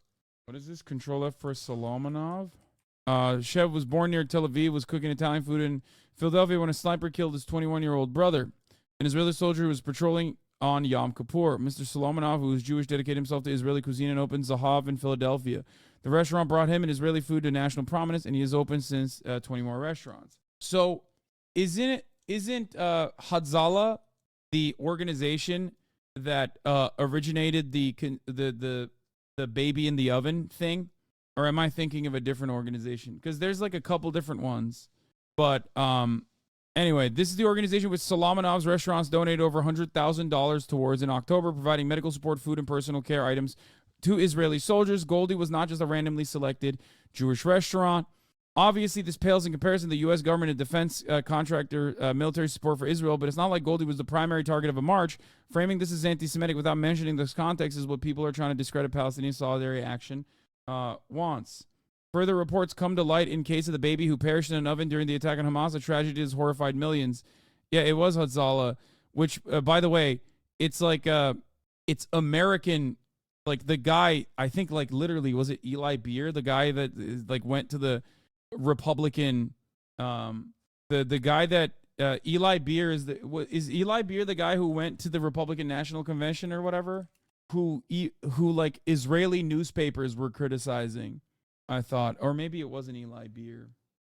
There's a Canadian bookstore chain that was targeted because the CEO raises funds for people in Canada to serve in the IDF. Yeah, I remember that. So that's the other thing I was going to say. There's an organization that literally offers scholarships for people to go study in Israel so they can join the IDF. And like, yeah, of course people would protest that, and they did. Community members protest that.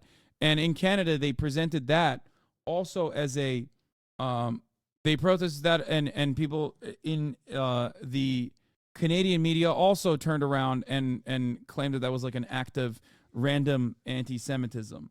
Now, I guess always there are more valid targets considering how fucking massive the support is Like, go protest your local government. They've probably given more material support to the IDF than anything else, really. But I will stand by it, where there are instances where if you like go and tag a random synagogue or whatever, like, what the fuck are you doing, right? Even if the random synagogue in and of itself is like in support of the IDF, you still shouldn't do that, okay? Especially when there are plenty of people that go there. It's a place of worship. It's different. You know what I mean? Whereas if a restaurant in and of itself has an owner that is like directly funding certain charities that end up offering material support to the IDF, well, that's, yeah. Tagging synagogues is blatant anti-Semitism. Yeah, no, I'm saying that. That's my position as well. So yeah, this is why I don't ban people, by the way. Because sometimes it's much funnier when like when we don't ban him, he just like chirps into the void. You know what I mean? He's like, please ban me, please. Yeah, you're trying to get banned and you're not getting banned, so you're just chirping into the void. Anyway, that's a pet. So the babies being thrown into the oven statement was discredited by, as far as I understand, Israeli journalists, which we covered at the time, and then people got mad at me for saying it, or at least one baby there, and it kind of didn't go anywhere beyond that. You demonize people that don't agree with you is a critique I've seen recently from a lot of drama farmers with actually no stakes in politics. I think it was, yeah, Haaretz that, or Haaretz reporter, or Haaretz itself wrote an article about some of the most famous conspiracy theories that came out in the wake of October 7, in the aftermath of October 7, and show that there wasn't much evidence for a lot of them openly. So, you know, Hatzalah itself is obviously it presents itself as a volunteer organization that is like working with rescue workers and whatnot. But to say that like some of the members of Hatzalah do not have a political position here or a stake in the fight, I mean, yeah, they certainly do. Like I said, it seems like it was more so a larger protest that was occurring where they made one stop here and it wasn't like directed towards this restaurant randomly. And therefore I think there is like misinformation flying around.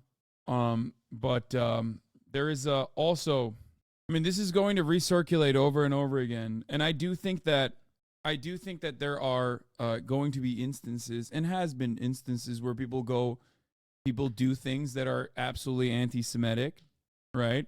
I was there. It wasn't the main point of the protest. Yeah. I don't consider this to be one of those instances. But it doesn't really matter because it doesn't really matter because I think it stems from the employees like being fired, as they claim that they were fired for being pro-Palestine. And everybody, like, it's just like a snapshot. It's a snapshot of a much larger protest to vilify all matter of like pro-Palestinian movement. It's the same shit that happened in LA when locals protested the AIPAC president's house. Yeah, I saw that as well. That didn't get like as much play in the media, but yeah, in Brentwood, people protested outside the president of AIPAC's house, and people made it seem like they were just like going there because he's Jewish, like a random person that's Jewish. That didn't get that much. That didn't get this much like round condemnation though. Even I like had friends that sent me that and were like, what the fuck is this? This is crazy. It's terrifying, because of the way that it was being presented was like, oh, they went to like a random Jewish person's house. How the fuck did Eater write a more balanced story about one of their star chefs? Here's what we know about protests surrounding Michael Solomonov's restaurants. There were reports that posted a viral video showed dozens of protesters chanting "Goldie, Goldie, you can't hide. We charge you with genocide." The incident has led to several local and national politicians calling for the demonstration in front of the restaurant an act of Semitism, given that Solomonov has no formal connection to the Israeli government or military or its actions, and rather just cooks and champions Israeli cuisine and is Jewish, including Josh Shapiro and Mondir Jones, Ben Waxman, Representative Brandon Boyle, John Fetterman, of course. The Goldie protests come weeks after protesters start calling for a boycott of the restaurant group, along with other restaurants in Philly serving Israeli cuisine.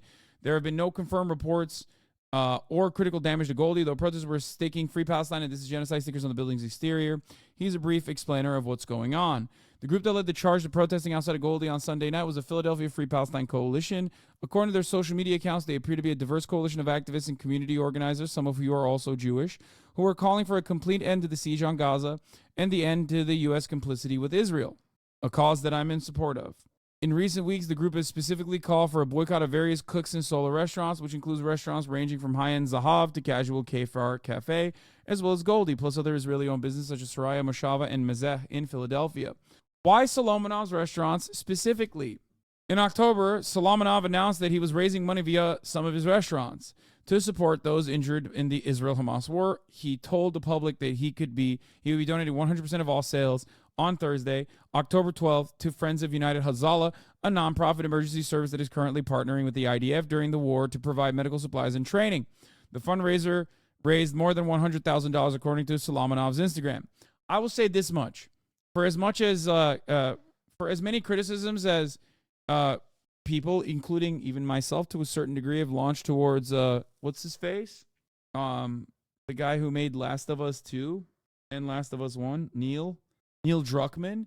Even Neil Druckmann was like, I'm giving half. He made donations, and half of the donations he made to a Palestinian charity, and the other half he made to, I think it was Zakah, if I'm not getting it right.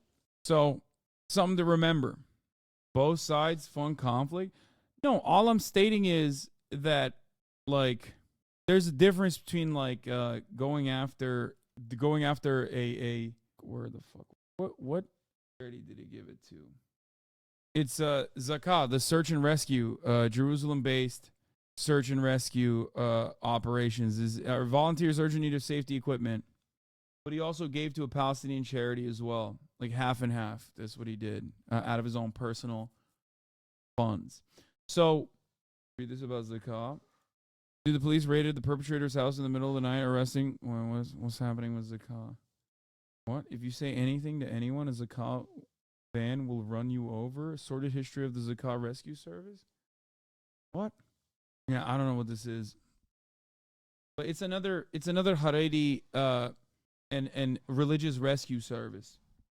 Anyway, while United Hazala is supporting the Israeli army during wartime, typically it functions as emergency medical support, complementary to Magen David Adom, Israel's paramedic and Red Cross service. Hazala operates in Israel, but also provides services in other countries and cities, including New York City and Florida. In Israel, it services all victims of medical emergencies, regardless of citizenship, including Palestinians, and operates in both Israel and the West Bank. It also partners with the Red Crescent, the Palestinian Authority's ambulance service, and operates Israeli Arab chapters in predominantly Arab towns. Solomonov and Cook and Solo declined to give comment. I mean, it doesn't seem that bad. In November, pro-Palestine protesters demonstrated outside of, like, I think it's like them potentially firing one of their employees is for being pro-Palestine is, like, I think worse than donating funds like this to like an Orthodox Jewish rescue organization. You know what I mean? Supporters of Philadelphia's Free Palestine Coalition have clarified on social media that Cook and Solar restaurants aren't being targeted for being Jewish-owned, but specifically because the organization they're giving money to aids IDF soldiers. There have also been allegations online that pro-Palestine supporters have been fired from Goldie for their personal politics. As for the reporting of the story, neither Solomonov nor Cook and Solo have given a statement addressing these matters and declined to respond to Eater Philly. This is out of context. I was there. They made it clear it was because the owner gave millions to a nonprofit that funds the IDF. Have other Jewish-owned restaurants in Philly faced protests? So far, it appears that the only reported physical protests of Jewish-owned restaurants have been at Cook and Solo, likely given Solomonov's public stance on the war and his decision to donate funds to United Hazala. Boycott Israeli food and Zionist business in Philly, Goldie, Zahav, Laservolt. This is one of the issues with BDS, okay? This is one of the major issues with BDS. This is an unfortunate consequence of how this kind of stuff works. If you were to protest South African businesses, right? If you were to protest South African businesses, it's a little bit different because, like, there's no historical Boer oppression. Does that make sense? So, like, if you were to protest it at the time, as many did, it's much harder to draw lines on a historically oppressed, marginalized group of people being attacked for simply being a part of this historically oppressed and marginalized group of people. That's it. There's a major difference there. So sometimes, and this has happened before, a lot of the larger BDS lists that people put out, sometimes have very loose affiliations with Israel. Does that make sense? So overall, some of this stuff I think is like understandably scary for Jewish people. Like I will say it, even though it is led by Jewish people, usually these kinds of protest movements. Like I'm saying that I'm more understanding, even though I don't think that this is in and of itself a directed form of protest that is like anti-Semitic, because it is literally a protest for a specific restaurant owner and their chain of restaurants. I get why there is more fear surrounding it from a larger, like from the larger Jewish population in this area. However, there's also one other aspect of the story that I cannot fucking stand, which is the obviously systemic conflation between anti-Zionism and anti-Semitism. Whether or not protests get out of hand does not change the reality that there is definitely a legitimate interest by governing bodies to conflate anti-Semitism and anti-Zionism. Okay? United Hatzalah works within the IDF in the same way that the U.S. Army and all American EMS services work with each other. They work for the same government. They don't fund the IDF. Yeah, I understand. My friend Zahav Restaurant, Michael Solomonov, is a great guy in person. A community guy's restaurant or any other business, Jewish or Israeli, should never be targeted, as well as they are not responsible for what's going on in other parts of the world. Can we all be people of peace and do what we preach? What's good for me must be good for others. Build longer tables. What? Basically, all these Jewish people need to get over it and remove all their fears because it's anti-Zionist. Seems unlikely to happen. I literally never said that. What the fuck? I am much more sympathetic to why Jewish people would be fearful of such a thing. Why is it that that's what you... How do you get that out of what I said when I said literally the exact opposite of what you think I said? My God. What is going on, dude? No, of course not. What the fuck? No, I said the exact opposite. I'm saying it's reasonable for random Jewish people to look at this and go, holy fuck, these guys are being anti-Semitic, especially when it's presented as anti-Semitic, okay, by media organs. However, anti-Zionism is not anti-Semitism. So it's just like there's a very delicate line to strike in these circumstances. Most of these movements are led by American anti-Zionist Jews in general, almost all of them. Especially in the Western world, especially in the United States of America. Okay? Optics-wise, this is like, this is simply one aspect of a much larger protest. And there's a reason why everybody fucking hyper-focused on this aspect of it. Because this is the one aspect of it that looks the worst. Okay? That's it. How do you think we should combat this cynical conflation? You just have to be very careful, and you have to center, and I've said this already, you should be very careful, and you center American anti-Zionist Jewish voices too. Like, look, I say this as someone who believes, of course, that Palestinians should be first and foremost in this conversation. But in order for this to be, in the Western world, in order for this to be a optically successful movement, obviously organizations like Jewish Voice for Peace are very important. And if they weren't, then the ADL wouldn't be regularly fucking trying to destroy them. Okay? I know it seems like optics are not important as long as there is an ethnic cleansing campaign going on. However, we're in the Western world. We're living in the United States of America. And in that situation, you want as broad a coalition as possible. Okay?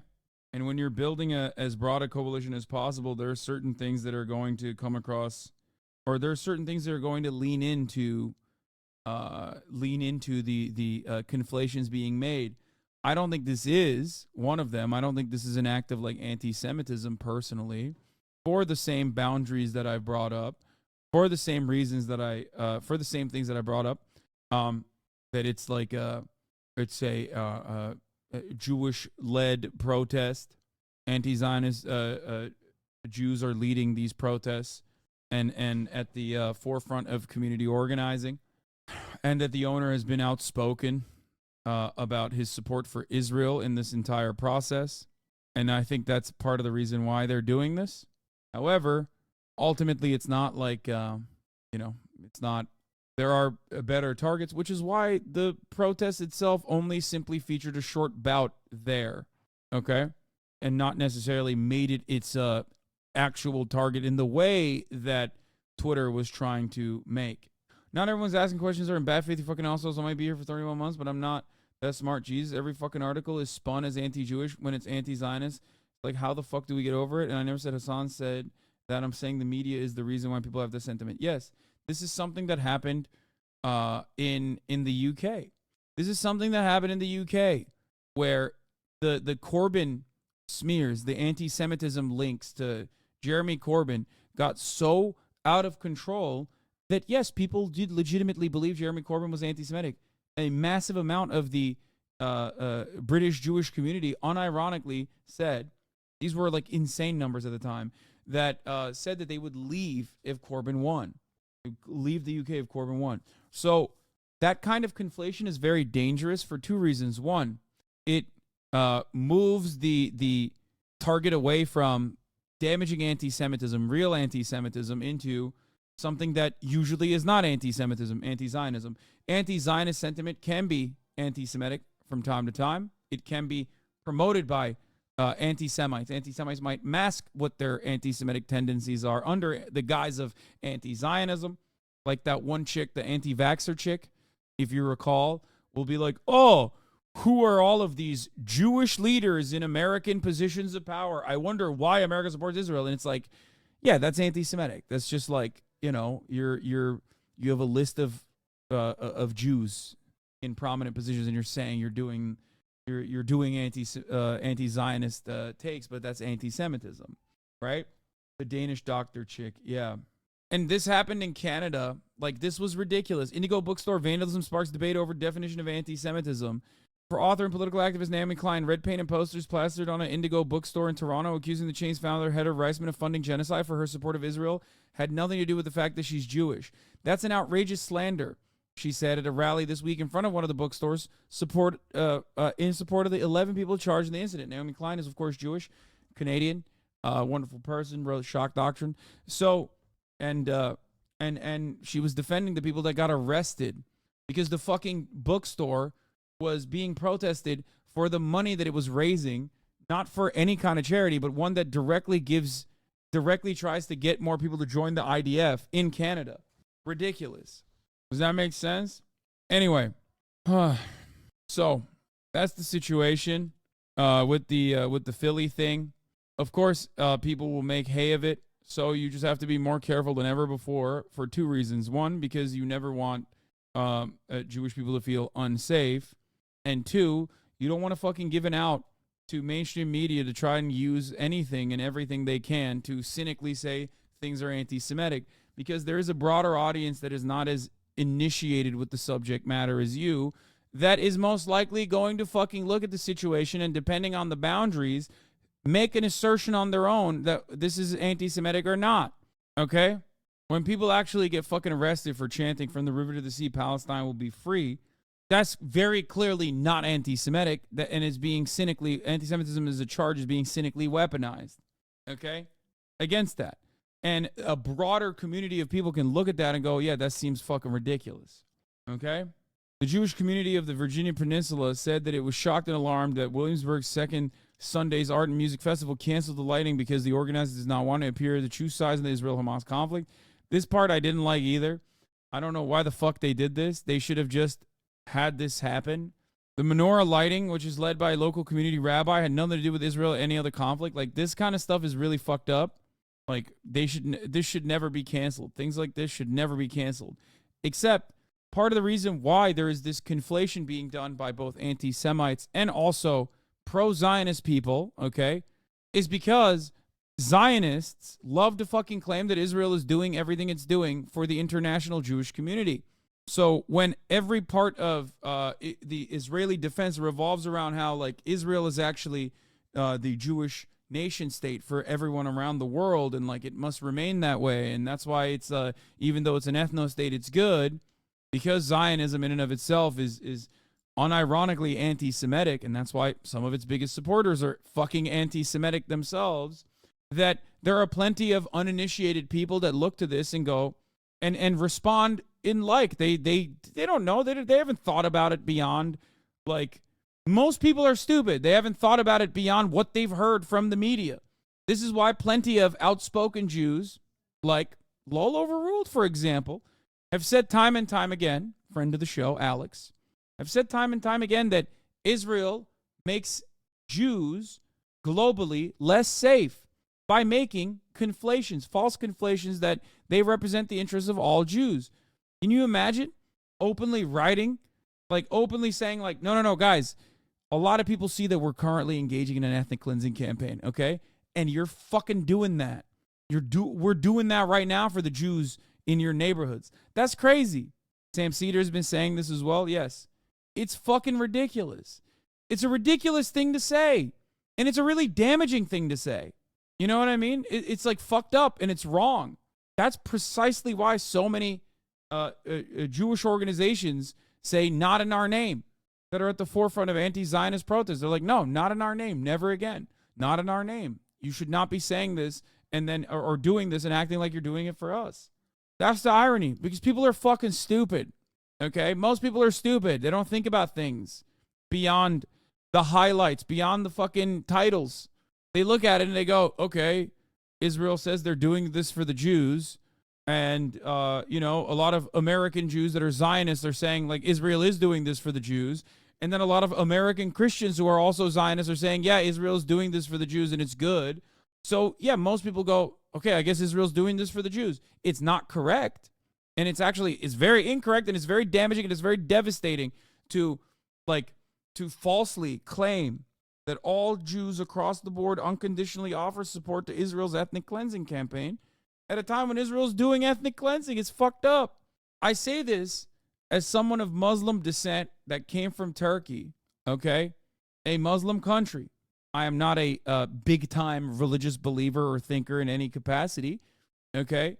But it's very frustrating when you have countries like Saudi Arabia also portraying themselves as like the Muslim country doing things for Islam. ISIS says they're doing it for Islam. Al-Qaeda said they were doing it for Islam. The difference, of course, is that Muslims don't fucking point to that and go, yeah, no, they are doing it for Islam. It's fucking sick, actually. Okay? We spend a long-ass fucking time trying to shake that notion that, like, no, this is not being done for Islam. This is not a good thing to do at all. But the media, of course, works in that direction as well, where they say, no, they are doing it for Islam. This is real Islam.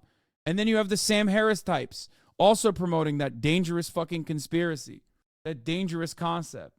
This is yet another way in which ultra-Zionists make things worse overall and make it a scary place overall for American Jews and Jews living in the Western world. Okay? Festival's organizers not immediately respond to requests for comment. It is anti-Semitic to hold Jews collectively responsible for Israel's policies and actions, and to require a political litmus test for Jews' participation in community events that have nothing to do with Israel. I agree. Meanwhile, a menorah will not be displayed outside of City Hall in Moncton, a town in the Canadian province of New Brunswick. Jewish community leaders there say that it has not happened in 20 years. Like, that shit sucks. That sucks.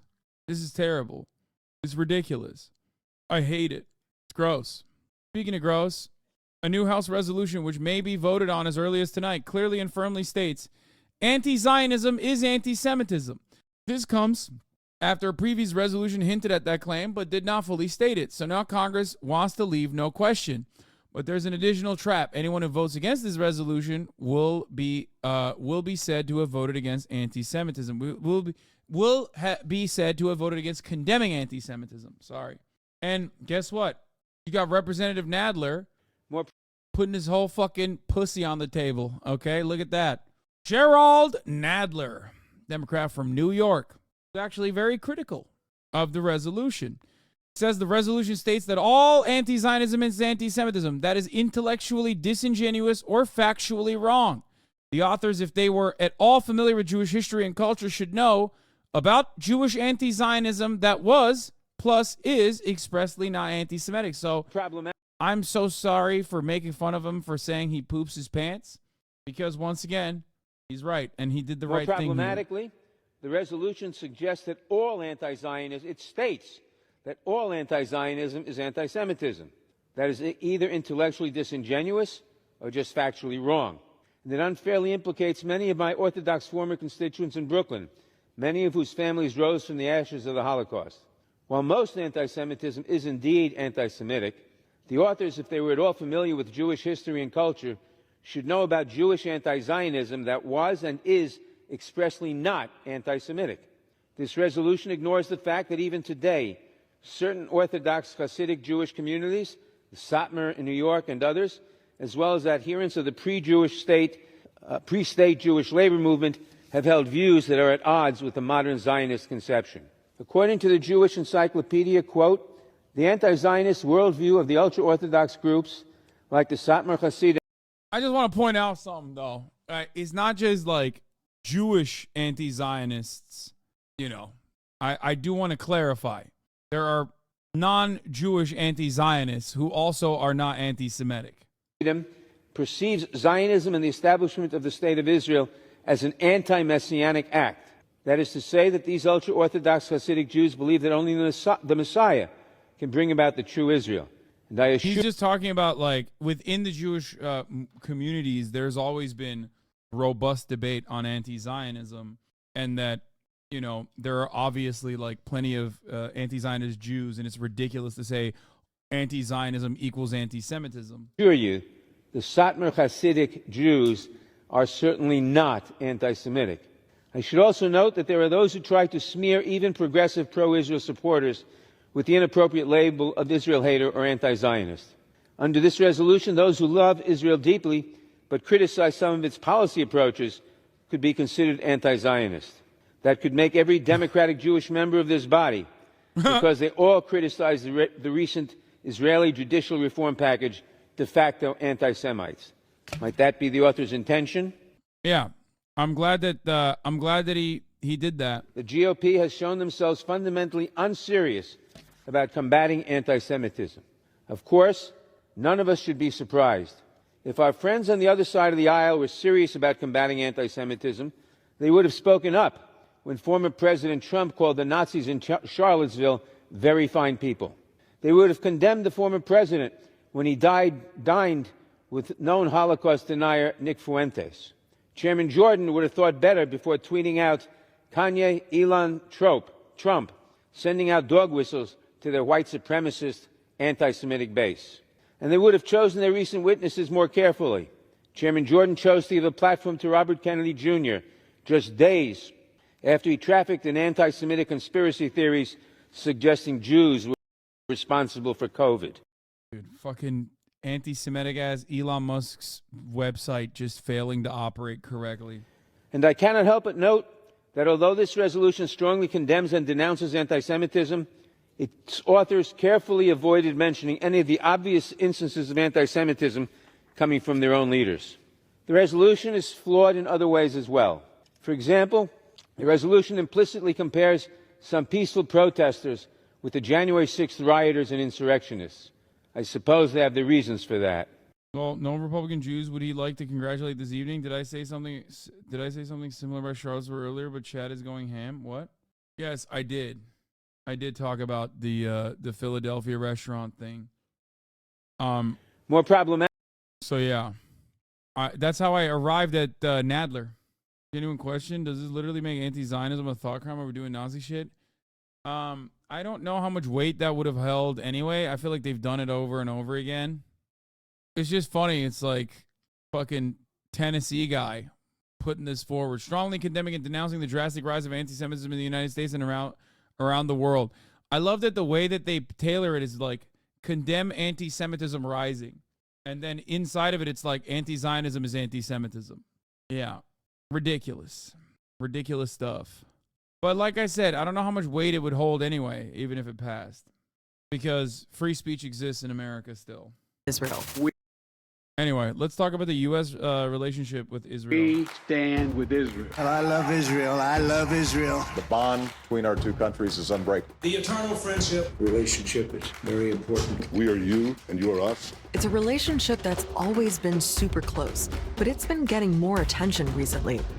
After Hamas attacked Israel on October 7th, and Israel launched its war on Gaza.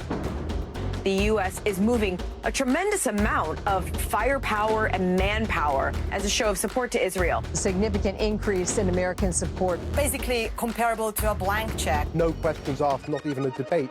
Now, there are lots of layers to the U.S.-Israel relationship, and it's tied up in at least 75 years of pretty complicated history. But here are 4 things to know that'll help explain what's behind it, what's kept it going, and where it's at now.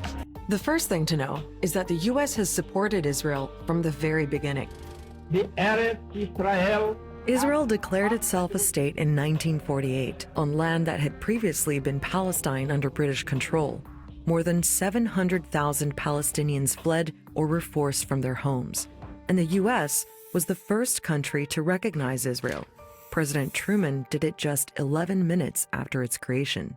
The idea of establishing a nation for Jewish people had been gaining momentum for decades. It was the main goal of a movement called Zionism, which started in the late 1800s. Zionists believed that a Jewish homeland was the only way to ensure safety for Jews, who'd suffered persecution around the world for centuries. The United States supported the Zionist idea. Have you heard that the Biden admin doesn't support Israel's want to push into South Gaza? If so, do you think anything will come out of that? Brother, I'm going to be honest with you. The United States does not give a shit about Israel pushing into southern Gaza. They just want Israel to be a little bit more careful and not like engage in open ethnic cleansing, as they keep saying they're interested in ethnic cleansing. And Israel is just like, yeah, fuck off. It doesn't matter. If you're with us, you're with us all the way, baby. Be a real one. Let me kill whoever the fuck I want. To which the United States kind of goes, okay, I guess so. All right. From the very beginning, it was almost natural that the United States would be the first to recognize the existence of the state of Israel. There was great sympathy for the Zionist project throughout the 1930s and 40s, for example. And of course, after the Holocaust, that was combined with enormous sympathy for the genocide that was carried out against the Jewish people in Europe. And that helped pave the way for Western and particularly American support for the establishment of a Jewish state. The other thing was that President Harry Truman was facing an election, and he didn't want to sacrifice any possible edge that he could have over his opponent. Now, something both the U.S. and Israel highlight a lot is the idea of shared values. It can be hard to pin down exactly what those values are, but many U.S. politicians talk about Israel as the only democracy in the Middle East. A lot of people might criticize this idea that both the U.S. and Israel are beacons of democracy. But whatever you think about that, it's a narrative they both like to emphasize. America's a nation of immigrants, strengthened by diversity, enriched by faith. We're fueled by entrepreneurship and innovation, and we are defined by a democratic discourse. So in Israel, we see values that we share. Can we be done with it? Who did you wish streets would run with their blood? I can't remember who you were talking about. Who did you wish death upon? I can't remember. No, we don't have to be done with them. We can keep doing it. He can stay. To feel they have an alignment of values. He's gonna come up with talking points that are actually good eventually. I think. Hopefully, he'll walk through it. Values that perhaps the United States doesn't feel it has with Muslim nations in the Middle East, and they feel that Israel's strategic desires and America's. Just wait, he's gonna be like bro tips. He's gonna go through that. Be like, remember bro tips, stuff like that. Desires dovetail. Remember when you bought a house for yourself and your family? That was really fucked up. I remember. Israel. Anyway, sorry, let's continue. We see values that we share. They seem to feel they have an alignment of values that perhaps the United States doesn't feel it has with Muslim nations in the Middle East. And they feel that Israel's strategic desires and America's strategic desires dovetail significantly. And I think that's something that draws them together. So here's the next point to know. As well as those shared values, the U.S. and Israel are strategic partners. What does that mean? Well, basically that they both get something concrete out of the relationship that serves their national interest. And it really started with the Cold War. Significant news from Russia. That's the period after the Second World War until the late 1980s, when the U.S. and the Communist Soviet Union were competing to be the dominant global power. And that rivalry played out in the Middle East, too, especially in... Oh my God, that was his first take in the chat, dude. Oh my God. Oh, what a predictable little egg. Remember when he raised millions for so many charities? For shame. Yeah, lol. I mean, those guys will never. It is with a bro tip, bruv. He's so desperate to get fucking banned, and it's just not happening for him. I'm going to do a charm offensive until he literally fucking turns around and is like, honestly, dude, all right, you win. I love you. And now Egypt, Israel's neighbor.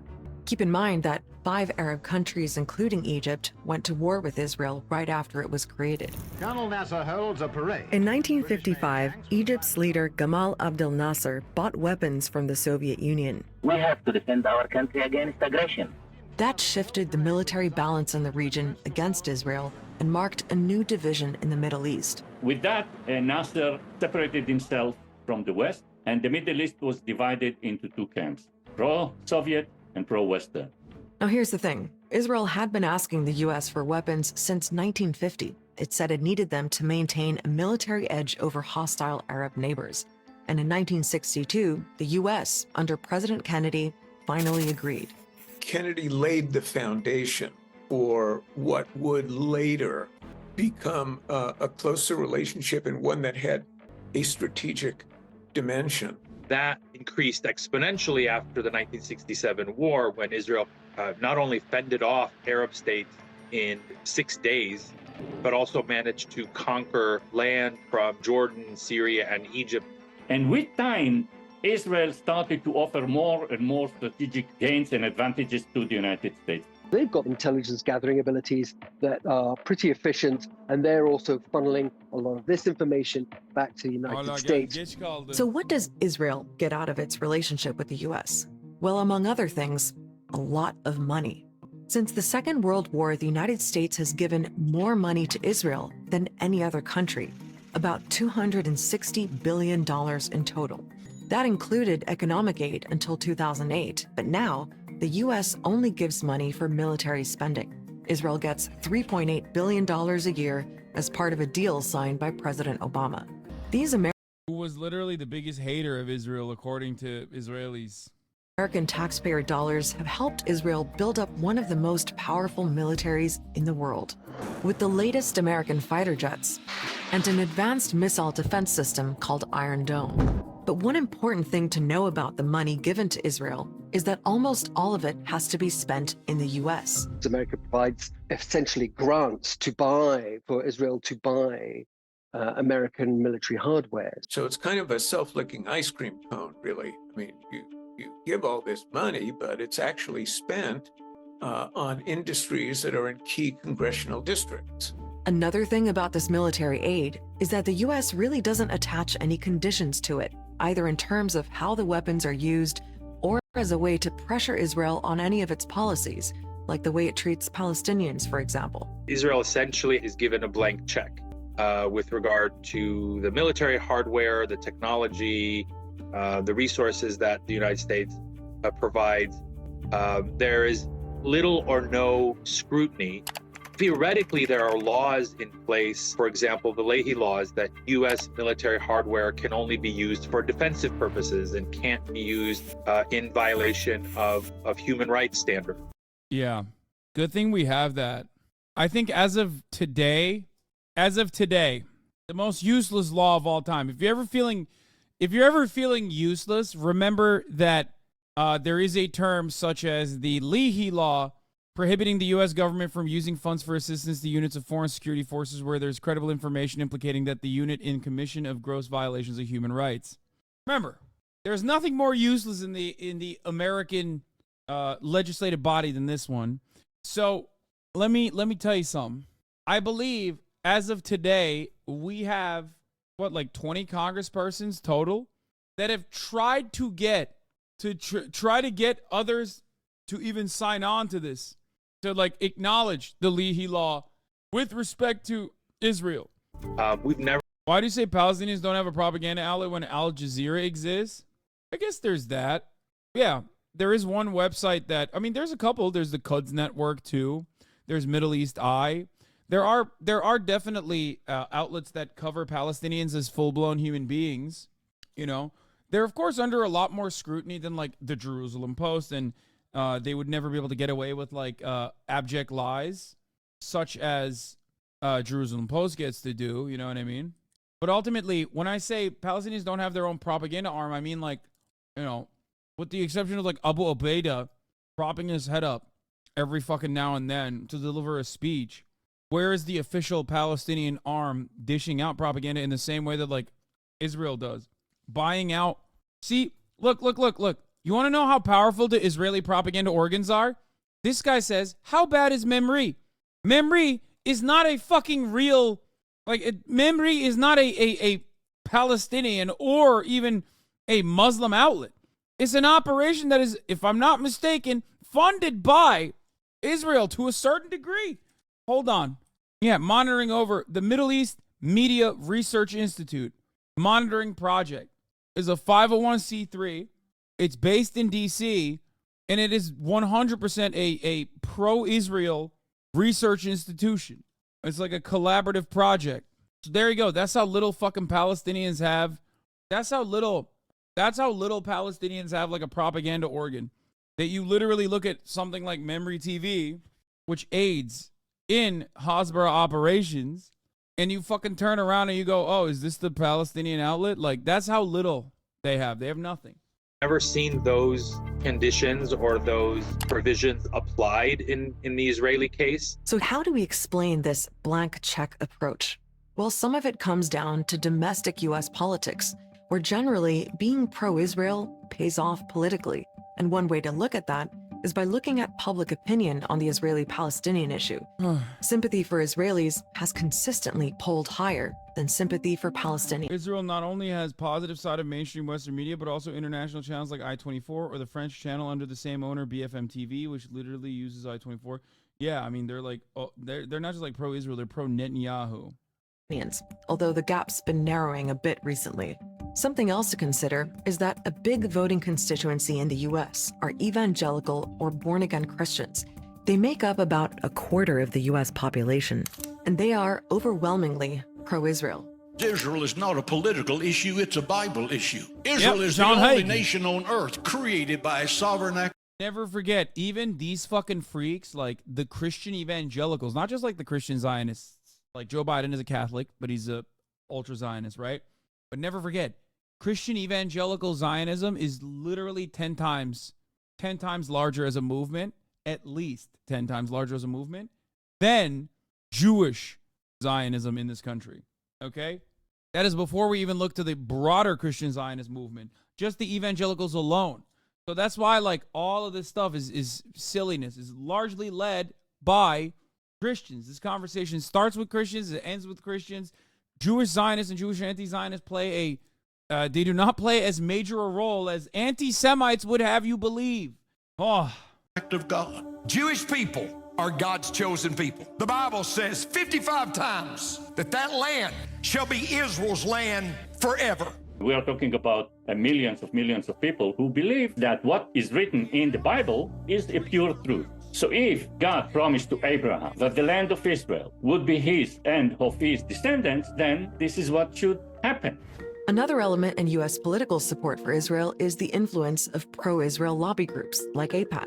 Now, there are different schools of thought on just how much influence lobby groups like AIPAC actually have in practice. Are they really shaping policy, or are they just promoting policies already popular with politicians and the public?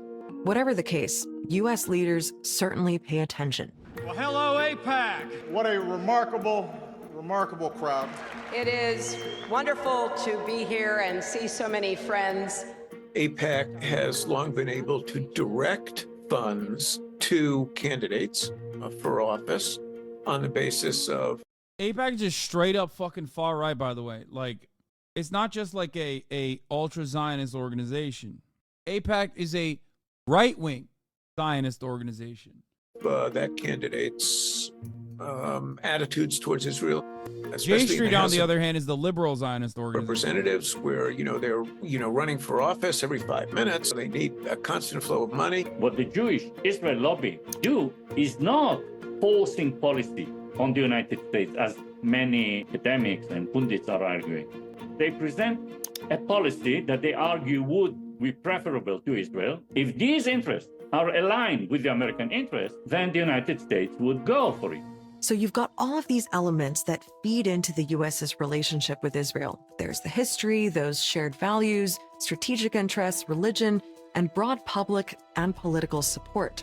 All of this has sustained the relationship to the point where some people say it goes pretty much unchallenged. And that's where a lot of the criticism also comes in, especially in the context of Israel's occupation of Palestinian territory and a system that human rights groups have described as apartheid. Just saying, AIPAC not being a foreign lobby is fucking nutty. I know that it's like backed by American Jews, but ridiculous. Ridiculous. AIPAC not being considered a foreign lobby is fucking ridiculous.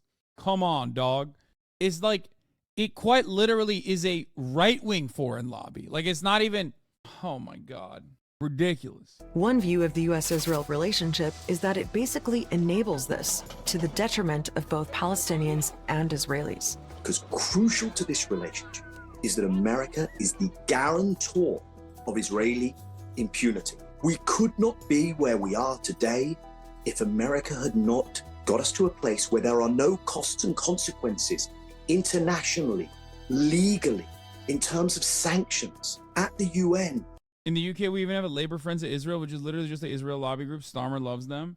Yeah, I would love them too if they fucking knocked out my opponent and smeared him as an anti-Semite so that I could actually fucking rise to power in one of the major parties, even though I have the charisma of a wet napkin, a wet noodle, if you will. Etc. For the way Israel treats the Palestinians day in, day out, for generations. And I wonder how much America is waking up to that. So is the alliance under pressure? Well, it's hard to say. But events following the Hamas attack on October 7th have put it on full display. Let there be no doubt. The United States has Israel's back. Plenty of people are questioning it, perhaps more than before. The United States of America provides $3.8 billion every year to Israel. We have a right to say, sorry, you need a new military strategy. But whether that will translate into any tangible change is something else.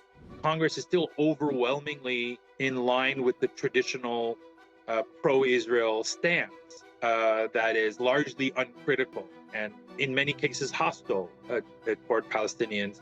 A lot will depend on how the Gaza war plays out, what Israel does next, and how the US government responds. We do all kinds of explainers on news events and current affairs on Start Here. You can check out our YouTube playlist here. Here's the Ukraine part of the conversation. Welcome back. The White House is now warning it is running out of time and money to help fight Ukraine fighting off the Russian invasion. President Volodymyr Zelensky reported intense battles along the front lines yesterday, and overnight, Ukraine's Air Force claims Russia launched 18 drones and a cruise missile. Joining me now to discuss is George Beebe. He's the director of Grand Strategy at the Quincy Institute and former director of Russia analysis at the CIA. Thanks so much for being with us this morning, George. Good morning. So I want to start with some comments from Ukraine's President Volodymyr Zelensky. He said in a recent interview with the AP that the war has now entered a, quote, new phase. What does that really mean? Bro, how the fuck do we run out of money, dog? I don't believe that shit. I'm gonna be honest with you. The fuck do you mean we ran out of money? How is that even possible? We're the United Goddamn States of America. What the fuck are you talking about? We always got money in the banana stand, no? What is actually happening here? More like running out of field testing opportunities now the Russians have dug in? That's not true either, I don't think. Well, I think that means that Ukraine is struggling to make a transition from what had been an offensive strategy. For much of the past year, their hopes for ending this war depended on a breakthrough of Russian lines that would cause the Russians to come under such pressure that... I don't think we run out of money or run out of weapons, really. I think we run out of Ukrainians. I think that's a more realistic situation. And it's not that we ran out of Ukrainians. I think Ukrainians ran out of Ukrainians. I don't know. That they would sue for peace, that they would come to the negotiating table and negotiate on terms favorable to Ukraine. That counteroffensive did not succeed. The Ukrainians used up a lot of men, a lot of munitions, a lot of air defense missiles, And the momentum in the war right now has shifted to Russia's side. So what the Ukrainians are trying to do right now is to readjust their strategy for bringing this war to a successful conclusion. And it looks like they are trying to go on the defensive themselves, to dig in, to build the kinds of defensive fortifications that the Russians built so effectively earlier this year, so that the Russians don't have any hope of making a breakthrough of their own. And I think the hope in Kiev is that the Russians, recognizing that they can't break through Ukraine's reinforced defenses, will themselves be forced to think about how do we negotiate some sort of compromise end to this war. George, I want to ask about potential war crimes here. You know, Ukraine is investigating the execution of 2 of its soldiers who they say were unarmed and shot by Russian troops as they surrendered. Have the rules of engagement here changed since this war began? I doubt that. I think in any war, there are going to be incidents in which troops are undisciplined, that they engage in war crimes. The real question is this prosecution, is this investigation into these war crimes likely to change Western attitude? Bro, what's happening, dude? Everyone is just fucking war crimes galore. It's like Russians do war crimes. What can you do? Like what is there to do? You try the whole like global sanctions regime. It doesn't really matter because like Russia is still an energy provider, so many people are not going to follow through on that completely. And then secondary markets pop up like India. Okay? But then like there's not really too much. Where is the mechanism? Where is the mechanism to actually enforce when someone does a war crime? I don't think the war crime stuff actually works against our enemies unless it's like a tiny enemy. If it's a major power or a regional power, it just doesn't work that way. We can black bag and grab fucking I don't know, warlords or any number like a Serbian dude, you know what I mean? But like you're not gonna fucking. Are you fucking kidding me? They're doing war crimes investigations over 2 guys while Israel slaughtered 50,000 people in Gaza. No, Russia has been doing war crimes since they invaded Ukraine. Let's keep it $150 here, okay? Let's be for fucking real. It's just that they're Russia and they're not a fucking ally, so it doesn't. But they're still powerful enough that you can't really do anything about it. Russia's been doing war crimes. It's just my question is, what the fuck? What are we gonna do? What are we gonna do about it? What can we do about it? Okay, it wasn't 2 guys in Ukraine. Now, obviously, when you look at the metric ton of war crimes that Israel is engaging in such a short period of time. Yes, you have to remember, I mean, that puts things into a different consideration here because Israel is our ally and is doing it with our weapons and things like that. However, Russia's still doing war crimes. The question is, what the fuck do you do about it? Like at the top of the hour, the war crime of a 3-minute ad break comes for you and you could do something about it. You can subscribe for $5 or free with a Twitch Prime by connecting your Amazon Prime account to your Twitch account where you get 1 free Prime subscription a month and you use it on your favorite broadcaster. All of a sudden, you're not seeing the fucking 3-minute ad break. Here's the 3-minute ad break now, by the way. Towards supporting Ukraine, to refocus Western attention on this war. And Western attention has been diverted. The war in Gaza, I think, has to a great degree displaced Ukraine from the headlines. So part of the reason why the Ukrainians are publicizing these kinds of incidents right now is the hope that it will draw Western attention back to the war and help step up Western support. Yeah, and I want to ask more about Western support. You know, lawmakers here in the U.S., they are debating providing more aid to Ukraine in this moment. How may that affect the war? And is this really a representation of how Americans are feeling in this moment? Well, Ukraine is completely dependent on American military aid and economic support. They can't continue to prosecute this war without it. So if that aid comes to an end, it's very likely that Ukraine could collapse altogether. And you wouldn't get a negotiated settlement over something like that. That would be a situation in which Russia could dictate the terms of ending this war. That's not a situation that Ukraine wants to be in. I would argue that's not a situation that the United States wants to be facing either. So we're going to have to make some hard choices right now in a period when polls indicate that the American people are growing more skeptical of the war.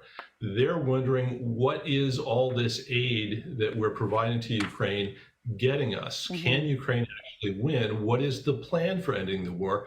That's something that the White House has to address.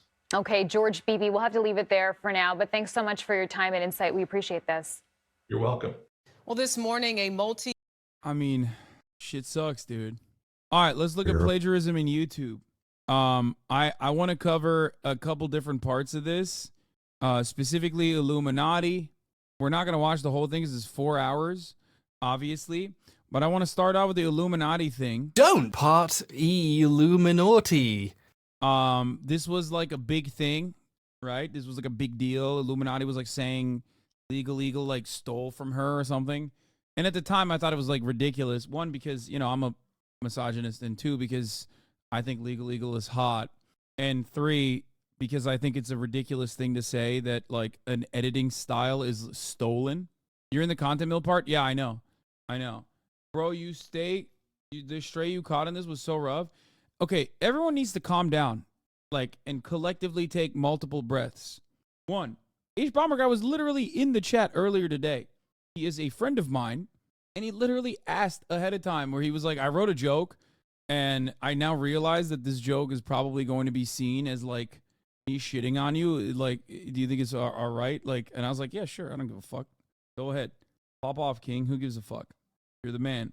Now, I should have never even mentioned that, because now people are trying to use that as a reason to shit on Bomber Guy. Like a lot of fans of like Internet Historian and stuff are using that as a way to shit on Bomber Guy, to be like, no, actually plagiarism is perfectly fine and valid. Like the real problem is when you are openly watching someone else's YouTube video that you like often, especially now, get express permission to watch and you know, are friends with the content creator. Can we watch the cave stuff because it exposed a popular YouTube as a right-wing guy? I got like vibes that he might have been like a right-wing dude. I thought he was all right. I don't know. I don't really know enough. They were asking proof of you, saying it was okay. Actually, psychos. Who cares? Who cares? Who cares? Who cares? Who gives a shit? Anyway, my least favorite part of you watching videos is how you pass them off as videos that you wrote / made. Yeah. I guess instead of like watching someone else's video after getting consent from them, or maybe sometimes even not getting consent really, but assuming that more often than not consent has been given, or at least there's been a broad allowance for people to watch their content. These are usually the three different broad categories. No, not assuming consent of that sort. I'm saying like when someone, like the Internet Historian has in the past said, you know, he doesn't give a shit when people watch their content. You know what I mean? So there's obviously a difference between like watching this a YouTube video versus like passing off someone else's YouTube video as mine after watching it, taking the transcript, and then repurposing it and then making it myself. Now, I'm not shocked that a lot of these videos are plagiarized, I guess. I think I have a very different approach to YouTube content. Like I understand that a lot of it is plagiarized. You know what I mean? But I never really knew to what degree it was actually plagiarized. Like I always knew that it was straight up like Wikipedia rips, right? We've joked about it before, even in this community. There's like certain content creators that just literally go to Wikipedia, basically copy paste it, and then put their sources and pass off Wikipedia sources as though it is their own. Fuck, I can't even talk. Many great, well-edited videos are like that. None of my friends are like that, though. All the videos I watch on this broadcast, they're not like that at all. They're actually very well-sourced and really good. So, that's it. Somner Guy stole everything he put out from queer creators, then talked about queer erasure while doing just that. All right, let's watch. It's a pun. I don't need to impress you. In 2021, when I was working on the vaccines and autism video, I needed something to listen to in the background while I built an Argos bookshelf. So out of curiosity, I put on a video that I've watched, by the way, and reacted on this broadcast. One of my favorite Bomber Guy videos, Andrew Wakefield. Some of the stuff that he personally researched, we use to this day. I use to this day as a talking point, which you could say technically I plagiarized from him.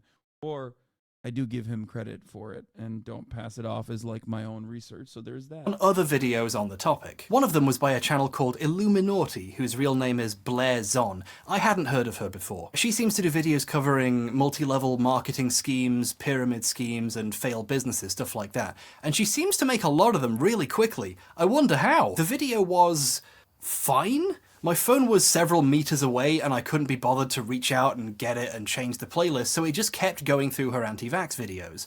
And at one point, I did a double take. There was a joint inventor on these products, a man named Hugh Fudenberg, a former immunologist who has been long controversial. In 1989, he was caught up in a bizarre lawsuit with the Food and Drug Administration, which told him he had to stop injecting his autistic patients with blood products. I remember pausing, budget B&Q hammer in hand, and thinking, haven't I heard this exact sentence before?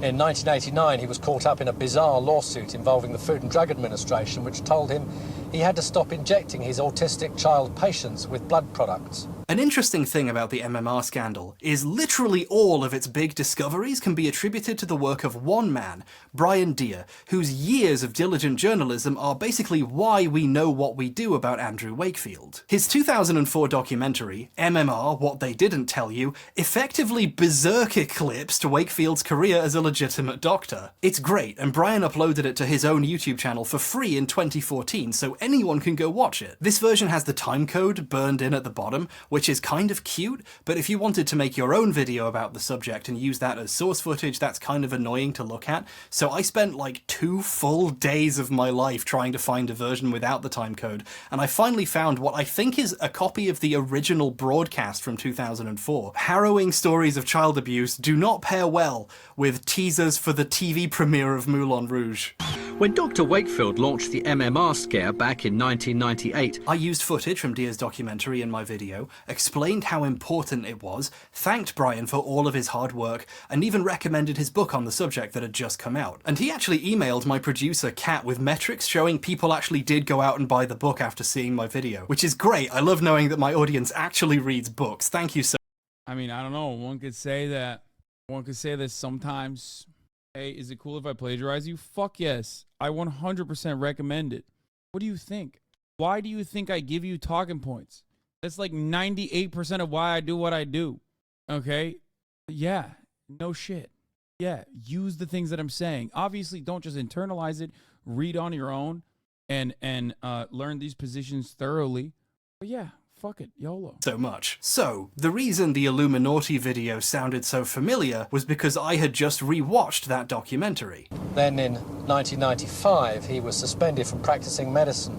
Then in 1995, he was suspended from practicing medicine and made to pay a $10,000 fine for his misuse and misprescribing of controlled drugs. And made to pay a $10,000 fine for his misuse of prescribing controlled drugs. Professor Fudenberg has long been controversial. Hugh Fudenberg, a former immunologist who has been long controversial. Been long controversial? So, this is weird. She wasn't quoting Deere, she was saying his words out loud as if she wrote them. So, what's happening here?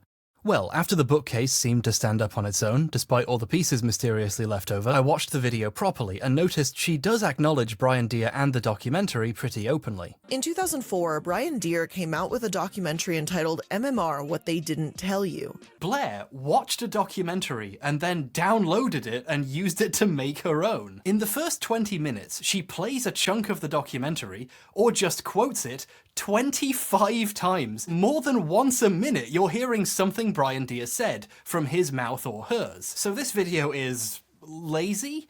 I'm personally insulted that she just used the version of the documentary from Deere's YouTube channel with the timecode burned in. That gets to me a little bit after the effort I put in, but that doesn't make it plagiarism. It's just not very good. And hey, it's not like this is her one source. She quotes a lot of other places too.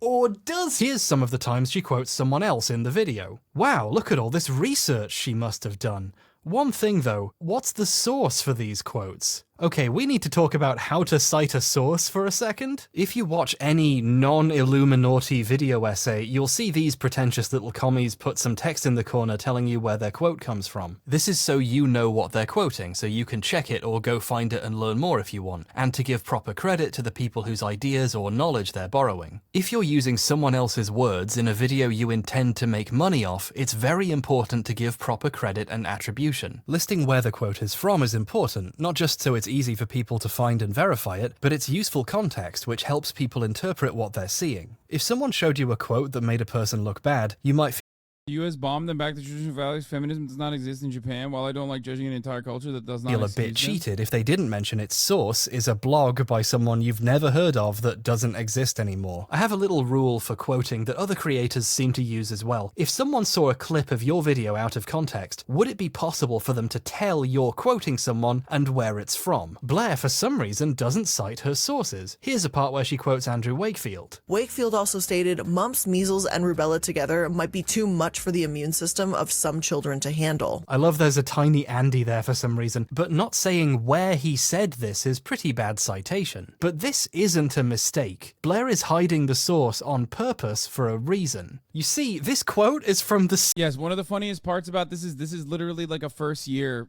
college course explaining to you how like you're supposed to properly cite your arguments. You're supposed to properly source and cite your the things that you use in your videos. I mean, not videos, in your articles, MLA format, APA. I guess they do it in fucking high school too, right? I don't know. I didn't learn about this stuff in high school. I didn't go to high school here. I went to high school in Turkey, but same documentary again. Brian Deere plays a clip of Wakefield's. Like what you could say that what H Bomber guy is doing here is basically like turn it in. He's pulling a turn it in on YouTube commentators and like the commentary sphere, like essay writers. A 4-hour turn it in fuckfest. Saying it at a conference. Measles, mumps, and rubella given together may be too much for the immune system of some children to handle. Why didn't she just play the clip? She had it downloaded. Well, because she's already played so many clips from this documentary, it looks ridiculous. So she started quoting it, and just not telling you she's quoting the one thing she watched. I wonder where all the other quotes come from. And more still, nurses were leaving, saying they don't like what's being done. Nurses were leaving. You know what's ironic? I feel like it would be better if she just like unironically took that documentary and reacted to it, and then cut the parts where she's reacting to it. Like, it literally would have, like, less people would be mad if you just watched the documentary, said you're watching the documentary, and then reacted to the documentary rather than passing off words from the documentary as though it's on your own, as though it's words that you came up with on your own. I'm not even kidding, because at that point, absolutely zero people think that you wrote any of that shit. I don't think people come in here and they go, oh, wow, Hasan, I can't believe you wrote a 5-hour video on plagiarism in YouTube. How cool. No, like everybody knows I'm watching a friend of mine's 4-hour video on YouTube about plagiarism and YouTube. I didn't write any of this shit. I do, however, play a role in this where I get joked about. And saying they didn't like what was being done to these children. It needed 3 people to hold these kids down in some cases, just to have blood taken. I feel very sorry for the children who I feel were being abused. This study had, in fact, begun with a contract from a group of solicitors that were trying to sue MMR manufacturers. That is Chadwick damning! said he had hoped the ordeal, when it hit the news, would die its own death. It includes injecting mice with measles virus. He injected mice with measles, extracting their white blood cells. Extracted their white blood cells and injected the stuff into pregnant goats. This is amazing. She just quotes people from this one documentary and pretends she did any work. No, this literally is like straight up. This is like utilizing the documentary as a narrative tool to like draw a larger point that you want to make. For example, right? I do this from time to time. I will look at like source material. I use it with like Al Jazeera videos and shit, right? But however, of course, I have a lot more opinions on a particular matter when I'm watching a YouTube video, and I will add a shit ton, a metric ton of different additional information to it. I'll pull from other videos as well. I'll source things. However, one thing I won't do is just like verbatim copy paste the fucking transcript. You have to, this is hard. I don't know why she's working this hard. I don't understand it. Why does she just not play the video and then add her own perspective into it? Like, she should have just used those parts that narratively make sense and be like, wow, dog, that shit's crazy. They used goats. Even that, all of a sudden, is not like great, but then the argument turns into you're not reacting too hard. Eventually, she stops bothering to even make it look like a quote and just starts saying Brian Deer's words out loud. And that's how the stuff at the beginning happened. She got so lazy, she stopped bothering to pretend. I saw some people last night try to explain to you that you don't cite your sources when it's sources you're reading on screen. She wasn't copying the documentary. In 1989, he was caught up in a bizarre lawsuit involving the Food and Drug Administration, which told him he had to stop injecting his autistic child patients with blood products. Then in 1995, he was suspended from practicing medicine and made to pay a $10,000 fine for his misuse of prescribing controlled drugs. MMR, what they didn't tell you, has been chewed up and spat back into your mouth like you're a little baby bird. My favorite part is when some of what she's saying appears in quotes for some reason, attributed to lawsuit with FDA. Like, no, Brian Deer said that. He established a scientific system that would satisfy Wakefield and Pounder for testing. And Pounder? Wait a second, who's Pounder? This Pounder guy never comes up again in the video. She brings him up here by mistake because she's paraphrasing another section of the documentary. He established a scientifically valid system that would satisfy Dr. Wakefield and his head of department, Professor Roy Pounder. Roy Pounder is an important character in the story. Blair has cut him out completely to save time, but she accidentally kept this one reference. This makes the copying kind of blatant. She's referencing a guy who exists in the documentary and not her video. Obviously, stealing someone else's words is plagiarism, but on a more zoomed out level, so is copying an entire documentary and trying to hide it. Like, obviously there's something wrong here. Here's a hint. If you're trying to trick people into thinking you're not quoting the thing you're quoting, you're probably doing plagiarism. But here's where it gets interesting. But it's like, but she didn't even, I feel like you could at least try a little bit harder to like use a thesaurus or something. This is like basic entry level shit. You know what I mean? In order for your Turnitin project to not get fucking hit with like, oh, this is definitely something that you've plagiarized, you literally have to use like a thesaurus or something. Even I know that from my fucking college days. You know what I mean? Run it through, change some goddamn words. She had the same pacing and the same cadence. How did she do that?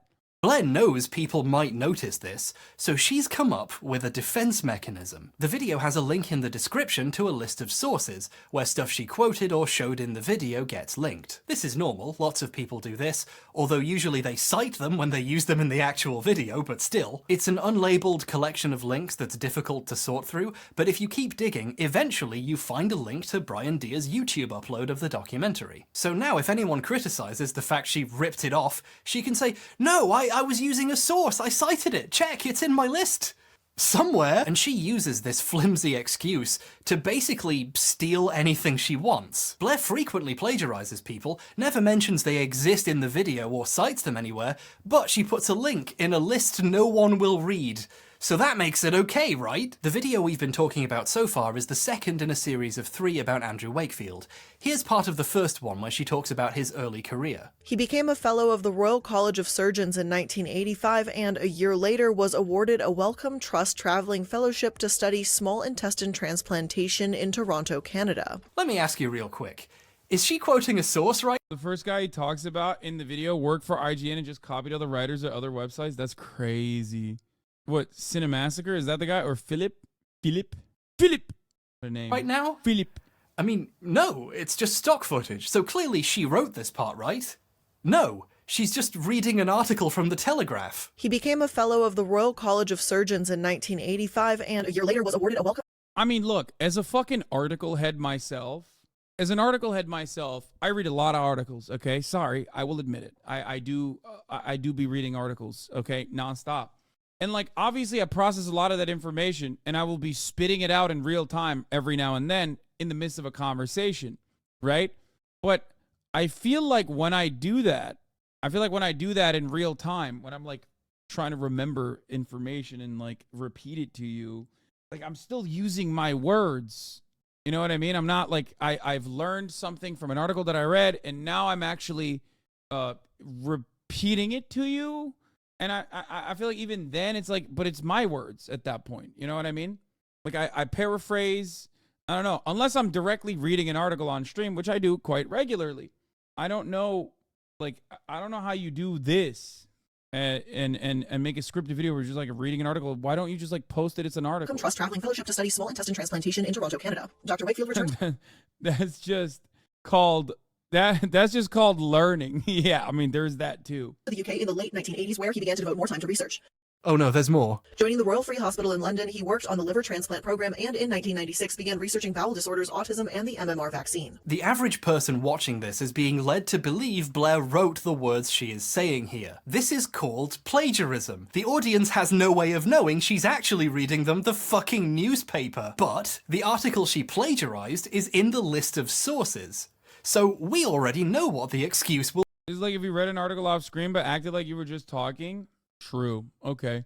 Which is ironic because sometimes I just pop off so fucking hard. Chatters will unironically, like, my haters will be like, where are you reading this from? To which I say, my brain, bitch. That's right. Fucking hell.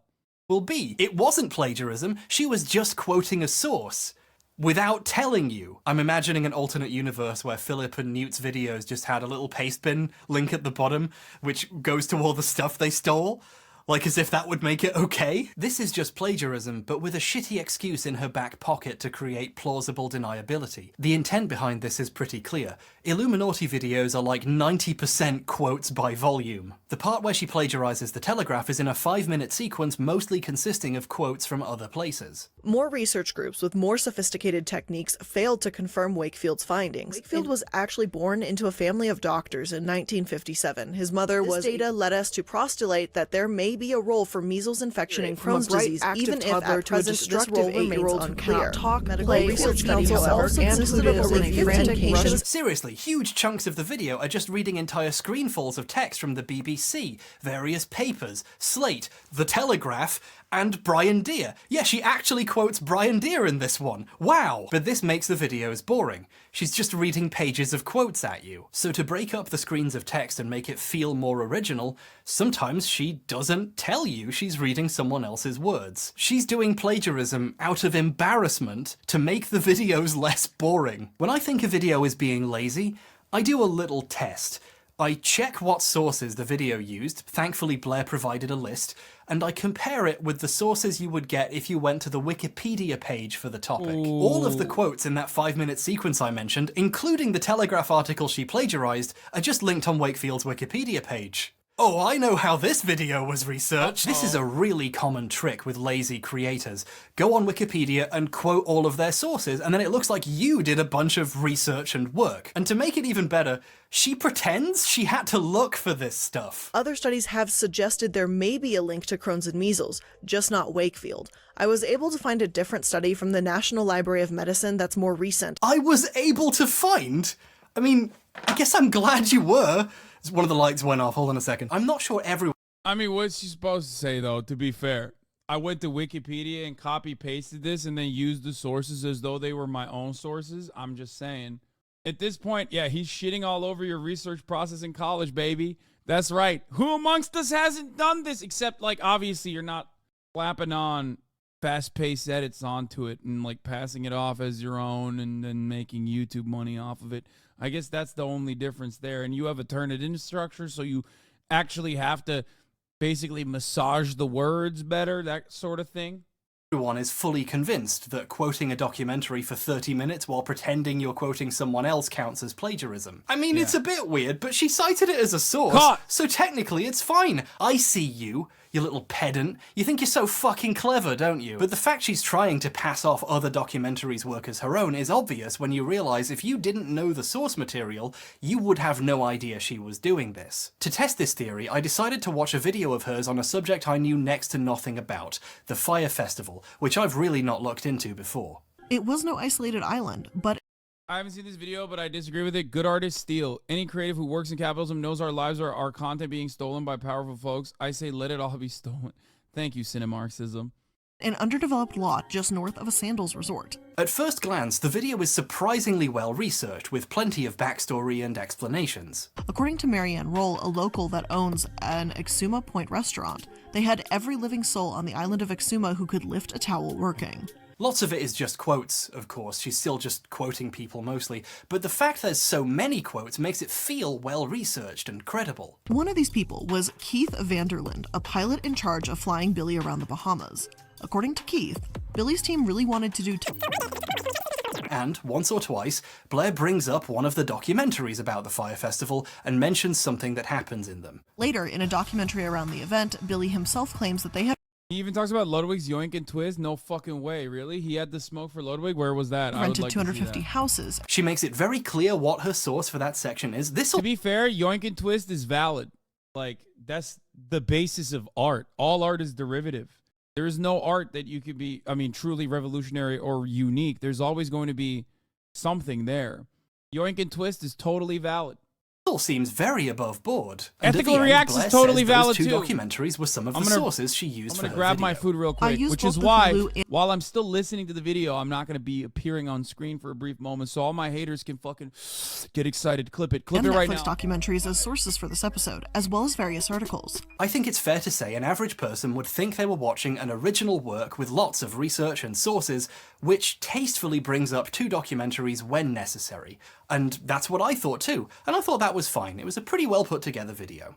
But then I watched Fire, the Netflix documentary about the Fire Festival. And what I realized was that they had What was the timing on that? What was the timing on that? What was the timing on that? Sandals Resort. What was the timing on that? 10 seconds? Too late, I already clipped it. Fuck.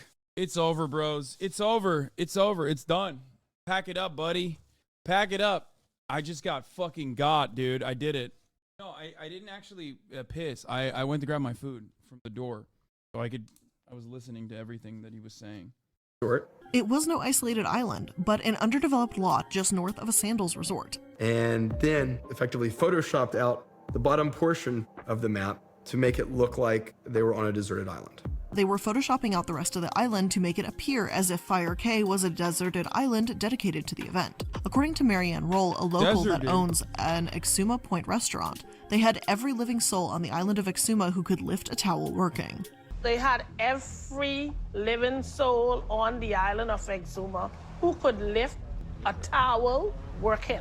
According to Keith, Billy's team really wanted to do tents, so what I did is I took my wife and we tried to sleep in a tent for one night. And it was so terrible. Her Fire Festival video is mostly her reading words from the Fire Festival documentary on Netflix, set to footage she got from the Fire Festival documentary on Netflix, with supplemental footage taken from the Fire Festival documentary that's on Hulu. But don't worry, her first source in her list is the Netflix documentary, so that makes it okay, right? And then further down in the list is the Hulu one. Although fucking hilariously, she doesn't link it on Hulu, she links it on 123films.cc, the piracy website she watched it on. Okay, I respect that. I respect that. That's the first time.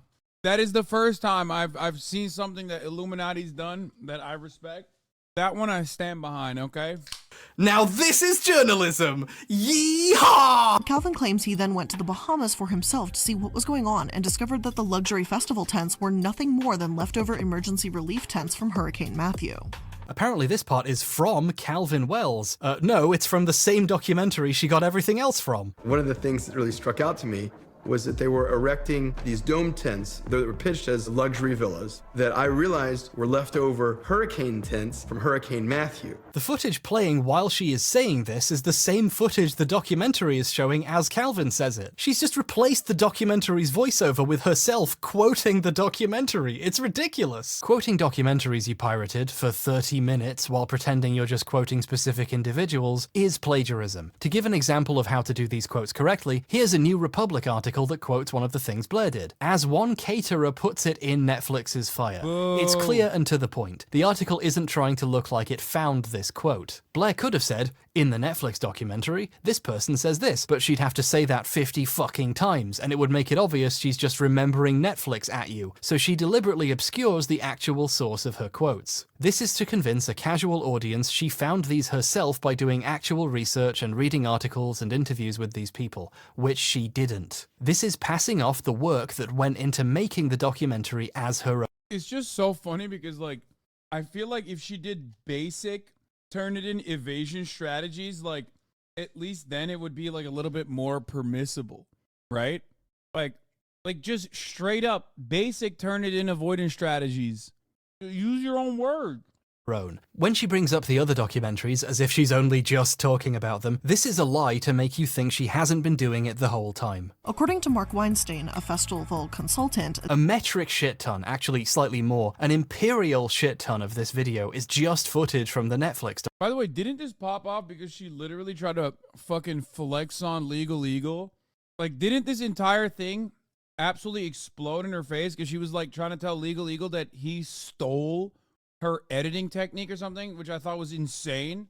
Documentary. Seriously, you can't even fucking take your own screenshot of these articles? What the fuck? This isn't even plagiarism. This is genuinely just copyright infringement. Like, the copyright holder could get this video taken down easily and maybe even take her to court for the ad revenue she got from their footage. You know YouTube's copyright system, where if you use 5 seconds of the wrong TV show, your video is demonetized? You're probably wondering why that didn't happen here. This is what the Content ID system actually exists to stop, after all. Well, this is why the video has all these ugly filters. What Blair is doing is so obviously stealing that YouTube would notice, so she had to put bisexual lighting over all the footage she got from the documentary. Whoever's making these videos is fully aware what they're doing is unacceptable and is purposefully working around the systems designed to stop them doing it. Blair doesn't just reuse other people's footage without credit though. The video has also been edited to hide the credit that was there. The Fire documentary itself used videos posted on Instagram and Twitter by people who attended the event. And guess what? It credits them. Their social media's in the corner. Blair's video steals this footage from the documentary too and puts a filter over it, but also blurs out the social media. She uses a few clips from a Vice video as well, and the Vice logo gets blurred out so you can't tell where it's from. Since Blair's making a documentary out of other people's documentaries without permission for money, she's trying to hide the evidence of whose footage she's using so they don't notice and serve her a fucking cease and desist. Incidentally, when the Vice video uses footage from the documentary, it tells you, because this is how this shit is supposed to work. At one point she uses a clip of a news piece about the festival, which used footage from the documentary, and you'll notice they also correctly credit the footage too. Blair's sources are full of examples of how to credit the source, but if she'd done the same thing, the word Netflix would just be in the corner for 30 minutes. The video's opening features this fan art, depicting her bro-fisting with a person I believe she recently sent a cease and desist to. Put this on r/aged like milk. This piece of fan art is better attributed than the documentary she stole this video from. The 25 minutes of clips and I was gonna say, this is the least problematic thing Illuminati's done. She basically had her editing an abusive work relationship and was paying him very little while holding things like cars she bought for him. Quotes from Netflix don't get this treatment. She just says, oh, I used these documentaries as research at the end. And I guess she's not lying. She definitely did. I wish there was room in the video to show you just how much she quotes the documentary without telling you, while reusing greased up footage from it, but it's most of the video. There's just too much to show. I also wanted to go more into the ways making sloppy, poorly researched videos means the videos are full of obvious mistakes. But this video is looking kinda long, so I shouldn't. However, before I realized I shouldn't, I'd already made all of it. So, check out the new video on my hot new second channel. I have a second channel now. It's not a live stream channel I hastily rebranded. Check it out if you want to see me complain about Blair getting the Stanford prison experiment wrong. And also Silent Hill lore. Why would you want to watch that? I don't know. This is a horrible pitch. As a creator, my question is, why make 3 bad videos a week when you could make 1 half-decent video every 2 weeks? Or 1 pretty good video every year. Videos like this motherfucker is crazy, bro. It's 4 hours, dog. There's more? There's more? Who's got the fucking time, man? Longer than the Lord of the Rings. Like this aren't made for the reasons normal people make videos, like to inform or entertain or for the joy of making something. They're made for the purpose of putting out more content. We're gonna get to internet historian after this. The phrase content mill refers to organizations which produce huge amounts of material very quickly, designed to get attention, with no interest in quality. If you've ever seen an article in a search with a compelling title but which says nothing for several hundred words, and only tells you the thing you wanted at the end, while showing you 7 million ads, you've had the content mill experience, my friend. Some of these are just a link to a video someone else made, but they got to show you ads. There's a ton of channels out there whose objective is to make as much stuff as possible, as fast and as easily as possible. We just watched Cinemassacre become one of these, making easier, lower effort, worse videos, and for the ones that were supposed to be good, outsourcing the editing to a guy they underpaid so badly he later quit, and the writing to a guy who turned out to be stealing shit. The quality suffers, yeah, but if you don't care about quality, you save yourself a lot of time and effort. The people who are in this for the money are engaged in a constant race to the bottom, to find the easiest possible content to make and still get paid for it. If you're a nerd, and look at you, you've been recommended a YouTube What's AVGN? Short where a robot explains what happens in a comic. The sad story of Rocket Raccoon, the drunk who knew Batman's identity after Homelander lost his mind. These float to the top because there's catchy names. Yeah, bro. ChatGPT has like fucking made the situation completely untenable. Angry video game nerd? Who's that? I don't know anything about this guy. He's the angriest gamer you've ever heard. He's the angriest. And there's hundreds of them. So they get recommended to everyone even though nobody likes them. My favorite insane content farm stuff is when an AI explains the plot of a movie to you, but the title is "A Woman Wakes Up Covered in Bees" or something. Welcome back to Movie Recaps. Today I will show you a drama. Oh, this shit's so awesome. Dude, we are getting progressively dumber and dumber, bro. I see these sometimes, and I'm fascinated with it. This is so stupid. It's like, why? Who watches a movie to get the fucking summary? Like, who would watch that? Like, what? Your goal is to be like, yeah, I watched 1,000 movies? Like, what the fuck? It doesn't make any sense. Why would you watch this? Just watch the fucking movie. They made it for you. They literally made it so you can enjoy it. What the fuck? It's not like reading a book. Fantasy film from 2018, title Be With You. Spoilers ahead. These are so perplexing they wrap back around to being performance art. He has only 3 organs left, but the scientists turn him into a super soldier. It's RoboCop! An AI voice explains the plot of RoboCop to you. Okay, that's incredible! But if something becomes successful, even if it's something this weird, people are going to try and do the same thing, especially if it's easy to crank out, like an AI recapping a film. The opening scene features a guy who finds himself confined within a large cube. The opening sequence introduces a prologue. After this, the chaos caused by the Egyptians is depicted. Today, I'm going to explain a film based on the real-life story of the youngest warrior of World War II called Soldier. Wait, is this... Wait, what? Soldier Boy? Is this, like those disability... What is it called? Like, it's like a helpful thing for people with disabilities. Like, if you're blind... It's basically like a text-to-speech of like the closed caption. Descriptive audio. Is this just descriptive audio? Is that what they're doing? Like they just take the descriptive audio and just post it? Screen reader. What is it called? Yeah, that's basically an accessibility feature. I'm saying like maybe they're taking the accessibility feature and like playing it off as though they are, you know, as though it's their own. Your boy. Today I'm going to explain the horror zombie film, titled Warm Bodies. And walked over to the man.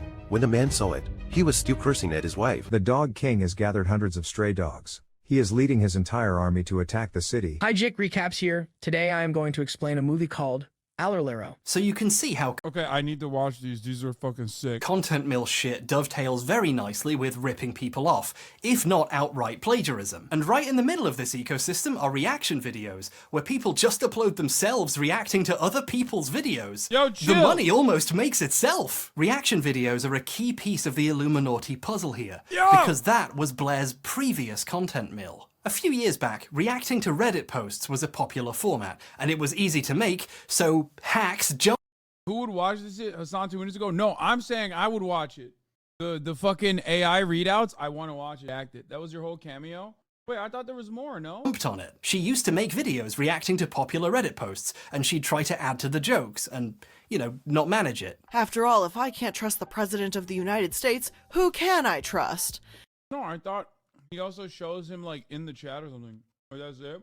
And that's Tricky Dick. Very cool, man. The Watergate scandal man. Oh, I think I saw the Comrade lamppost. That's why. You can see how I have a feeling that I don't even want to look at this because like people are using this against them, and I hate that. Yeah, no. H Bomber guy hates me, and he fucking made fun of me for reacting. You said a while ago a friend of the show was making a chair joke for a video. Was this it? Yes, this was it. Anyway. And himself. extremely boringly reading out Reddit posts wasn't good content, but it was content. She saw moderate success doing this for a few years, briefly forming a communal channel where she and several friends reacted to Reddit posts together called Sad Milk, a channel which has since been completely obliterated, and she's currently sending cease and desists to the other members to stop them talking about why. So that's fun. But this kind of explains a lot. In a way, Blair has always just been reading other people's stuff at you. She spent over half a decade trying to become a popular YouTuber by any means necessary. Before these, she used to do storytime videos back when they were really popular, which led to a notorious video where she talked about clogging a toilet by literally filling it with shit. I didn't even see the hole, so I knew the poop wouldn't go. When video essays started being a popular format, she pivoted again and started making what she makes now. None of this has ever been about actually making something she cares about. It's always been about making something popular. When these finally caused her to really take off as a creator, she basically immediately deleted all of her previous cringe. I kind of feel like we are officially at an era on YouTube where it's like basically a professional form of media. So much so that there's like ethics in YouTube reaction and ethics in YouTube content creation now. Because like you would never in a million years do a video like this about TikTok in general. Like everyone would laugh at you. Like that's 99.9% of content on TikTok is like this. Yeah, you're right. It is a mature medium now. It's official. It is officially a mature ass medium. I respect it. Yeah, we did it. We finally got there. Attempts to cash in on other trends. Remember when nearly 1 million views disappearing from Philip's channel was a bit weird? Try 40 million. Sounds like those videos aged like milk. Sad milk, that is. The Illuminati channel is a video essay content mill. She has a team of editors helping to put out videos every other day, and she doesn't need a writer. Wikipedia's got her covered. And if there happens to be a documentary on the topic, she can just quote that 40 fucking times. The video happens overnight because she didn't have to do any work. There's a part in the vaccines video where she talks about all the documentaries she's watched as part of her research process. And I don't think she realizes she's telling on herself here. And I've got to tell you that I've seen a lot of documentaries doing research for these deep dives.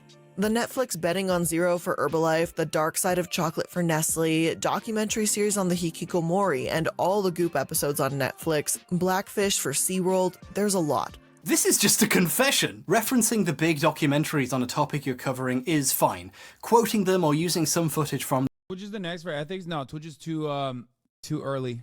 Twitch is too, like, Twitch has only recently become, like, relatively mainstream over the course of, like, the past 4 or 5 years, even though it's been around for a lot longer.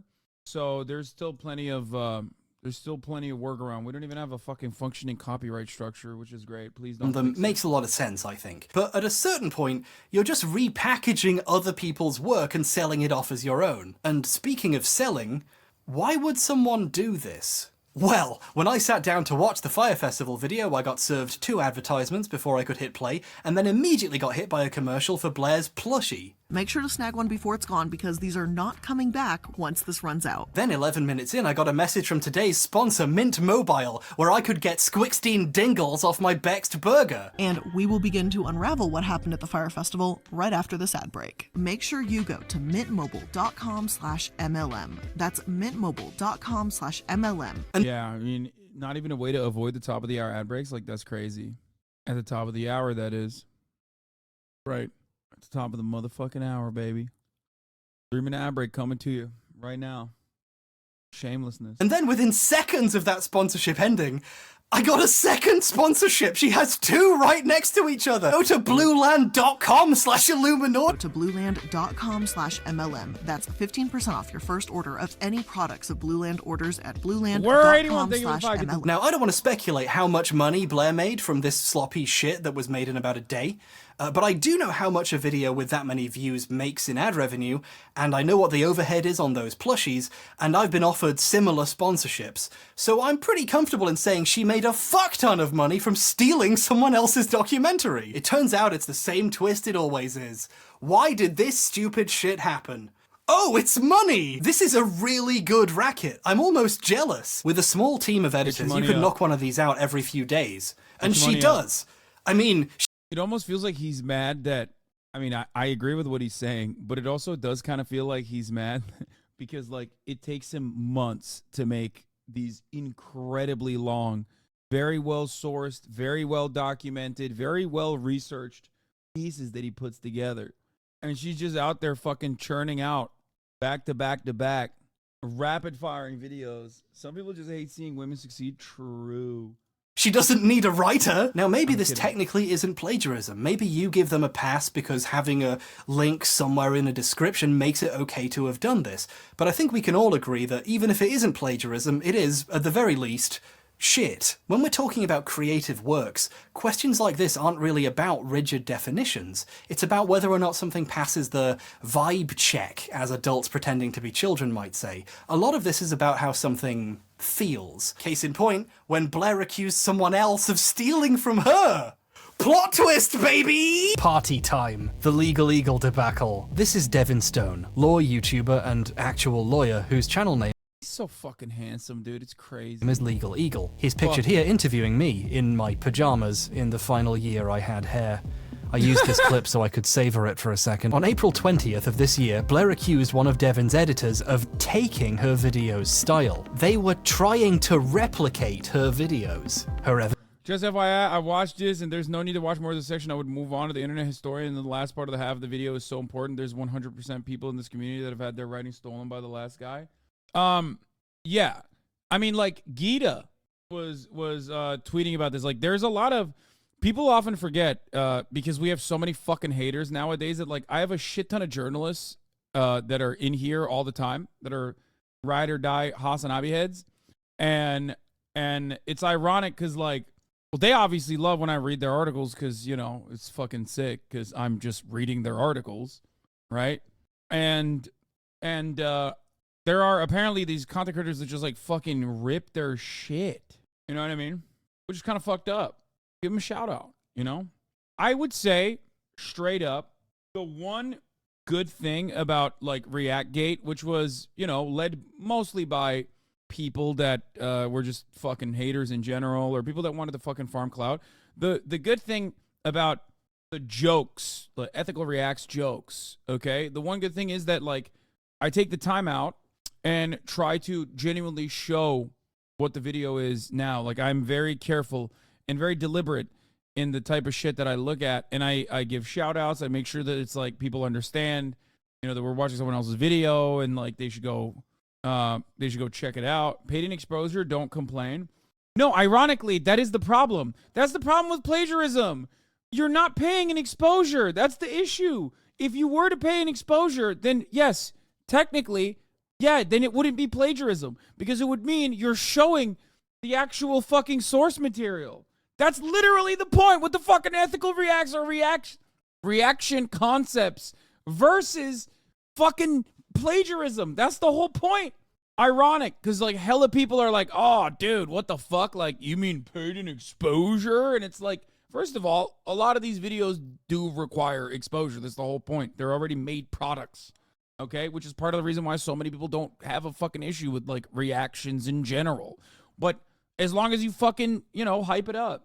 And I do admit that there was times in the past where I wasn't, if Hasan has a million haters on one of them. Evidence? One of his anyway, we'll skip it to the internet historian. Is this the one? Is this the internet historian saga? I'm gonna skip the Legal debacle. Wait, was there an XQC joke in there? Man in Cave is about Floyd Collins, a cave explorer who in 1925 got trapped in a cave. Video. Nice one, Floyd. The video is an hour and 10 minutes long and pretty detailed, covering the events hour by hour as they happen. What a unique way of telling the story. The video implies a deep level of research and understanding, and that animation's pretty cool too. The video was uploaded on September 29th, 2022 and was extremely successful, garnering like 10 million views in the few months since it went online. It was deemed so entertaining it became the thing every Twitch streamer put on while they went and did something else to keep their audience busy. Ooh, that's a good chunk of change right there. God damn. But then in March of this year... Respect, get your money up, XQC. Get your fucking money up, you son of a bitch. God damn, 1.2 million? That's crazy. The video disappeared. Any links to the video? We did, I remember. No, I watched this shit on stream too. Wait, why did this video get disappeared? Wait, hold up. I think I could tell you exactly when you watch this. Does anybody have my video? I'm sure someone uploaded it. Because I did watch this. Your reaction re-upload by another channel is one of the only original copies. Oh, let's go. It took you to a blank page saying it was unavailable. Look. Hasan reactions, 400,000 views. Now let me tell you something. XQC uploaded that shit onto his own fucking page. 1.2 million views. That's crazy. He did that. Me, Hasan Reactions is not me. That's a fan channel. Someone uploaded this fucking react where I'm chirping up a goddamn storm, watching this over the course of hours, taking my fucking shirt off, all this shit, uploaded it, 400,000 views. They made money off this. Which, by the way, get your money up. Not your funny up. Respect. That's all I'm going to say. Your react is so good, it was able to remain up and not be taken down. Best hair era? National. No, it's not true. Yeah, I mean, this was a great video. So who made it originally? Available because of a copyright claim. Usually with really popular videos though, YouTube resolves this quickly to avoid negative attention, but this was down for a while, and then it stayed down. What's going on here? Let's look into this a bit. This video is no longer available due to a claim by Pro Sportority Limited, doing business as Minute Media. That's what DBA means, by the way, aren't I clever? Minute Media is a publisher of digital content. One of their brands is Mental Floss, a digital news and entertainment site, which also has a YouTube channel. So, did he use some of their copyrighted images, or the YouTube channel's footage? Well, it doesn't look like the channel has ever covered Floyd Collins. The Mental Floss website, however, has. In 2018, Lucas Riley wrote a story about the 1925 cave rescue that captivated the nation. Uh-oh. This article is an extremely detailed summary of the story of Floyd Collins. Uh-oh. In fact, it makes the unique choice of covering the events hour by hour. Oh, he didn't. He did not just... Floyd tried to breathe calmly. His left arm was pinned underneath his torso, his right wedged by the rock ceiling above. Beneath him, sharp crystal shards dug into his skin. When he did attempt to shuffle, more gravel and rocks would tumble from above and pile onto his feet. He should try untying his shoes, said one. No, we should send him down with a contortionist who's got a mallet and a chisel. Hey, how about using dynamite? One clique formed, insisting that it was a great idea, till they started arguing about gas torches. But by far the most common suggestion, of course, was amputation. So he removes his suit, drapes himself in coveralls, and grabs a lamp. Whoa. But Floyd didn't really answer any of his questions. In fact, he was incoherent. So Miller took a few mental notes, and he left. Somehow, Homer mustered the strength to altogether wrench the cord from the other men's hands. The rope went slack. Homer, Floyd, and the rope lay limp on the cave floor. No progress had been made.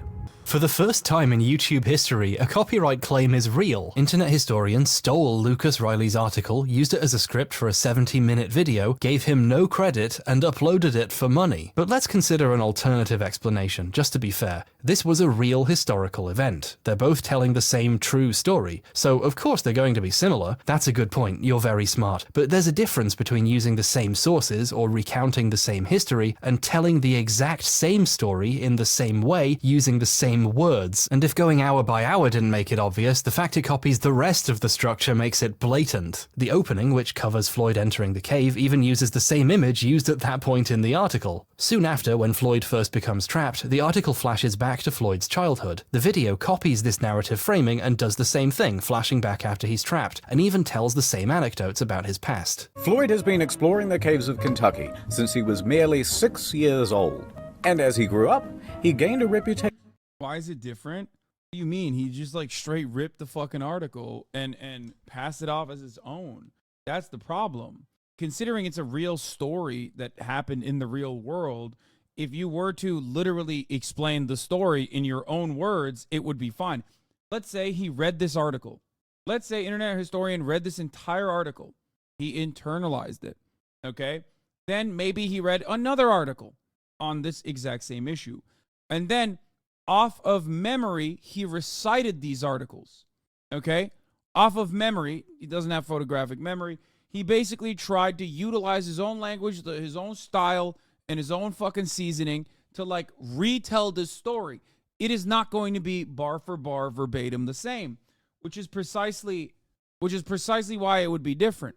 It would not be held to the same level of scrutiny. People would not say, "Oh, dude, you just went bar for bar. You went and playing the same thing." For being a very daring caver. He would dive into some hole on one side of town and emerge miles away on someone else's property. This one's interesting because the words are quite a bit different. Instead, it's copying the article visually by having him literally pop his head out like a gopher. You know how in the previous segments I've been showing all the really obvious examples to get the point across? Man in Cave is over an hour long. The original is an article though, doesn't the animation add something to it? I think if he said that he's just like animating an article he found online and then showed the article and properly credited it, it would be fair. Does that make sense? Because like, I guess the point is like, you're passing it off as though you wrote that whole thing and it's someone else who wrote it. I showed the funniest examples, we'd be here all day. Gerald knew more about cave rescues than most. In fact, just that summer prior, he had helped untangle Floyd from a different snag. Everybody was shaken by the experience. Burden fainted as he crawled towards the exit. Most of the other men had to be carried away. World of Tanks is not only the best game I have ever played. Okay, that one was a joke. Sorry, I couldn't resist. There are some differences between the two, though. Internet Historian's video has mistakes. He gets the weight of the rock pinning Collins's leg down wrong. He says it's 33 pounds, while the article lists 27. Every credible source I can find has it listed as around 27 pounds, give or take, and the Wikipedia page lists 26. The rock weighs about 26.5 pounds. How do I know this? We still have it. We've weighed it. It's 26.5 pounds. How did he make this mistake when all his sources, including the one he was plagiarizing, say otherwise? It's almost like when he was loosely rewriting the script to seem more original, he accidentally changed some of the facts of the story. Or maybe it was on purpose. It's slightly harder to say it was plagiarized now. I mean, how could he be ripping anyone off if he got the facts wrong? Man in Cave is also a little confused about the fucking cave? In 1917, Collins discovered a beautiful cave full of stalagmites on his family's land, which he named Crystal Cave. They tried to turn it into a tourist attraction, but this didn't pan out. He then tried looking for a new cave on his neighbor's property, and this is the cave he got trapped in while clearing out, which was later... There's a popular YouTube channel called Oversimplified that should have ripped off Ken Burns' Prohibition documentary. I imagine most of their videos are copied like this. That's pretty wild. Yeah, it is talking about Internet Historian, yeah. Named Sand Cave once he became trapped. This is covered in the article as well as being common knowledge about this story. Internet Historian treats them like the same one cave and calls it Sand Cave. So now the story has insane shit, like Floyd. For the record, I don't know about the oversimplified take that chatter said. I just read it out loud. I don't know anything about it. I watched it. Advertising Sand Cave to tourists, which literally never happened because he died in it before it could open for business. That's what the story is about. This isn't nitpicking. Okay, it is, but this is the cave in Man. People should pay writers when they adapt their works too, though, right? Works too, right? That is what happens. Yes. Like, for example, I can't just like go look at a fucking article about George Santos and be like, well, this is a good article. Let me go adapt it on my own to make it into a screenplay. If I do that, then I have to pay the journalist that wrote the article. You can't just like, you know, change some of the fucking words and then be like, I wrote this. It don't work that way. And in Cave. It would be nice if he got the cave right. This is the place most people my age are going to learn about Floyd Collins, and it's a shame they're learning history that's not true. Here's a funny thing I noticed because I'm one of those weird cave people. We prefer the term amateur speleologist, but he keeps using this picture to represent the grotto Floyd is trying to reach. On the other side is this. Until he found... What? This is obviously directly stolen. Are people okay? Has anyone ever looked into his other videos thoroughly? I just saw a comment under his Cost of Concordia video indicating that the segment around 23:30 is plagiarized from his Vanity Fair piece. Historian All Day Saturday rescuers searched for the people on the ship. On Sunday morning, a South Korean couple was found in their cabin, safe but shivering. They had slept through the crash and woke up unable to exit the cabin. Another night to remember. Brian Burrow, Vanity Fair. All Day Saturday, rescue workers found across the Is this a reading comprehension thing? Because I've seen some sizable defense of this type of behavior, and I just genuinely don't understand what's not to get there. I think this is the most satisfying answer. They just don't know what plagiarism is. Wait, what? Wait, let me read it. Historian All Day Saturday, rescuers searched for people on the ship. On Sunday morning, a South Korean couple was found in their cabin, safe but shivering. They had slept through the crash and woke up unable to exit her cabin. Another right to remember. Brian Burrow, Vanity Fair. All Day Saturday, rescue workers fanned out across the ship looking for survivors. Sunday morning, they found a pair of South Korean newlyweds still in their stateroom, safe but shivering. They had slept through the impact, waking to find the hallway so steeply inclined that they couldn't safely navigate it. Yeah, I think, are you like a big fan of the historian guy? Yeah, I think that's a completely different sentence. Only similarity is that they describe the same event. No, it's not. No. The sentence structure is like almost identical with like a couple of words being taken out of it. I don't understand. Sentence structure is the same. He also quite literally uses certain colloquialisms that are obviously specific to the writer, Brian Burrow, who says in that moment, not to say that this colloquialism is just his own, obviously, but in this circumstance, using safe but shivering would imply that it's like pretty much a lift. Safe but shivering in that circumstance is a literary spin that the writer put on it. Some people think unless it's bar for bar, it isn't plagiarism. I guess like it wasn't paraphrased as hard, or even if you paraphrase, you still need to put quotations in it. I don't fucking know. Based on internet historian's reaction, he knew it was wrong too. No, that's a different story. Hollow.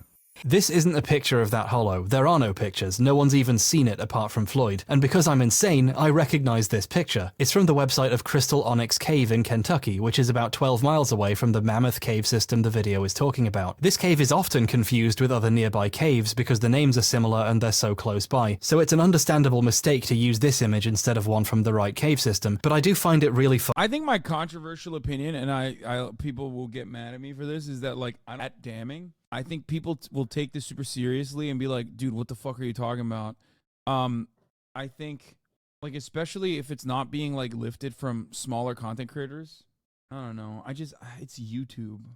Am I wild? I don't know. I might be wrong. I might totally be off base for this. Dude, what the fuck are you talking about? It's just, like, I guess the difference is that if you're, like, born into YouTube existing, this is like a fucking serious platform where the expectations are that like the content that you're watching is like well sourced and well researched and stuff like that, whereas you should still properly cite it. Some people watch the internet historian videos, we're never going to read the article. I feel like it's setting a dangerous precedent if you don't do something about it. Fair. Funny, a picture being used to represent part of Mammoth is from a site whose title reads, "We're not Mammoth." Like, they tried to warn you, buddy. And I saw people congratulate this video for the effort that went into it.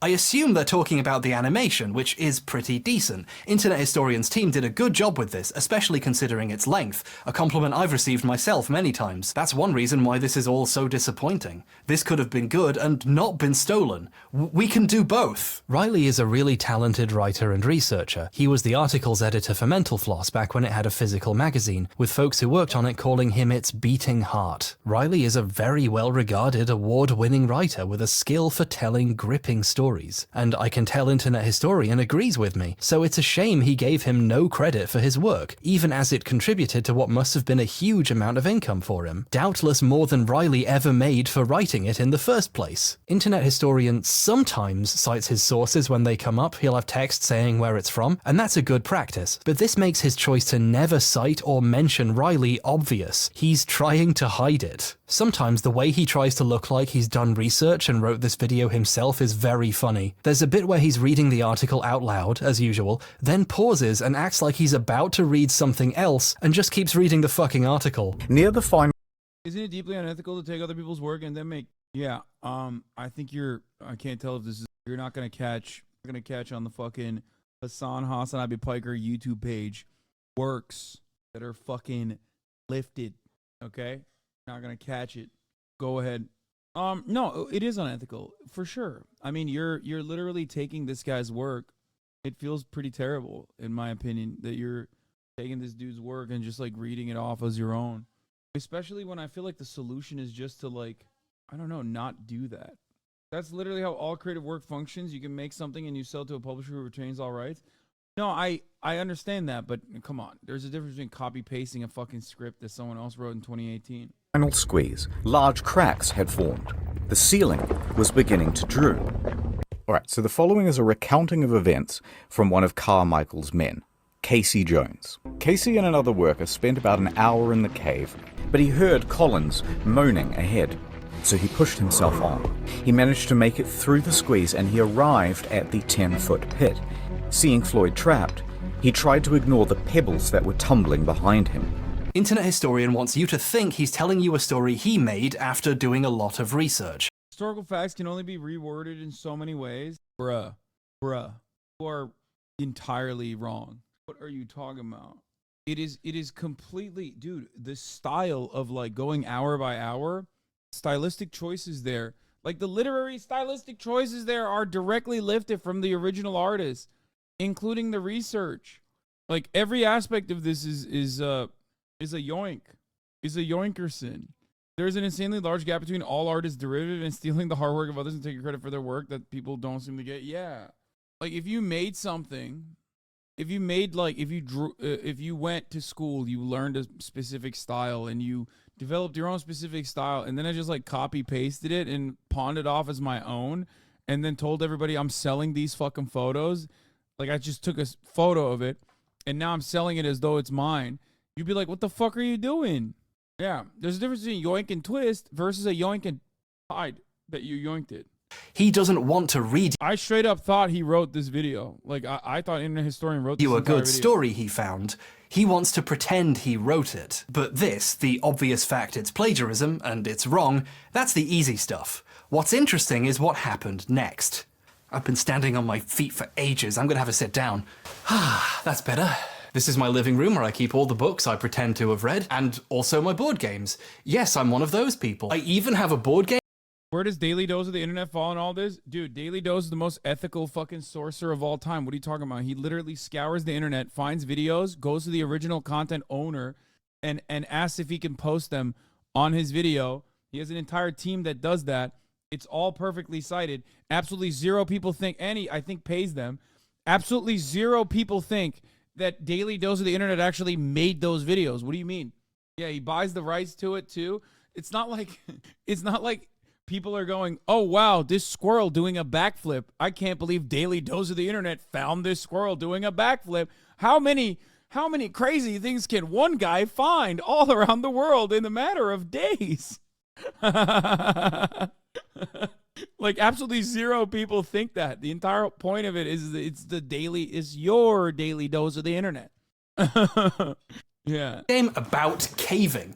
This is quite hard to find nowadays, so I had to get it from Germany. They love board games there because they're not afraid to look one another in the eye.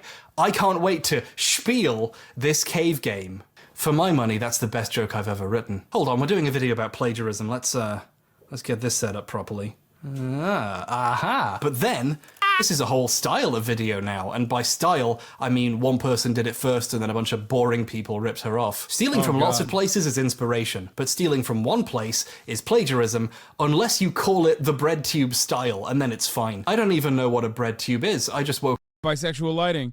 Alright, is the rest of this important, or should I skip it? up one day and was told that I was in it and that people hated me for being in it. I don't even know what it is. Anyway, when someone from Mental Floss noticed the plagiarism and filed a copyright claim, Internet Historian tweeted about the video's disappearance, but in a kinda suspicious way. He obviously knew why it got claimed, but he chose not to say why, so his audience could freely speculate amongst themselves for hundreds of posts about all the ridiculous reasons YouTube takes things down. Some of them noticed Pro-Sportority is based out of Israel and got anti-Semitic about it, but ironically so it's fine. What an interesting audience he's built. All this needless speculation has helped to create a smokescreen. People assume the video was taken down for a bullshit reason and there is no clear Bro, I remember one time being like, I think internet historian is like kind of edgy, right? I said that one fucking time, years ago. And his fan base literally was like, remember when Hasan called him an alt-right white supremacist Nazi and tried to cancel him? Literally, I was like, he strikes me as a guy with like unique politics, okay? And I think it was like a lot of people in the chat saying it to me, and I was just like, yeah, who knows? And nobody let that go. It was literally fucking years and years of motherfuckers being like, you're trying to cancel him. And I was like, no, I'm not. I'm not trying to fucking cancel him at all. What the fuck? I was not. Anyway. Explanation when there is one and he didn't give it to them on purpose. Internet Historian has taken videos down before. A lot of them, in fact, like dozens. None of these seem to be because of plagiarism. He says he just doesn't think they're very good anymore. I think he got a bit of what we in the business call trolls remorse. Like, oh, maybe this video was inappropriate and normal people would judge me for it. And he got rid of that video that's just a bunch of Tucker Carlson clips and reading a hentai in an extremely racist. Wait, Kurt Eichenwald sees the day? That shit was awesome. That's an awesome story. I don't think you guys know that story. It's a wild story. Racist Japanese man impression. That's not advertiser friendly, and we want those World of Tanks bucks, don't we? But since his fans are, you know, normal cool people, they saved all those old videos, and there are several channels dedicated purely to re-upload. It's a wild story. Let's just put it that way. Anyway, no, not the rape one. Shut up. I don't know what the fucking rape one was. Kurt Eichenwald literally gets caught with like a shit ton of hentai and then says what is it? What was it? He was saying that he was like actually researching it or something. There's also another famous line I remember where he was like, you're going to, fuck, there's so much there. There's unironically like a crazy, there is actually a whole crazy, he used to get seizures and people were trying to give him seizures, which is kind of fucked up. Not kind of fucked up, very fucked up. And then it led to a very funny moment where he's just like, I don't think it was actually his wife that wrote this, but like his wife literally was like, this is Kurt Eichenwald's wife. You actually gave him a seizure and you'll be hearing from our like law enforcement or something. It was crazy. There was a lot of crazy shit. Uploading all his old inconvenient stuff, and some of them tried to re-upload Man in Cave and instantly got hit with a copyright claim as well because the video is in YouTube's system now. Here's a screenshot that was posted of one of these claims. The infringing video blatantly and unlawfully plagiarized verbatim text from our article, and the placement, pacing, and presentation of content is almost— Bro, I didn't even realize you could do that, by the way. That's crazy.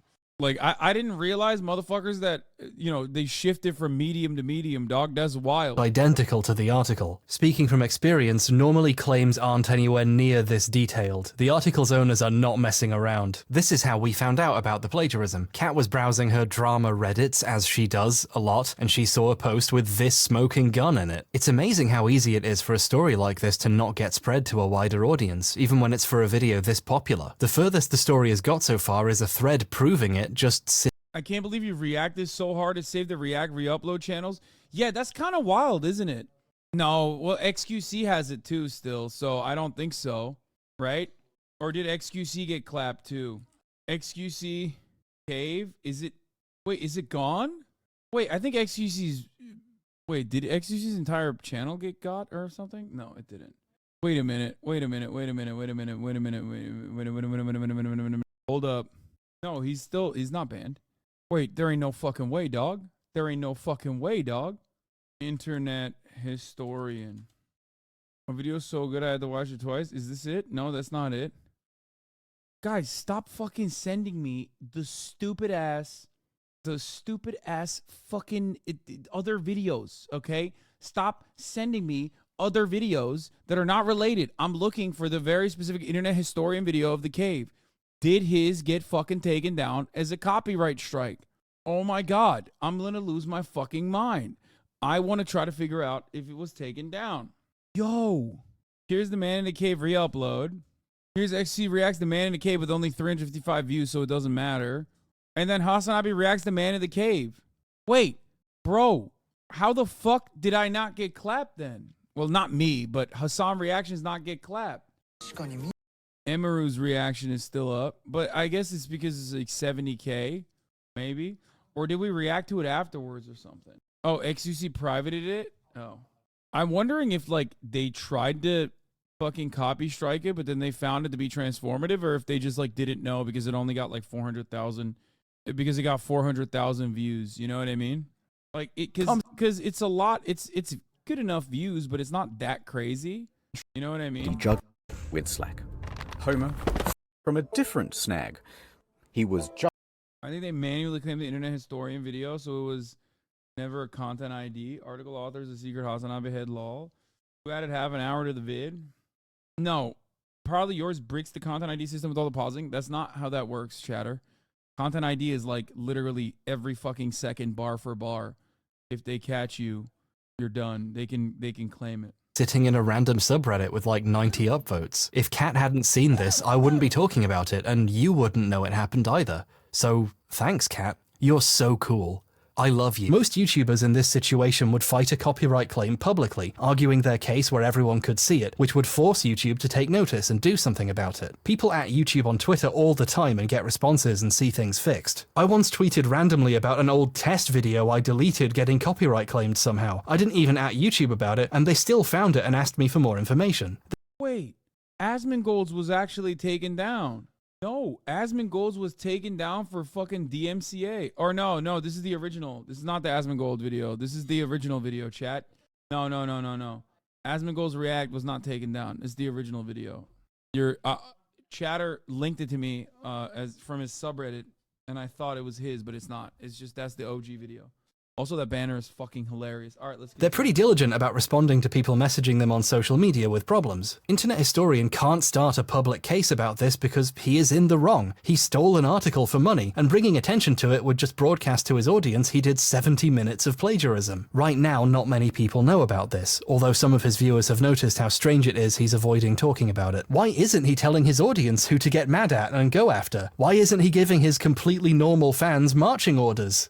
Because he ripped someone off and he doesn't want you to find out. That's why. In May, 2 months after the video disappeared, a new version was uploaded, claiming to be a re-upload of the previous one. But then, 2 days later, it went private. On the Internet Historian Reddit post about the re-upload, the big guy himself wrote about there being some complications. Again, being vague about what's going on. This new version would remain private for about 2 months. It's not clear why. In July, while I was making this video, it finally came back up, but only unlisted. You can watch it, but it doesn't show up in a search or your recommendations. You can't watch this video now unless you know it exists and go looking for it and get the link from somewhere else. This new version has quite a few changes. It opens with this new clip explaining what happened, but in the vaguest way possible. Sorry for the re-upload, fellas. The original got copy struck. Again, we have a comment about it being copy struck, but no explanation why. He's still hiding what happened, in a pretty sneaky way this time. You see, this graphic of the copy strike has been edited. The notice on the video actually looks like this. It shows who made the copyright claim, but obviously he doesn't want people looking up the company behind it, because then people will find out why the video is unavailable. So now he's editing screenshots to try to hide what he did. The re-upload uses mostly the same animation and tells the same story, but lots of the voiceover has been rewritten to try to sound. To be fair, he could say he doesn't want like to draw ire to the copy strike holder from his like passionate fan base, and that's why he hit it or something. Less like the article. Here's a section I showed you earlier. His left arm was pinned underneath his torso, his right wedged by the rock ceiling above. Now here's the HD remaster. His right arm is wedged against the roof of the cave, and his left is stuck in place under. Young Thug should hire Hasan. Oh, you mean Young, the hugs you give. Truly humble under God. I know. I wanted to change his work to make it different, you know what I'm saying? Underneath his torso. He flipped the order he talked about the arms and reworded how he talked about them. He hasn't really solved the overall plagiarism, he just changed the words more than last time. Beneath him, sharp crystal shards dug into his skin. He can feel the sharp crystals on the ground poking into his back. Floyd tried to breathe calmly. Floyd took slow, steady breaths, so he removes his suit, drapes himself in coveralls, and grabs a lamp. Miller thinks for a moment, then says, "Yeah, all right." He grabs a lantern. In the past, we've seen people reword stuff they stole and hope they don't get caught. But now we're getting a special treat. We get to watch someone go back and try to change it even more. Like, no, we already know you stole. Yeah, bro, this is kind of a wild thing for him to do, honestly, because it's like, then it's just so damning. Like, I'm legit kind of shocked that he did this. I thought he was like a solid ass fucking writer. Like I legit thought he wrote this entirely. Like I thought he was very good at writing. All this now, you can't take it back and pretend you didn't. But Floyd didn't really answer any of his questions. In fact, he was incoherent. So Miller took a few mental notes and he left. But Floyd didn't really answer any of his questions. There's nothing Miller can do. So he hurriedly turns around. Homer, Floyd, and the rope lay limp on the cave floor. Floyd fell back down. Homer, Miller, Burden, and the other three men were flat on their backs. I feel skedaddled a little bit and bamboozled. Get across how much worse written this version is. Riley's article has a chilling section about Floyd spending an entire day trapped screaming for help. He began a tormenting routine. Sleep, wake, scream. Sleep, wake, scream. Sleep, wake, scream. Minutes melted into hours. His voice disappeared. His arms tingled numb. Pain radiated up his ankle. Yeah, this is vivid storytelling. I can really feel good myself going insane, even imagining being trapped there for 25 hours. It's a really good passage. Internet historian liked it too, so he stole it. He's at the start of a very tiring loop. Sleep, wake, yell. Sleep, wake, yell. Hours passed. His voice gave in. Arms tingled numb. Pain radiating up his ankle. Here he remained in the dark for the next 23 hours. Now, in the remake, he has to tell the same story, but with completely new words, so we get this. So there's Floyd in the dark, yelling out for help, yelling into the pitch black. After a while, his voice would give out, and he would have to sleep to recuperate. He would then wake sometime later, remember where he is, and begin yelling again for help. Here he remained in the dark for the next 23 hours. It's just not as effective. The feeling of being stuck in that cycle for dozens of hours is gone. It's quite difficult to take a story you got from an article and... I mean, if you were good enough as a writer, if you were solid enough as a writer, then you wouldn't need to plagiarize. And if you plagiarize, it's never going to be as good as the original. You know what I mean? Like, the reason why most people plagiarize in the first place is because they're not that good. and tell it again without using any of the words you liked. Floyd has been exploring the caves of Kentucky since he was merely 6 years old. Oh, I guess I can't mention Kentucky now. That makes it obvious. Better re-record. Floyd started his caving career at the tender age of 6. Some of the changes give away how uncreative he was, just how much he relied on Riley's work even with the most basic shit. He used his words about someone's hands being bruised and purple. Parts were harder to navigate than before, especially now with their bruised and purple hands. So in the new version, this had to be changed. Parts were harder to navigate than before, doubly so with their bruised and rock-shredded hands. Why would you not just write a new description of some hands in the first place? This is so lazy. What is wrong with this guy? And despite all these changes, the factual errors about the cave and the rock are still the same. It's like this version was made to annoy me. It's especially hard to make major changes when you already made the animations. It's almost impossible to remove Lucas's influence without doing so much work it's not even worth it. For example, the gopher section has been completely removed since it was directly copying an anecdote from the article. He's replaced it with a new segment, which is just C-tier reference humor. He would go off on his own, disappearing into the caves for many hours at a time. Have you seen that movie, The Descent? It was a lot like that. Holy crap, Lois, this is just like that movie. Some of Riley's article was too short and simple to meaningfully change, so those parts have just been taken out. And all they could do was leave for now and reassess. Everybody was shaken by the experience. Burden fainted as he crawled towards the exit. Most of Bro, I can't believe he just like fucking went bar for bar on this shit, dude. He went through it like aggro style. the other men had to be been dumbed down like cut were all the ad for the people who enjoyed the original. People in the comments and on the Reddit page are asking why he changed it and why all their favorite lines are missing. They don't know why because he didn't tell them. Why is the new version of the video unlisted and not public? Well, it could be because it's a lot worse, but mainly by being so much worse, it kind Hasan has actually never contributed to an argument. True. I don't like to argue. I like to agree. That's why I'm agreeing with you right now. Kind of gives away what he did. This video's fans obviously want it back up, but if it goes back up and it's obviously much worse written now, the 10+ million people who saw it the first time, potentially even more than once, will wonder why it's different and look into why and maybe find out. But if it stays down, people will wonder why it's down and look into why and find out. It's like he's trying to delay the inevitable wider discovery of what he did by letting the video exist, but as quietly as possible, so no one wonders where the video went, but not too many people see it and notice the differences. It's a precarious situation, and I don't envy him.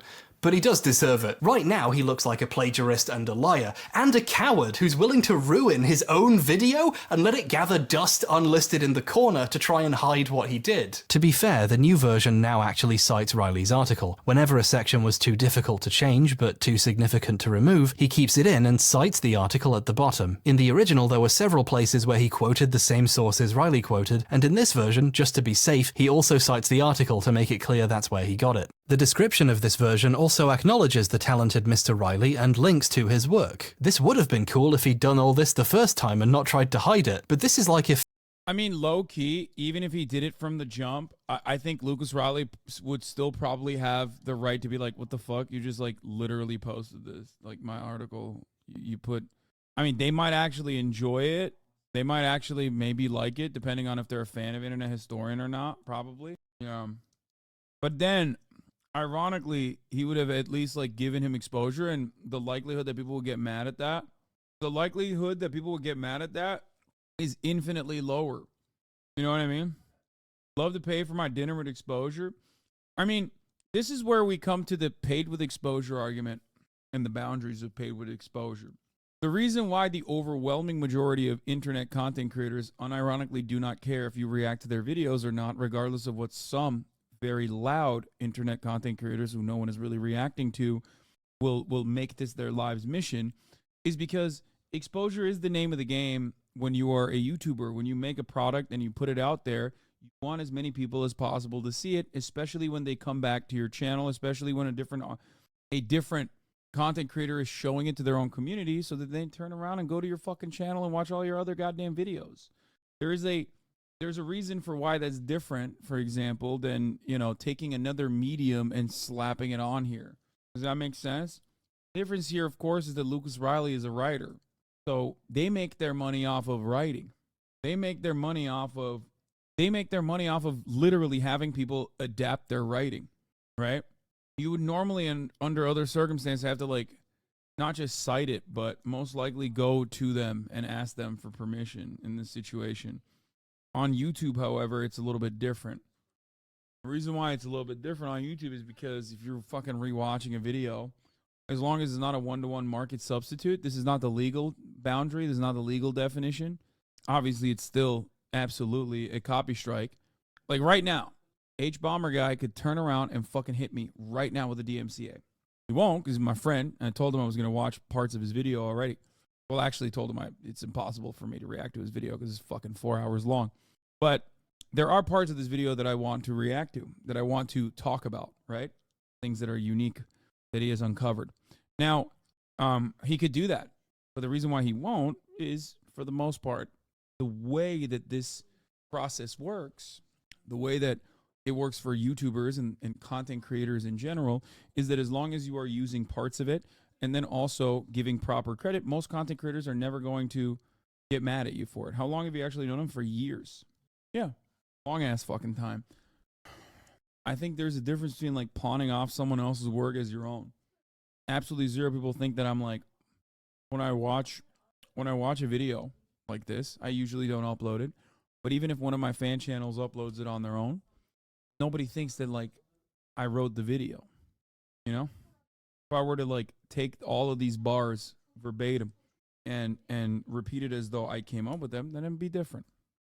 Philip re-uploaded a very slightly changed version of the plagiarized videos and just put "thanks to Boomstick Gaming" in the description. It's too late to hide what he's done, though that hasn't stopped him from trying. Oh, late breaking update. A couple weeks ago, the Man in Cave re-upload became public again. I wondered how he would stop people noticing its weird changes. Then, days later, he uploaded this year's new video, so people's attention is onto the next thing now. The only people who really noticed the video coming back are the, hardcore fans. This was a real clever boy move. If I wanted to sneak my weirdly changed re-upload back out without too many people noticing, this is how I'd do it, and all I'd have to do next was hope no one ever makes the video I'm making right now. Oops. Right, my eyes have gone fuzzy, so it's time to get back up. Ah, my knees really hurt too. Okay, I threw out an IKEA Poang to make room for this beanbag chair, and it's rubbish. I love sacks full of balls, but not this much. Don't get a beanbag chair. Oh, God! Jesus! Hey, the mic's still out of frame. That's nice, that never happens. I don't know, a proper apology would be nice, and maybe an explanation for why it happened. As far as I can tell, this is the only video where he's just ripped something off like this. I hope. You know, why did he do it for this one? Really, I just want to know where he got £33. I'm a simple man with simple needs. Yorkshire puddings with a little bit of gravy on top, and explanations for discrepancy. Meantime, the version, and how do I destroy it? And it even tells half the stuff I covered in this video. Description. This card styles, that one's really good. And it even tells you which styles it's doing. Video time. All the way end of conclusion. You've probably guessed what's coming. Where's the part where he turns out to be on a green screen and the video's about someone else? Congratulations, you figured it out. You know all my tricks. The student becomes the master. Master of shit? It was real the whole time! Last time I wanted to research one thing and tripped and learned too much. This time I had the breakdown and worked backwards. We understand why this shit is wrong now and the damage it can do. The piles of money people make from stealing other people's words and ideas and work. But there's one group more important than historians or journalists or anyone else with a real job, and that's gay people. You know what's worse than stealing from established journalists who in the end are doing okay? Stealing from small queer writers or creators from marginalized groups who weren't even paid for their work in the first place. Stealing from the writings of dead people who passed away doing the activism you pretend to do. Stealing from the very people who fund your videos, the people you claim to be defending. This video is about James Somerton. Who's this guy?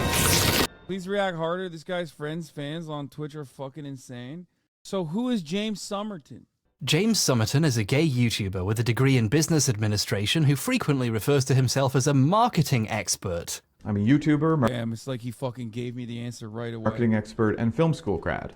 I'm also gay. Cool. In 2014, he briefly made videos about geek stuff, reviewing Marvel movies and so on. Several years later, when video essays became a popular format, he started making those, with a focus on queer characters in media and LGBT film history, and occasionally anime, such as this really successful video about the fascism of Attack on Titan, which has mysteriously disappeared. Where did it go? I wonder what happened there. Somerton is doing great by the standards of queer YouTube in terms of... You say he made a decent AOT analysis video? Brother, I think we're about to find out he didn't make the video. I don't know. All I'm saying is, I think we're about to find out he might not have made that video. I'm just saying, it seems like the 1 hour and 50 minutes thus far have been pointing to whoever is going to be in the next hour, 2 hours. Holy shit, it's a 4-hour video. 2 hours is going to be dedicated to the guy who didn't actually make... Okay, let's just... Views, ad revenue, sponsorships, Patreon income, and donations on his live streams, the man is doing extremely well financially in a field where people generally struggle to do this full time. In many ways, James Somerton is a success story our entire community should be proud of. Not to rain on this pride parade, but whenever I saw a video by James in my recommendations, I would have to stop watching because it quickly became clear to me he didn't know what he was talking about. The first video of his I ever saw was about Disney's relationship with the queer community, and in it he claims Disney set up an event called Gay Night and claimed to give the profits to charity, but actually kept the money. During the 1990s, Disney's parks also tried profiting from their LGBT fans by creating Gay Night, a one-night-a-year event at the parks where LGBT folk would be the main guests. It was a big hit. Initially, the revenue was all to be donated to the Aid for AIDS Foundation, but by 1995, donations to the charity had dried up, and Disney was keeping all of the profits for themselves. He's misremembering a really well-known event.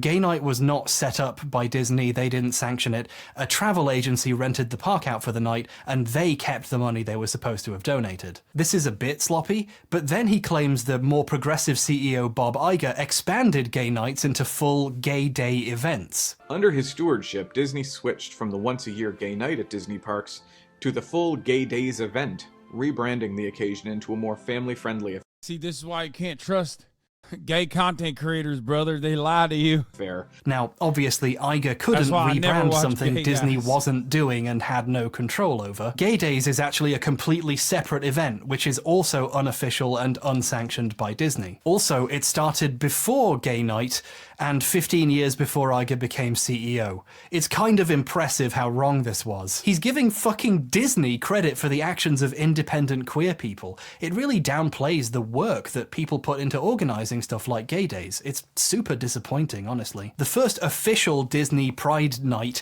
I thought, I'm not gonna lie, I legit thought every day was Gay Day at Disney. That shit is gay as fuck. It's so gay. It's been gay. Like, it's not new, man. It's been gay. Have you seen Ursula? The fuck?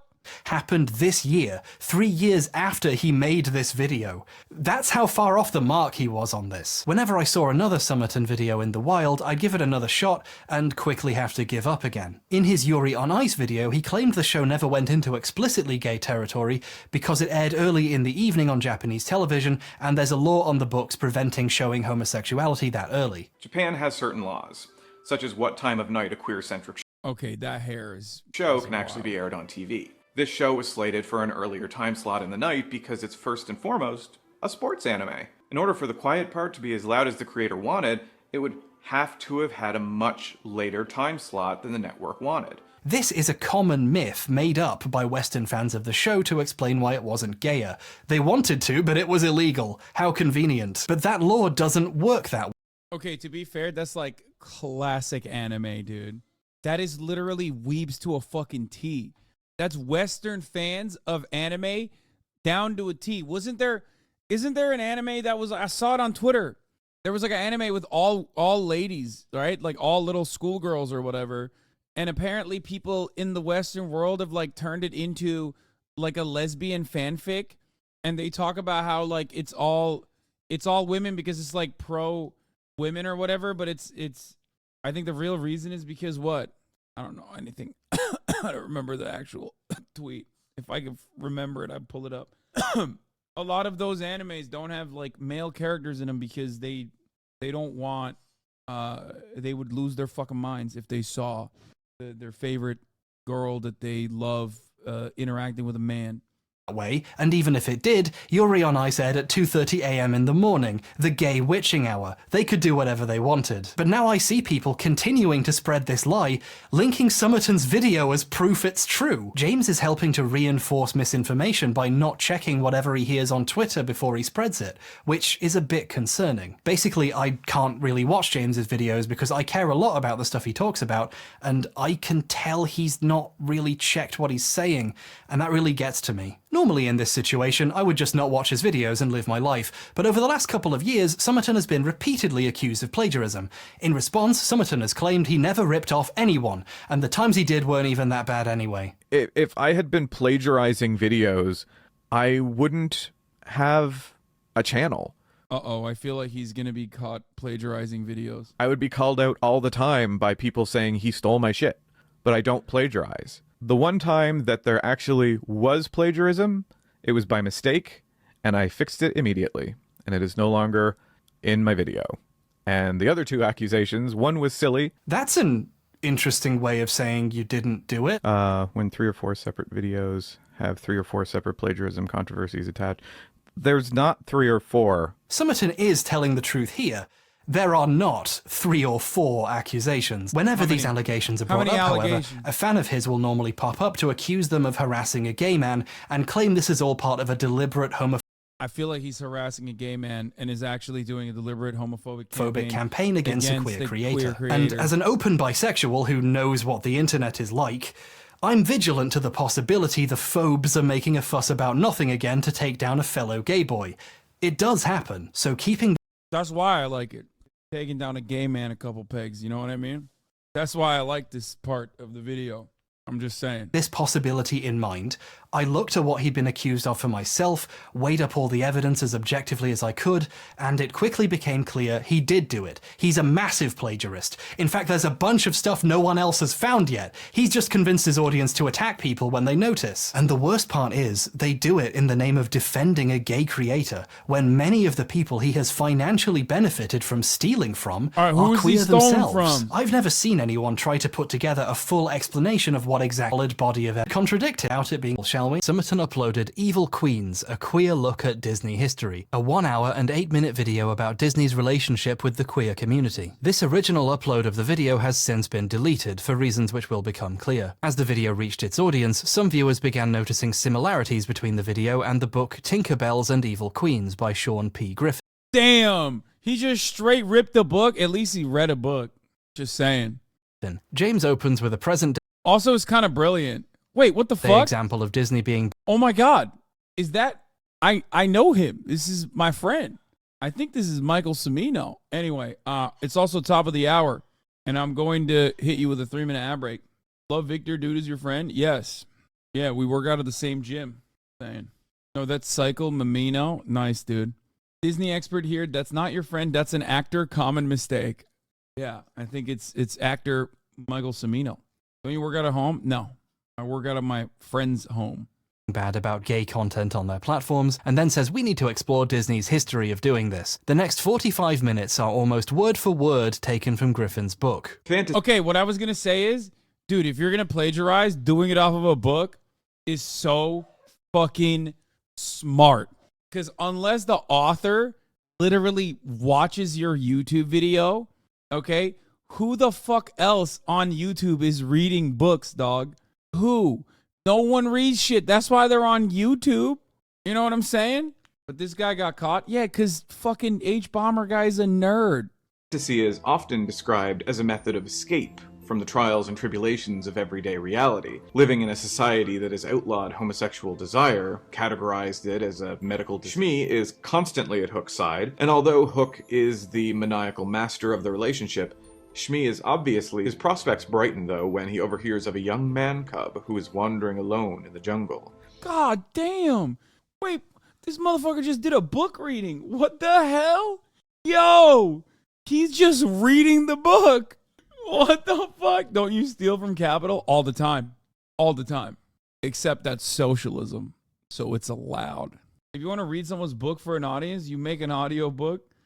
Well, bro did it. He did an audiobook, except he doesn't even have like fun graphics on. At least Internet Historian took an article and then slapped like editing on it.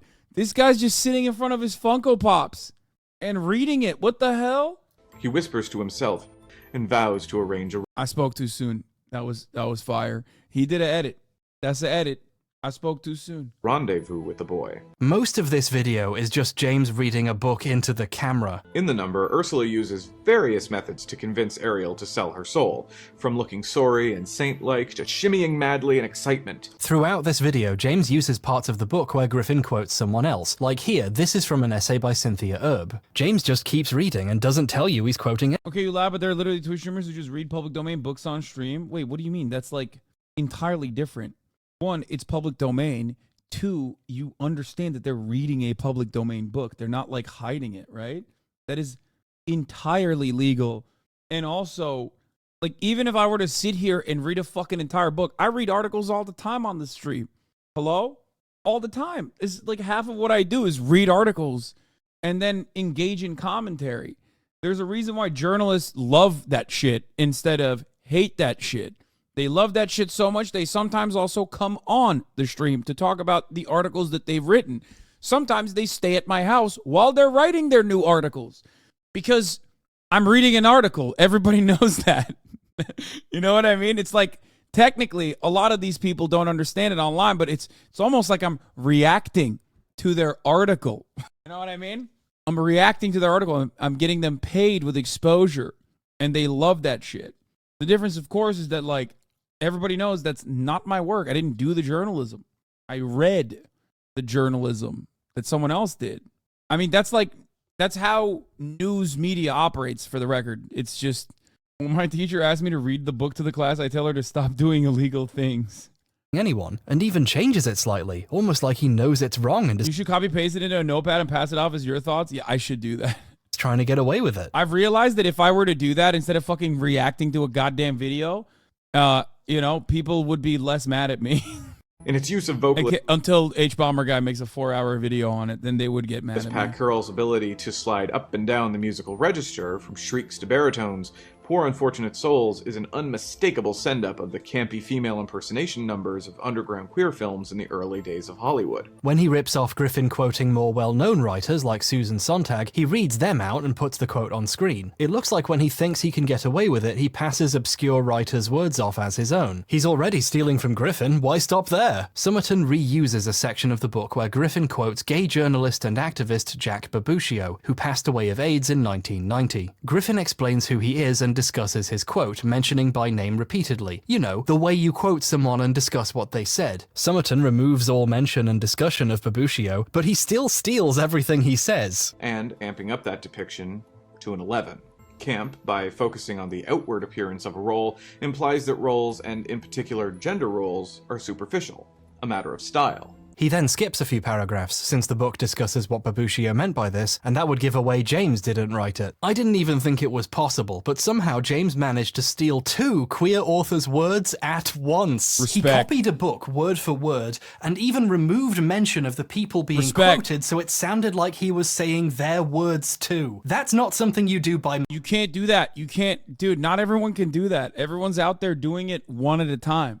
This dude made it 2 at a time. 2 for 1. That's a double whammy. You gotta put some respect on it. Mistake. That's something you do when you want to take the credit, which he does. In future videos, James talks about Evil Queens as if it was all his ideas. But other movies require a bit more digging.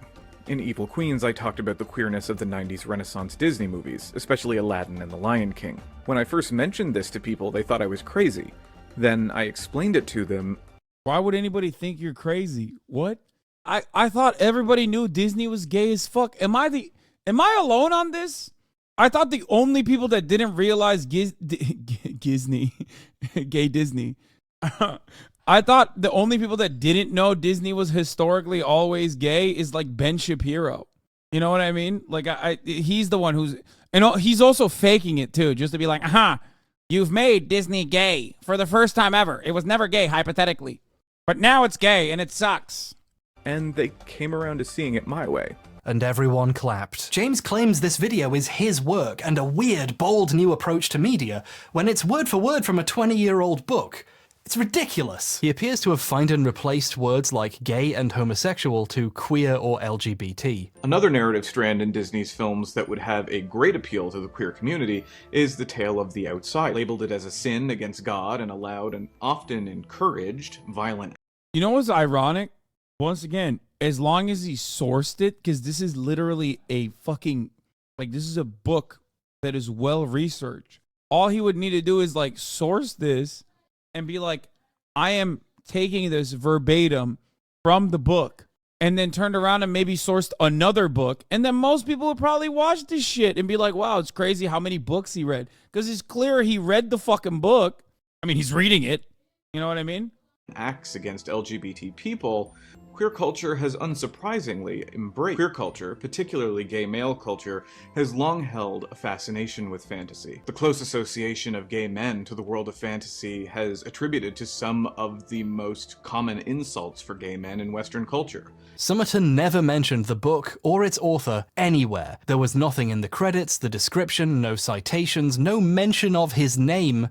Nothing. When YouTubers use a book as a major source of research, usually they mention it or put it in the background on their set. He did film himself next to a book, but it's not Tinkerbell's. It's Disney War, a commonly cited source in videos covering Disney stuff. He's trying to look like he did research without giving away where he got all the words he's saying. Eventually, a Twitter user who noticed the similarities started comparing the works closely and wrote a thread showcasing hundreds and hundreds of words worth of examples of the video directly copying Griffin's book. book. She eventually asked him why he didn't credit it, and he responded that he hadn't started crediting source materials yet when he made the video. He then finally added a reference to the book to the description almost 2 months after it had been uploaded. He'd gone with the internet historian method, put an acknowledgement of your theft in the description later and pretend that makes stealing okay. The thread's author thanked him for admitting it, but pointed out adding a line of text to near the bottom of the description is deceptive, considering the sheer amount of writing he copied. It looked like he was trying to get away with it by hiding some text somewhere no one would see. In response, he did the professional adult thing and blocked her and started tweeting vaguely about being wrongly accused of plagiarism, even though he always credits authors in the video description, which is a very funny thing to say when he didn't do that until the person he's currently complaining about pointed out he didn't. In just over a day, James went from saying, "Whoops, I'll put his name in the description, learning as I go, smiley face," to "I always credit authors in video descriptions, fuck off with your accusations." He also made a YouTube community post with the same text as the tweets. However, this turned out to be a Streisandian bargain, because people started asking what he was being criticized for. Here's where it gets really interesting. James responded to one of them with a new example. Something like this had already happened before. James had made a video called Unrequited: The History of Queerbaiting, and this video had also been accused of stealing from a documentary called The Celluloid Closet. So this wasn't even the first time he'd been caught doing something like this. The author of the thread noticed this comment and looked at the description of the Unrequited video, and there was a note hidden towards the bottom thanking The Celluloid Closet in a familiarly vague way. Somerton had been caught stealing something before, and he tried to get away with it the same way by hiding something in the description. The comments section was full of people saying thanking the documentary in the description wasn't good enough since he copied a shit ton of it. She then tweeted she was considering comparing The Celluloid Closet and Unrequited side by side, like she'd done with Evil Queens. It looks like James saw this tweet and realized someone was about to prove he'd done plagiarism in multiple videos, because suddenly he set both Unrequited and Evil Queens to private so no one could watch them, and made a post announcing this. The thread's author mentioned this happened and included these screenshots of the announcement. Let's put this on a timeline. This tweet came almost exactly 12 hours after saying she was thinking of checking the other video. In her screenshot, the announcement was only 11 hours old. James hid Unrequited within an hour of someone saying they were thinking of checking it for plagiarism. That's not suspect at all. In his post, he explained he was the victim of a targeted harassment campaign, had received death threats, and he hid these videos because he didn't want people who want him dead seeing them. In the comments section, he also claimed the thread's author had been harassing and attacking him for the last 48 hours on Twitter, and her followers had been hunting down his home and work addresses. Any harassment or threats Somerton may have received are unconscionable and wrong.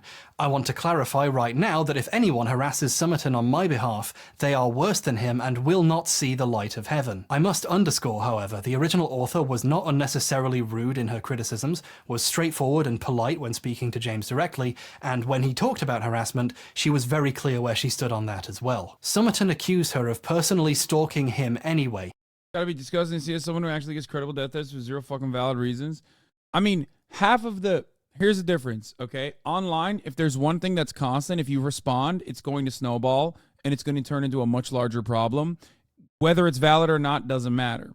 So one thing that I will say in this circumstance is what this guy did, his major mistake was to literally fucking respond. He did Streisand it. Streisand effect is unironically a thing that occurs whether the criticisms are valid or invalid. Straight up. Especially if you don't do a good enough job of like sitting down, taking in every single thing that the person has told you, okay? And then going through it piece by piece in the most neurodivergent way you physically can, okay? And making a super well thought out, super reasonable reaction. Only then can you maybe push back on it, but even then people will most likely take that and you know, use it and weaponize it against you. Straight up. I know this from my own experiences that have snowballed into going from nothing to like snowballing into like absolutely major issues behind the scenes that have turned into like super that have turned into like consistent hater fuel. Bad Empanada is a good example. What do you mean? Why? What did Bad Empanada do? Oh, quoting sources? Oh, yeah. and starting a harassment campaign against him, threatening his life and trying to track down his address with her obscure thread of tweets. The author's account was very small at the time, with less than 150 followers. Yeah, Bad Empanada would be like probably, I think Bad Empanada would be one of the better content creators online if he just didn't have a Twitter account. Like, unironically, the fact that they keep fucking nuking his Twitter account is actually a good thing for him, but he doesn't realize it. And he thinks it's like a bad thing for him. But it's like he would be so much better as like a content creator that just does not tweet, because he's such a fucking freak, dude. Oh my lord, he is such a goddamn freak. He is the most insane person online.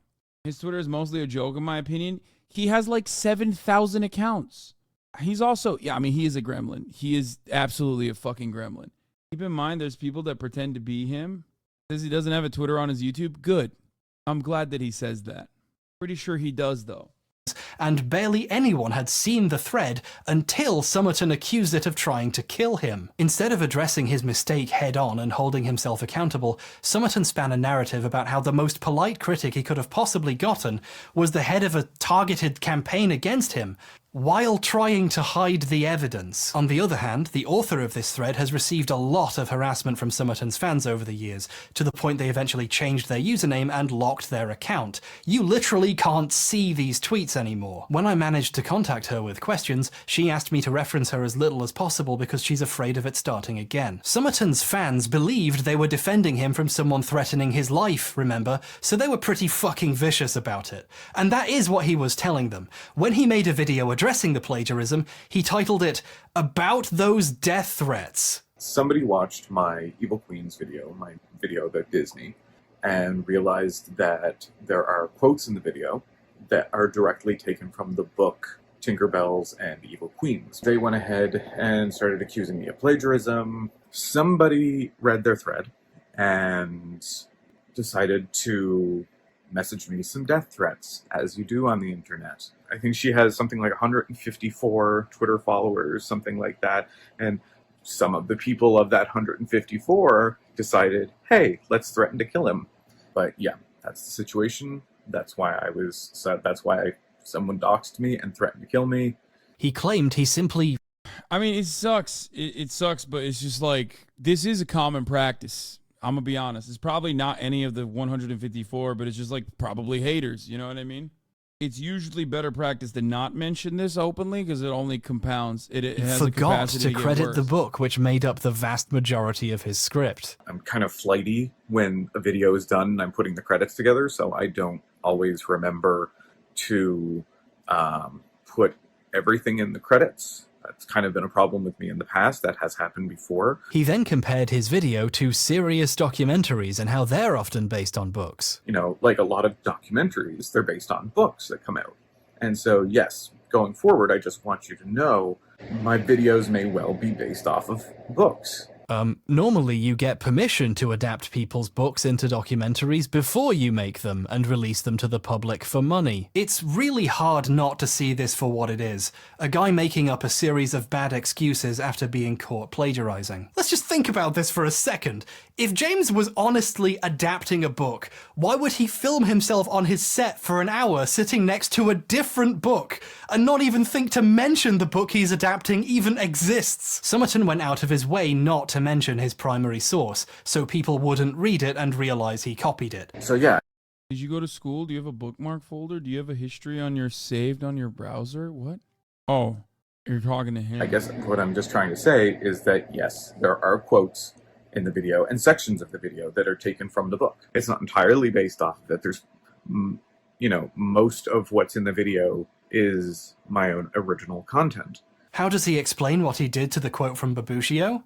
He doesn't even try. And if you don't want to support me anymore because not everything is entirely my original thoughts, then that's fine. So I would never have had the time to do that amount of research for a YouTube video. This video and all his YouTube posts about the plagiarism accusations were deleted soon after. I think Summerton realized there was no decent explanation for what he had done, so trying to explain it made him look worse. Instead, he started tweeting that he'd sent the video to the author to ask for permission to put the video up again. He was finally asking permission to do what he already did months ago. I'm curious how he explained all of this to Griffin. It sounds like Griffin asked to be credited properly because the old version of Evil Queens never came back up. Instead, a new one was uploaded. This version is exactly the same as the old one, except it has, based on the book by Sean Griffin, hastily added to the opening credits. In the span of a few days, the video graduated from not acknowledging the book anywhere to using it as a major source of research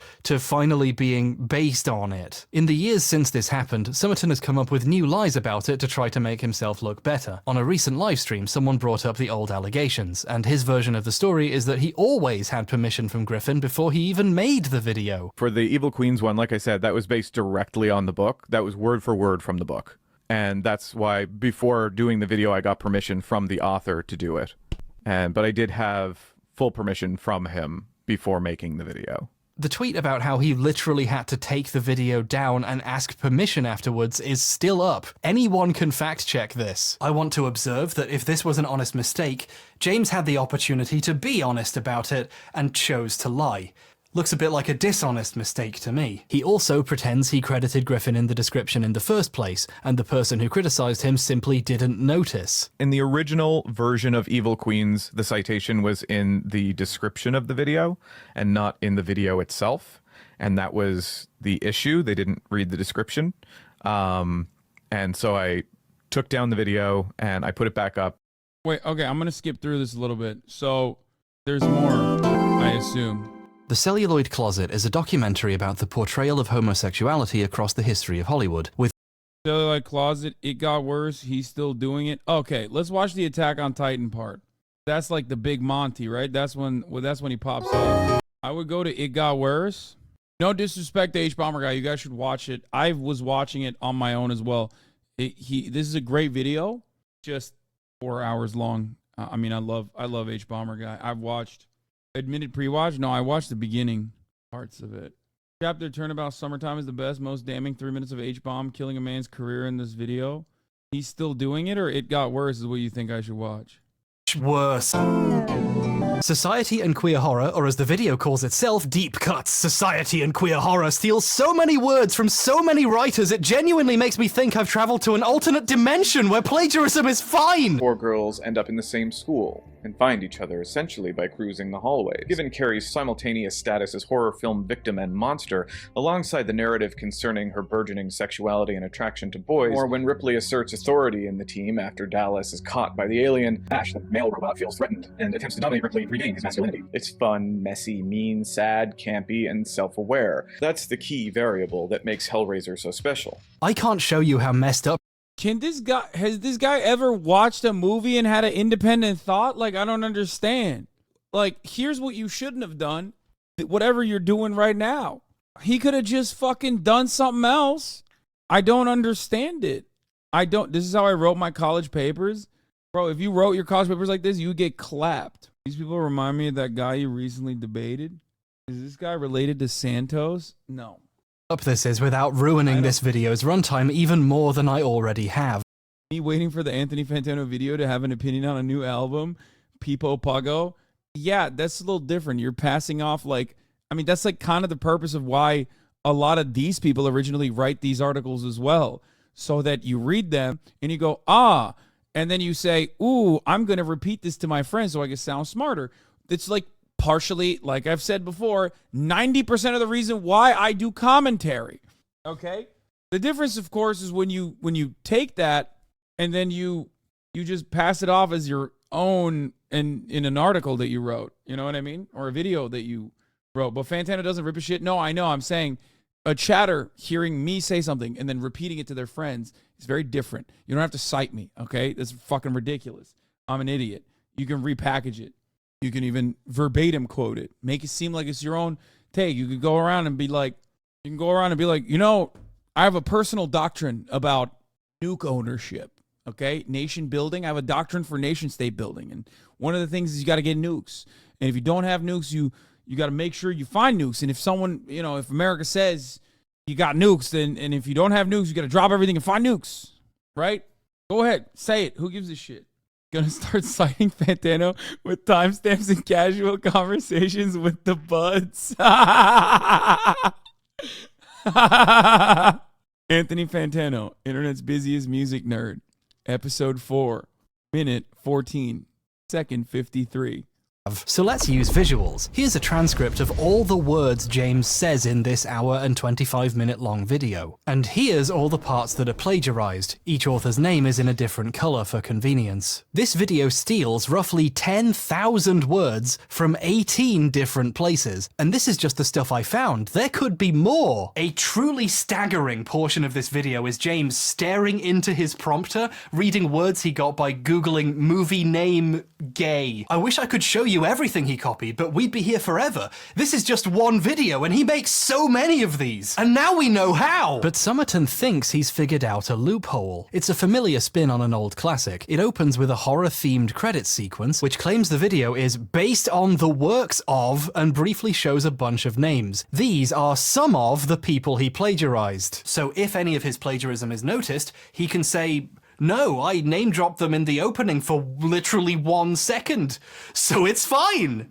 This is the stupidest thing I've ever... Anyone watching this video would assume this is Somerton showing his sources, or people whose work he read while writing the video, not people whose writing is the video, based on the works of Colin Arison. What does this is H-Bomber guy fucking honest Turnitin and shit, dude. It's crazy. Okay, he's still doing it. There's more, and then there was another thing you wanted me to watch, right? Wait!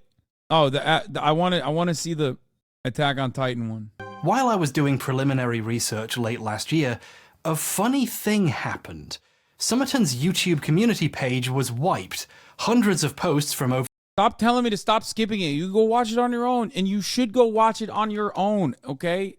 For several years, disappeared overnight. At this point, I'd spoken to a few of the writers Somerton had stolen from, and I wondered if maybe one of them had publicly accused him. But after doing some more looking, it turned out no, someone else had independently noticed they'd been plagiarized because there was still more! Seldom Musings, a WordPress blog, had made a post accusing Somerton of plagiarizing a blog post about Attack on Titan from 2013. And then I thought, wait, doesn't Somerton have a video from September 2022 called, like, Attack on Titan and the Death of Media Literacy? Well, he did. Finding an old link, it was suddenly set to private. Over 1.5 million views had been wiped from his channel. Huh.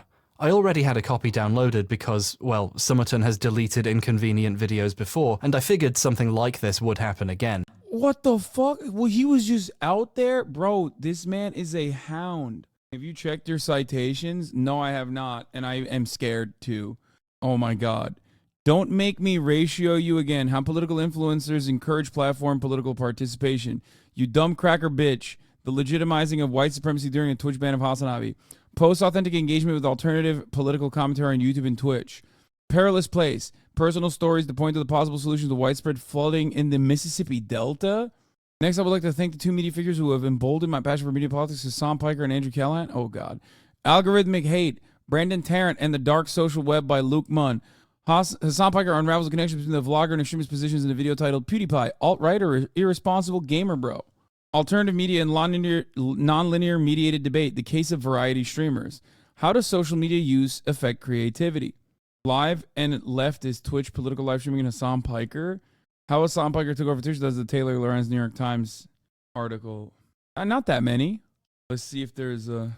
Okay. Dualism and unworthy legal practice. The marginalization of women's rights in Syria. Early marriage. Okay, that's not... Yeah, nothing came up when I... That's wild. Okay, let's continue. Not that many. 3K. Results actual moment. What? I've been going through his videos chronologically, so I hadn't got to that one yet, but what's kind of funny is I know I would have noticed this plagiarism myself if I had. That blog post has gone viral multiple times. It's one of the main sources for Western awareness of Attack on Titan's authors' right-wing views. If you're deep on anime fascism discourse, this is a classic post. I've seen it linked and referenced dozens of times over the years. It would make sense to point to this post if you were discussing the political implications of Attack on Titan, or you could even— There's 7 pages? What the fuck? Wait, what do you mean? No, the rest of these are silly citations. Oh my God, never mind. The direct and indirect effects of temperature, snow depth. Thanks to Hassan Piker for keeping me entertained throughout this extended experiment. Twitch streamers like Hassan Piker and whatever is happening on TikTok. Click. Political influencers of social media and introduction. Mr. Beast criticized for helping people. One of these critics is the Twitch streamer Hassan Piker. Wait, what? Dude, Dude, they write anything up in this bitch, bro. 3,000 results? That's too many results. I was mentioned 3,000 times. Politogram, leftist political Instagram, and horizons of knowledge. Extra life, an ODR meditation. Okay, I'm not even in that. Wait, maybe I am. Decoding the theme of hunting in half piker. Okay, see, that's it. The political turn of Twitch, understanding of live chat as an emergent space. Try hard with a vengeance, meaning making and boundary keeping on Twitch. Hasan explained that it was because of the emote spawned spam whenever a black person. Oh, the emote try hard. Lessons for journalists from virtual worlds. To know is to compare. Studying social media across nations, media, and platforms. Hasan Piker, young president of New Jersey. What the fuck?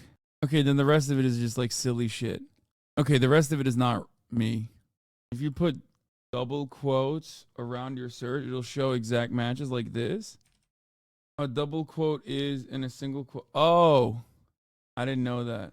I just did quadruple quotes, I guess. That's it. I've reached a crossroads after dedicating 3 decades of unwavering loyalty and support to HasanAbi. 30 years of emotions, countless moments, and immeasurable energy invested in a journey that has left me profoundly disappointed. Today marks the solemn conclusion of an era as I officially unstand HasanAbi. The weight of this decision is profound. Politogram, Extra Life, ODR. The political turn of Twitch, understanding live chat as an emergent political space. We saw all of this. Okay. Yeah, no, these are all the random shit afterwards.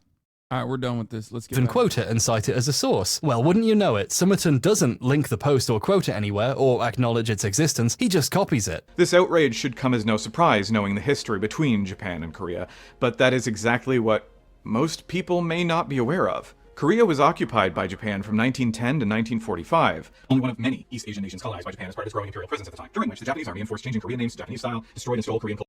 You're cited, it seems, in some book on rural queer life. What? Una corresponsalía multiformato para las nuevas audiencias. Oh, it's, wait, Emilio Domenech? Wait a minute. That's, I recognize that name. What does he say? I mean, this is like, Chris Hayes, streamers like Hasan Piker and whatever is happening on TikTok. What the fuck did Chris Hayes say about me? Die Erschöpfung der vernetzten Psyche, Sonderung der Online-Hypersensibilitäten. Okay, let's just... Cultural artifacts and locations, murdered the Korean Empress, forced Korean men into hazardous war efforts, forced Korean women into sexual slavery for Japanese soldiers, and tortured and massacred and experimented upon Koreans en masse. However, history books and classes in Japan have glossed over it. I mean, at least his, like, style has gotten... Emilio Domenech is a Spanish Poly Dix streamer. His name is, I feel like, I think I met him. His name seems super fucking familiar. And he does follow me on Twitter, but if not outright ignored these events. James doesn't acknowledge the writing he's stealing at all, though he does find the time to make a long opening sequence, James Summerton Presents, directed and edited by James Summerton, written by Nick Hergott and James Summerton. This site was active briefly in 2013, with a post in 2016 clarifying the blog was done. They came back 6 years later to talk about James stealing their work. The reluctance to paraphrase the same factual information speaks to a lack of imagination, not to mention a lack of research. He should be ashamed of the laziness of copying entire sentences into his script as if he wrote them himself. How can you say a fandom lacks media literacy when you can't even conduct your own research or compose your own analysis? Summerton saw the author call him a plagiarist and panicked and hid the video, deleted all his community. No, I can't see the law review article. Hasan is Abi. Is it your own fucking law review article? Is that what you're doing? Community post, so there was nowhere to leave a comment asking what happened this time. He was preparing for his plagiarism to go public and locking everything down. If what Summerton was doing was a defensible artistic choice, he'd be defending it, wouldn't he? He'd say, this is a normal thing to do and I'm going to keep doing it. Instead, he does it secretly and hides the videos when people notice. It's clear he knows what he's doing is wrong and would just rather keep stealing than actually do any work. But while we're talking about the Attack on Titan video, you know he didn't just steal one thing. The video's an hour long. No self-respecting marketing expert would do all that work himself. In this video, and only this video, he quotes several YouTubers, like he has their text on the screen and he reads it out. And he would never normally do that. He would just steal their words and pretend he came up with them. Which means he must be stealing from someone who quoted them. And, yeah. For a long time, anime fans had no way of knowing what their favorite writers and artists even looked like, let alone what they thought about the world. 3.5 minutes of this video comes from Geeta Jackson at Vice Motherboard. And yeah, when he quotes YouTubers, he's actually quoting Jackson quoting them. I can't believe I fucking called it. YouTuber Jeff Thu argues, it's because this discussion keeps happening, but it's also not. There's some really good criticism of Attack on Titan, and I think it's important to criticize it. Now, this isn't just an article quoting someone. Jackson reached out to Jeff for his opinion on this topic. There's nowhere else James could have got this quote, and this time he really fucked it up. At one point, he uses a quote Jackson got from historian and scholar Andrea Horbinsky. But remember how he sometimes find and replaces words like gay or trans to queer or LGBT to hide it? He accidentally did that to the quote! As they put it, these fans insist that feminism and LGBTQ people don't exist in Japan, and that any anime depicting either is woke garbage or similar. These fans are extremely angry at attempts to discuss the depictions of female characters in anime as something that could often use improvement, or the inclusion of LGBT characters, period. This is the most amateur shit I've ever seen. This is sub-high school level plagiarism hiding. You don't find and replace text in the quotes, James! People in Summerton's official Discord server were asking what happened to the video. On January the 1st this year, he said the video was coming. Say hi to Geeta's dad. He's a HasanAbi head. I know. Hi. Thank you for your loyal support.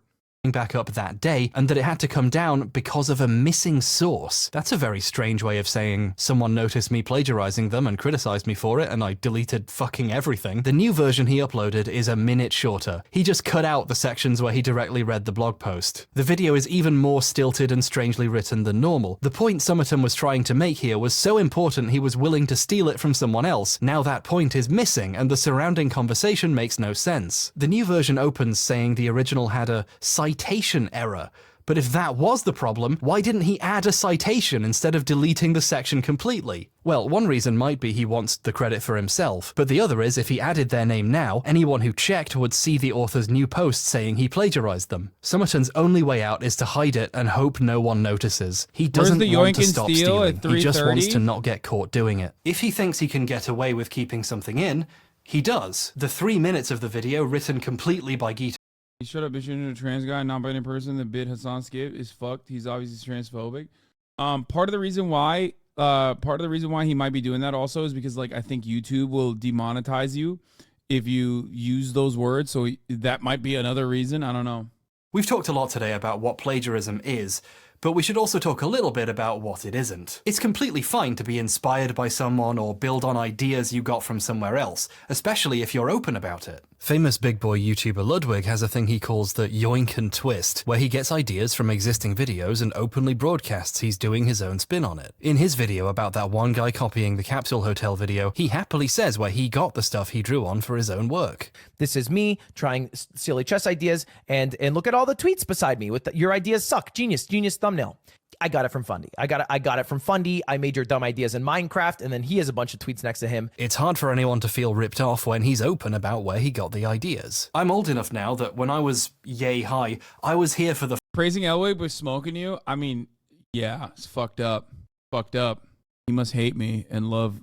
First time this conversation happened on YouTube. It's easy to get rose-tinted about the early days, the 240p wiki wild wild west before anyone had sponsorships or even qualified for ad revenue. There was no money in it, so people just made what they liked making. Things were better. The funniest thing has been people trying to be like, H-Bomber guy clearly fucking attacking internet historian because he doesn't agree with his politics, but defending Hasan because he agrees with his politics. And I'm like, bro, did you see like the original person that he took down for the entire video? Internet historian is like a brief moment of mention in a much larger takedown of a queer content creator. Like, you think he doesn't agree ideologically with the queer content creator? Or do you think it's because he doesn't agree with the actions there? It's very silly. Sorry, he loves the sponsor. No, I know. I know. Chat, I know.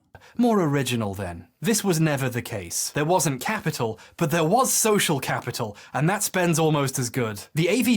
I saw people saying he gives you a pass because you're fucking friends is delusional, or maybe there's a difference between reacting to YouTube videos and passing it off as my own video that I made. You guys think you think that might be the difference? I don't know. IGN, one of the subjects of this video, had dozens of knockoffs vying for his spot. The Irate Gamer, The Game Dude, The Sega Kid, Urinating Tree, Armake21, Acoustic Rocker, Undercover Filmer, The Pissed Off Angry Gamer Man. Nintendo Shit Cube. Even before there was any money in it, we were drowning in people competing to be the guy calling NES Batman a shitload of fuck. But even back then, you could draw a line between people who cynically wanna be the guy and people who wanted to be themselves, but inspired and informed by ideas they liked. Second-generation critics, like the Spoony one, are open about drawing inspiration from Armake21, one of the better angry reviewers. And how many people claim inspiration from Spoony one today?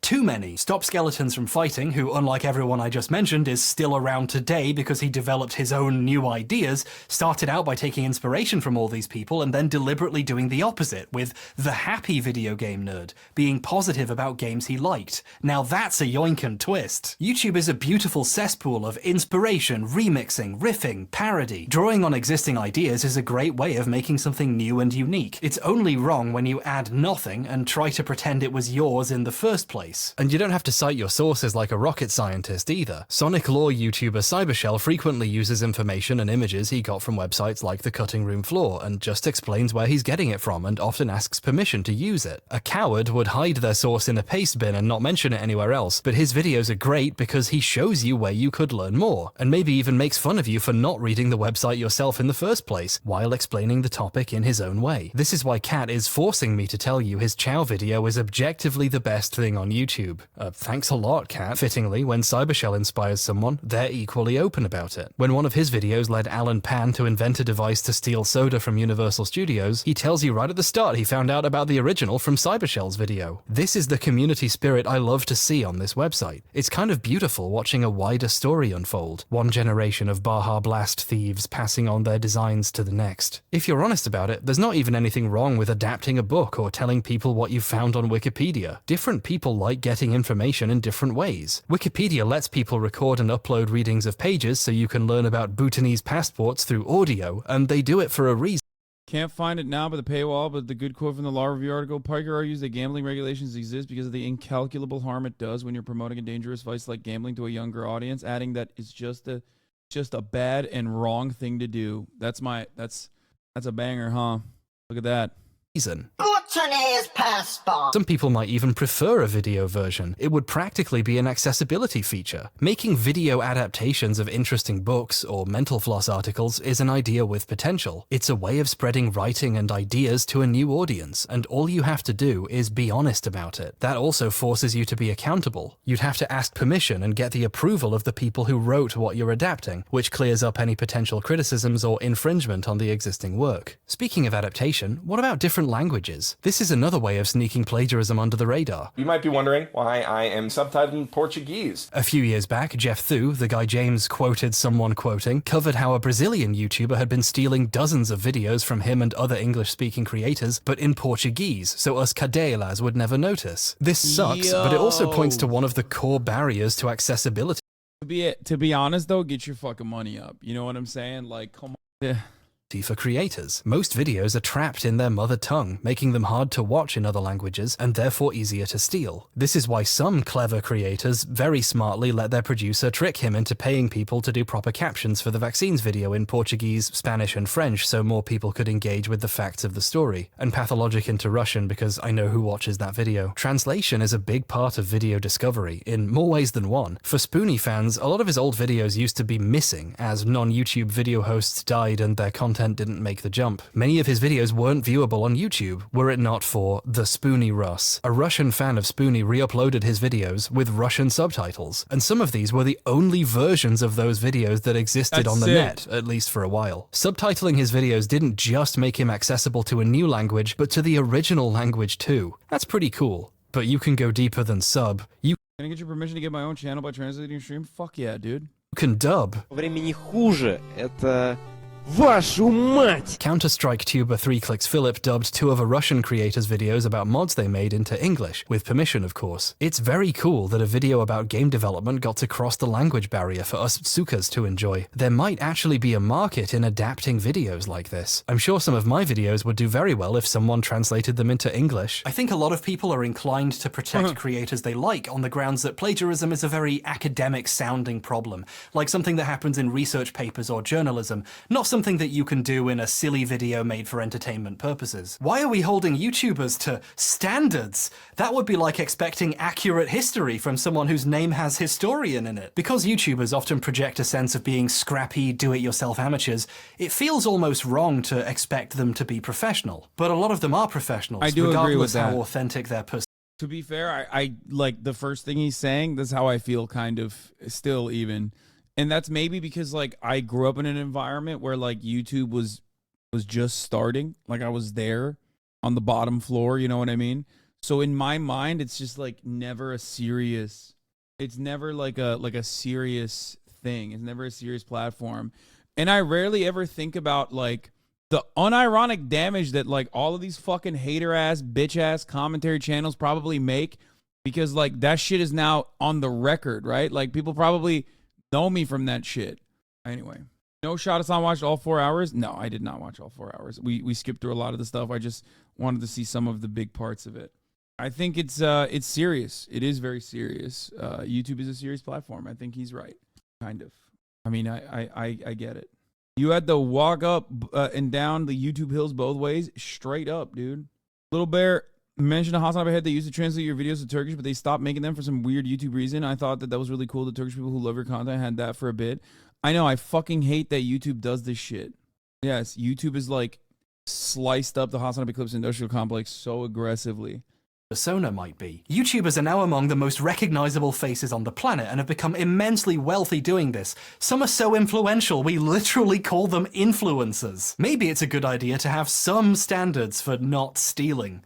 Maybe. In current discourse, YouTubers simultaneously present as the forefront of a new medium, creative voices that need to be taken seriously as part of the next generation of media, and also ooh small beans little babies who shouldn't be taken seriously when they rip someone off and make tens of thousands of dollars doing it. But on the opposite end, YouTubers who act like serious documentarians gain a shroud of professionalism which then masks the deeply unprofessional things they do. We just saw that with James. I think he's partially got away with what he's doing for so long because he acts so professional about it, so people assume there's no way he could just be stealing shit, so they don't check. And on top of that, a lot of James's videos contain obvious mistakes and made-up facts, which we haven't even had the time to get into in this video. But because they're often presented next to well-researched stuff he stole, no one questions it. I've seen James repeat a lie in his videos, and then other people claim it's true and link his video as the proof. He has helped to solidify misinformation by seeming like he's doing his diligence. To quote the great philosopher Danil Dankovsky,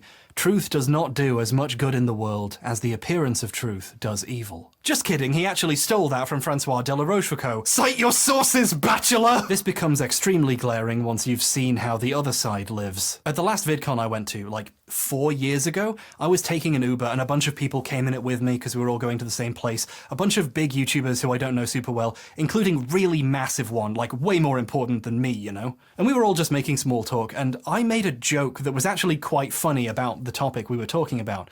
And this big YouTuber, she laughed and took out her phone and tweeted it. She heard my joke and just casually went, "Oh, I'll have that." And it became her joke. And she just took. What the fuck? Who was it? Does he mention it? Sniper Wolf? Yo. The pinned message? What is it? That's literally you, though? You need to do like a fundraising stream or something where you attempt to play Pathologic? What is that? Took it. People really liked the joke too, which felt kind of good, but not really. And what are you gonna do, complain? And start a massive public fight with someone extremely famous and get smashed into dust by thousands? He pinned you, dog? Who did? Who pinned me? She laughed. No one will see this, but you... laughed. Oh, a joke too, which felt kind of good, but not really.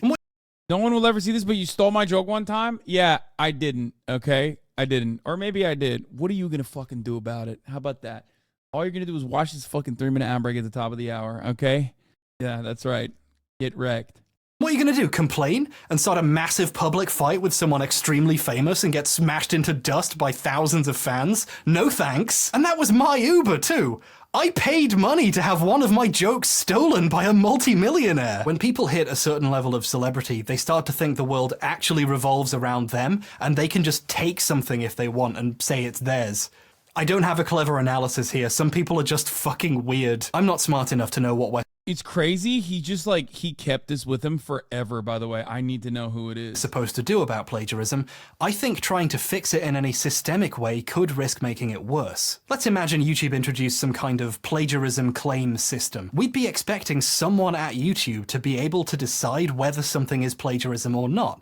And I don't like the idea of YouTube having any more power than they already have. If there was a system for handling plagiarism, the Illuminatis of the world wouldn't stop. They'd find ways around it. We've seen in this very video how easy it is to get away with copyright infringement. Just blur the logos and slap a filter. Chat complains about me stealing their fucking jokes while you just repeat what I say to your fucking friends to sound knowledgeable on the matter on a daily basis. I got your fucking number. Okay? Yeah. Oh, it's not the same. Oh, okay. Oh, wow, dude. Nice, dude. Yeah, okay. Yeah, you walk around talking about all these different things you heard on the broadcast. Yeah, you got, motherfucker. That's right. No, I changed some of the words. Over it. These systems are so untrustworthy, when Internet Historian correctly got copyright claimed for stealing an entire article, people automatically assumed it was some kind of mistake, because YouTube is quite fairly viewed as bad at handling this. Just as likely to shut down perfectly fair use work as called it is reparations. actual infringement of copyright. A system like this would also allow bad actors to falsely accuse people, which would create a lot of problems for their targets. People falsely copyright claim videos they don't like all the time already. It's happened to me. I almost had to give a Nazi my home address so that a video would go back up. I'm half expecting some of the people this video was about to try it with this one. Maybe let's not give YouTube any more easily exploitable features. I want my joke back, but I can live without it if it means not giving the bad guys another toy. Simply being able to talk about plagiarism and bring attention to it and let people decide if something is and who they want to support going forward, that's good enough for now. But don't take my word for it on this. I'm certainly not. Someone smarter than me might come up with a better idea,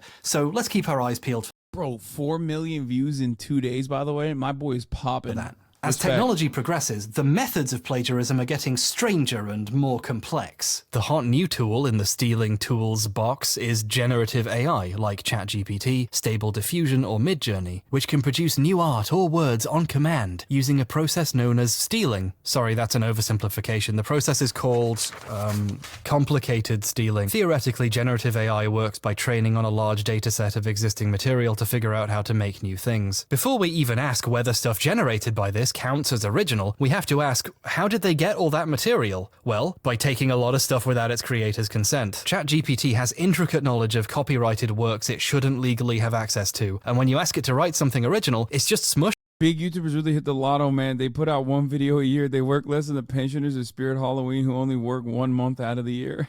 Oh, man. To be fair, I wouldn't even say H-Bomber Guy's a big YouTuber. He just, like, chills and makes YouTube videos when he feels like it. You know what I mean? His Vaccines and Autism, A Measured Response is so fucking good. Like, him, Sean, too. Like, they really, when they pop, they fucking pop. You know what I mean? Respect to them. I do not have the time or the attention span to sit down and basically make that kind of video. Yeah, the fucking Aquaman is like a classic. Don't play Pathologic, HasanAbi. You can't hack it. What is Pathologic? Why do people try to get me to play game? What is happening? That's because you sit down and live stream 10 hours a day. Yeah, but I like doing that. I like live streaming. I would not be able to do other things is my point. Did he talk about Palestine yet? No. I would never do that. I would never talk about it. I would never talk about Palestine. It's better experience through the RPS article from 10 years ago. I don't even know what that is. Pathologic is genius, and here's why. 4 years ago, 9 million views. I mean, like I said, the man's great. He makes great fucking videos. Love his stuff.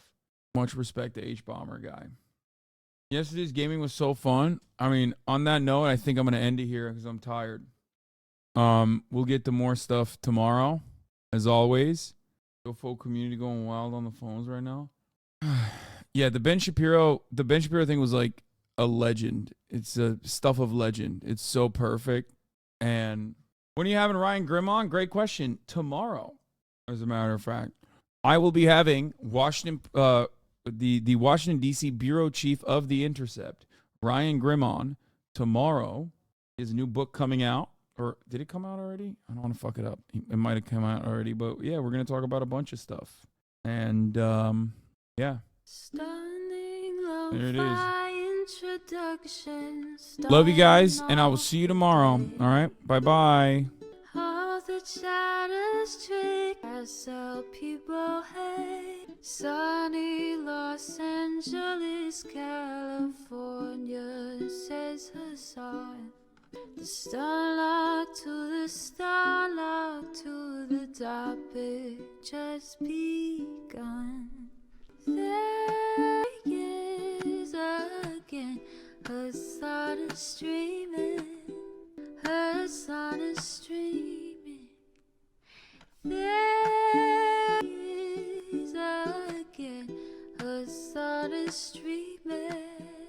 Hasan is streaming. Review in the P.O. box. Uncle Uger's face. Sudden Discord agitprop. Great names take on breaks. Tiny Bernie Sanders, LGBTQ Air Force. The whole left at your fingertips, Ane at your door. H3 crowded debate, the Young Turks online show. 3 full fucking years of this, plenty more to go. 90-day fiance, talks of champagne bourgeoisie. A Trump rally live reaction, a mass riot at DC. There he is again, Hasan is streaming. Hasan is streaming. There he is again. Hasan is streaming. Hasan is streaming. Reading live stream fair comments, Austin show chat advice, and all the ways the right-wing pipeline can suck you in online. JCS react, Lord frame gets broken, cover blown. A full-blown mass pandemic, monster streaming at your home. Total radicalization coming out to find. The system you were taught to trust in was broken the whole time. All the